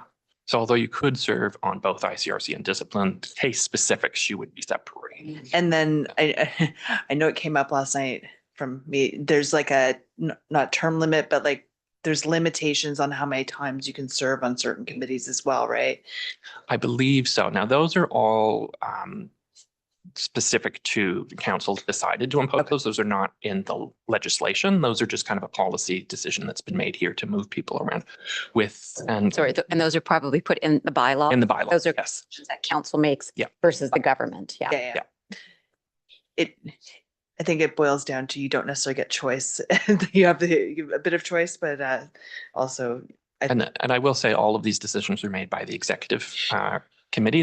They create the slates. So it's my understanding that they take your preferences or your interest, and then they work to try and take those into account, but also recognizing the operational needs of the various committees and which ones are busy and need some more folks on them. And just to make this more confusing for people, but a few years ago, the government sent around Ministry of Health sent around a sort of a proposal to at least think about various things, including completely getting rid of the executive committee, because that's sort of the regulatory trend is to have smaller councils with no executive committee. When I started doing this work 30 years ago, the executive committees did much more in between council meetings, often made very important decisions, and that council were just sort of told about as a courtesy after the fact. So things change over time, but theoretically the government could say, we're going to change the code, the RHPA, and get rid of executive committees. So, and that goes back to sort of the comment about self-regulation. I encourage councils to actually use the term either modified self-regulation, because there are public members on the committee, or even co-regulation with government, because certainly the Ontario government is very invested and works with health colleges in particular, much more so than in provinces like New Brunswick, where they're pretty much left alone to do whatever they want. That's it's definitely part of the trend as well. Like if you look at the College of Teachers and how they've separated committee functions from council functions, that's another trend we're seeing. So this may not be an issue in future years, depending on what the government decides to do. But for now, you still do need to think about which committees you'd like to serve on. And I think that's all I had to say about that, unless there were any questions. Thanks, Eric. That was very helpful, I think, and a good reminder for everyone, and especially our new members to hear about those committee slates. So I just wanted to let everyone know that you are going to be receiving a survey before our January meeting, just asking for your preferences. And those slates will be created after our January meeting. So the executive will look at your preferences and then make the determinations. So I know some of the committees need to meet right away in the new year for different things. So that usually gets done quite quickly, and we'll move forward with that. All right, so thank you. And now Eric is going to stay and talk to us again about just an update on the as of right practice regulations in Ontario. So that information is on page 178 of your meeting package. There's a briefing note there. And I'll let you. Certainly. So I won't read out the briefing note. This is something that was discussed or presented to council previously, but it's just a bit of an update in terms of the timelines. So we have heard from the ministry that the tentative implementation date for the as of right changes are January 1st of 2026. So what this will mean is that if someone is registered as a dental hygienist in another Canadian jurisdiction, they will be able to practice in Ontario as a dental hygienist prior to being fully registered with us for a period of up to 6 months. Now, there are conditions attached to that, including that they actually have to have applied to us. So we will know who these individuals are. And there are some other conditions that they have to satisfy, which are listed in the briefing note. I will say that we are, as the CDHO and the registration team is prepared for this. We have got all of our I's dotted and our T's crossed, and we're just waiting for confirmation from the ministry as to the fact that these are actually going to happen. That tends to happen fairly last minute at times. So we anticipate that perhaps on December 30th, we'll get an email at 4:30 p.m. or something like that to let us know to flip the switch. But we are anticipating that it will be the January 1st. And for us, it's a relatively modest ask. We looked last year, there's approximately 30 people who would have been able to take advantage of this last year. But again, just because they can doesn't mean that people necessarily will. So it really will depend on what kind of uptake we see. We're not exactly sure, but we will monitor and see how it goes. Question. Terry? Just a question on this. I know this is mandated from the government, so it's not, we can't decide, like, we don't have an option. But my question was around public protection, and I wasn't clear on this previously, so I know it's been discussed in the past. But what happens in the event that within that 6 months that they're not registered potentially with us if that application hasn't gone through yet, which is highly unlikely because you're so quick with registration. But something happens. If there's misconduct or a complaint against that dental hygienist, it would, I'm assuming, go to their regulator. Yes. So it would be. There been communication from the government on how that impacts the public? So in our discussions with the ministry, the understanding was that the complaint would have to go back to their home jurisdiction. It would not be directed to CDHO because they technically would not be registered with us at that time. So we wouldn't have jurisdiction. You made one other comment, and if I may, I'd like to just follow up on it. We do have a very fast processing timeline here. Our target is 10 business days, and often it's less than that.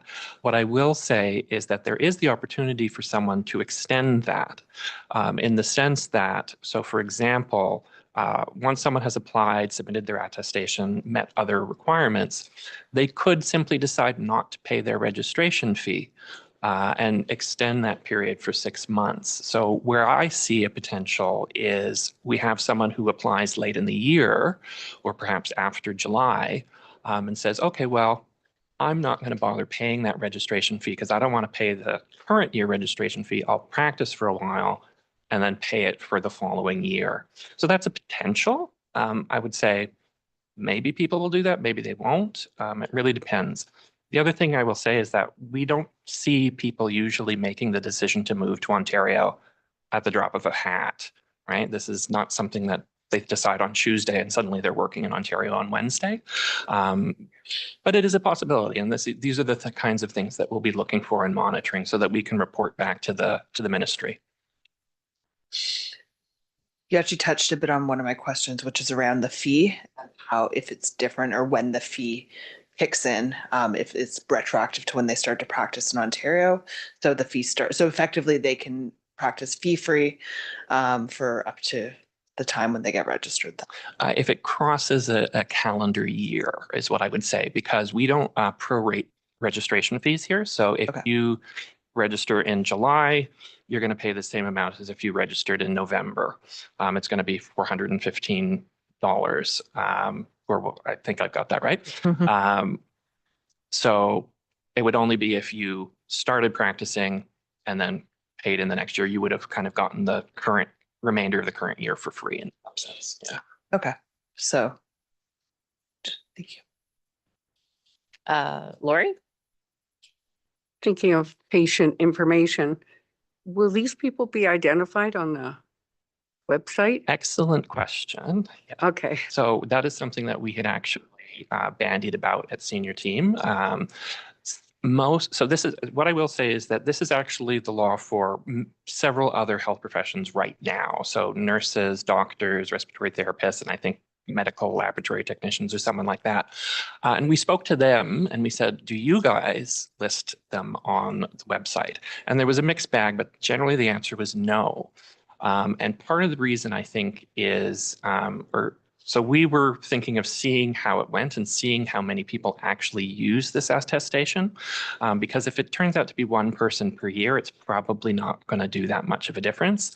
But they wouldn't actually be on our register per se because they're not a member, but we were going to have potentially have a separate listing. Yes. In the same way that we have a listing of illegal practitioners, known illegal practitioners. We would have a link saying these are individuals in the process, they're able to practice as of right, up until said date, because there is a 6-month time limit. So, but that's something we were going to kind of wait and see how it goes. Thank you. Any other questions for Eric? Not seeing any. Thank you very much, Eric, for those updates. So I believe it's time for our break. So if we can come back at 3:10, that would be great.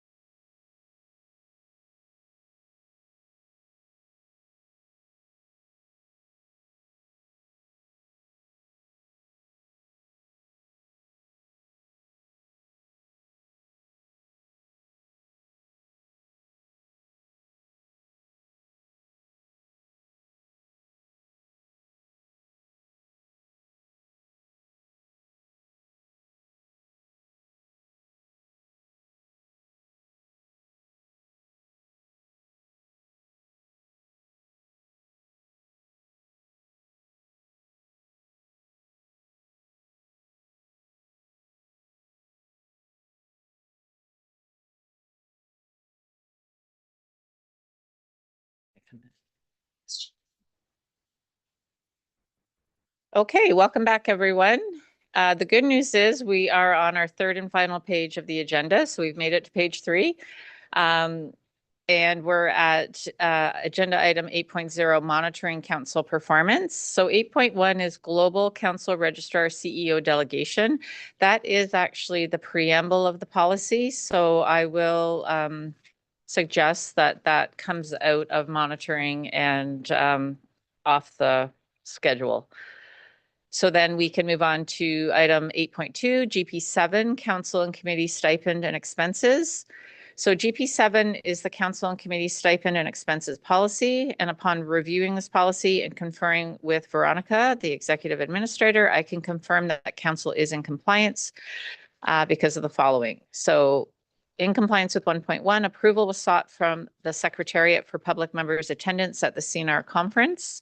Veronica confirmed that no remuneration has been provided to public members, although expenses and travel honoraria are paid to the public member who attended CNR as approved by the executive committee as per 2.1. Veronica also confirmed that the committee chair rate was only claimed when the individual was assuming the role of chair at a committee meeting and not claimed when attending a meeting as a member of another committee or council meeting as per 4.2. In compliance with 4.3, Veronica has confirmed that the supplemented rates for chair and vice chair roles have not been claimed when attending a meeting as a member of another committee. Veronica has also confirmed that there is compliance with policies 9 to 19, and no council members applied for consideration of early reimbursement of funds to be used toward travel. Therefore, we are also in compliance with policy 20. So I therefore report council's compliance with GP7. Moving to 8.3 GP8 Code of Conduct, I can confirm that there were no Code of Conduct issues and that all council members conducted themselves in accordance with the bylaws. Therefore, I report council's compliance with GP8. Moving to 9.0, council registrar delegation items for consideration.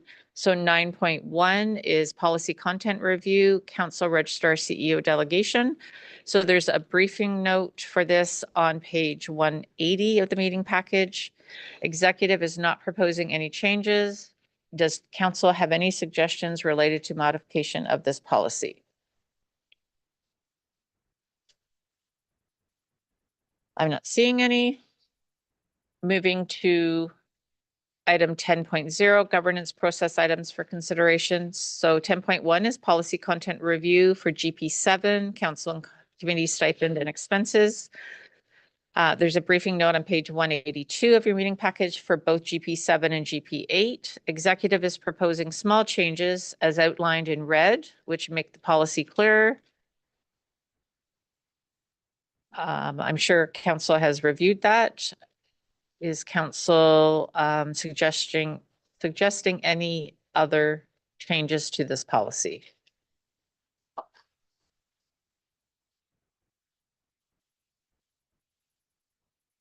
Okay, not seeing any. So then, are we approving this? Yes. We have a motion that council approve the changes to GP7 policy as proposed. Do I have a mover? Perry, a seconder, Aaron, thank you. All in favor? Okay, carried. 10.2 policy content review GP8 Code of Conduct. No changes are proposed by the executive. Any suggestions from council for changing GP8? Not seeing any. So we'll move on to executive limitations, items for consideration. So there's a briefing note on page 187 of our meeting package. Council will review the executive limitations 1, 5, 10, and 11 and determine if any changes are needed. Do any council members have any recommendations for changes to policy or executive limitations 1, 5, 10, or 11? Not hearing any or seeing any. Okay. So now we will be moving on to our agenda item 12.0. And we will be moving in camera. So once the motion is passed, this will be the end of our live stream today. I'd like to thank everyone who joined us on live stream and enjoy the rest of your day. So I have a motion that council will move in camera as per RHPA Schedule 2, Section 7(2)D at 3:20 p.m. for agenda items 12.1 to 12.5. Do I have a mover? Margaret, seconder, Lisa, all in favor? Okay, carried. So Kylie,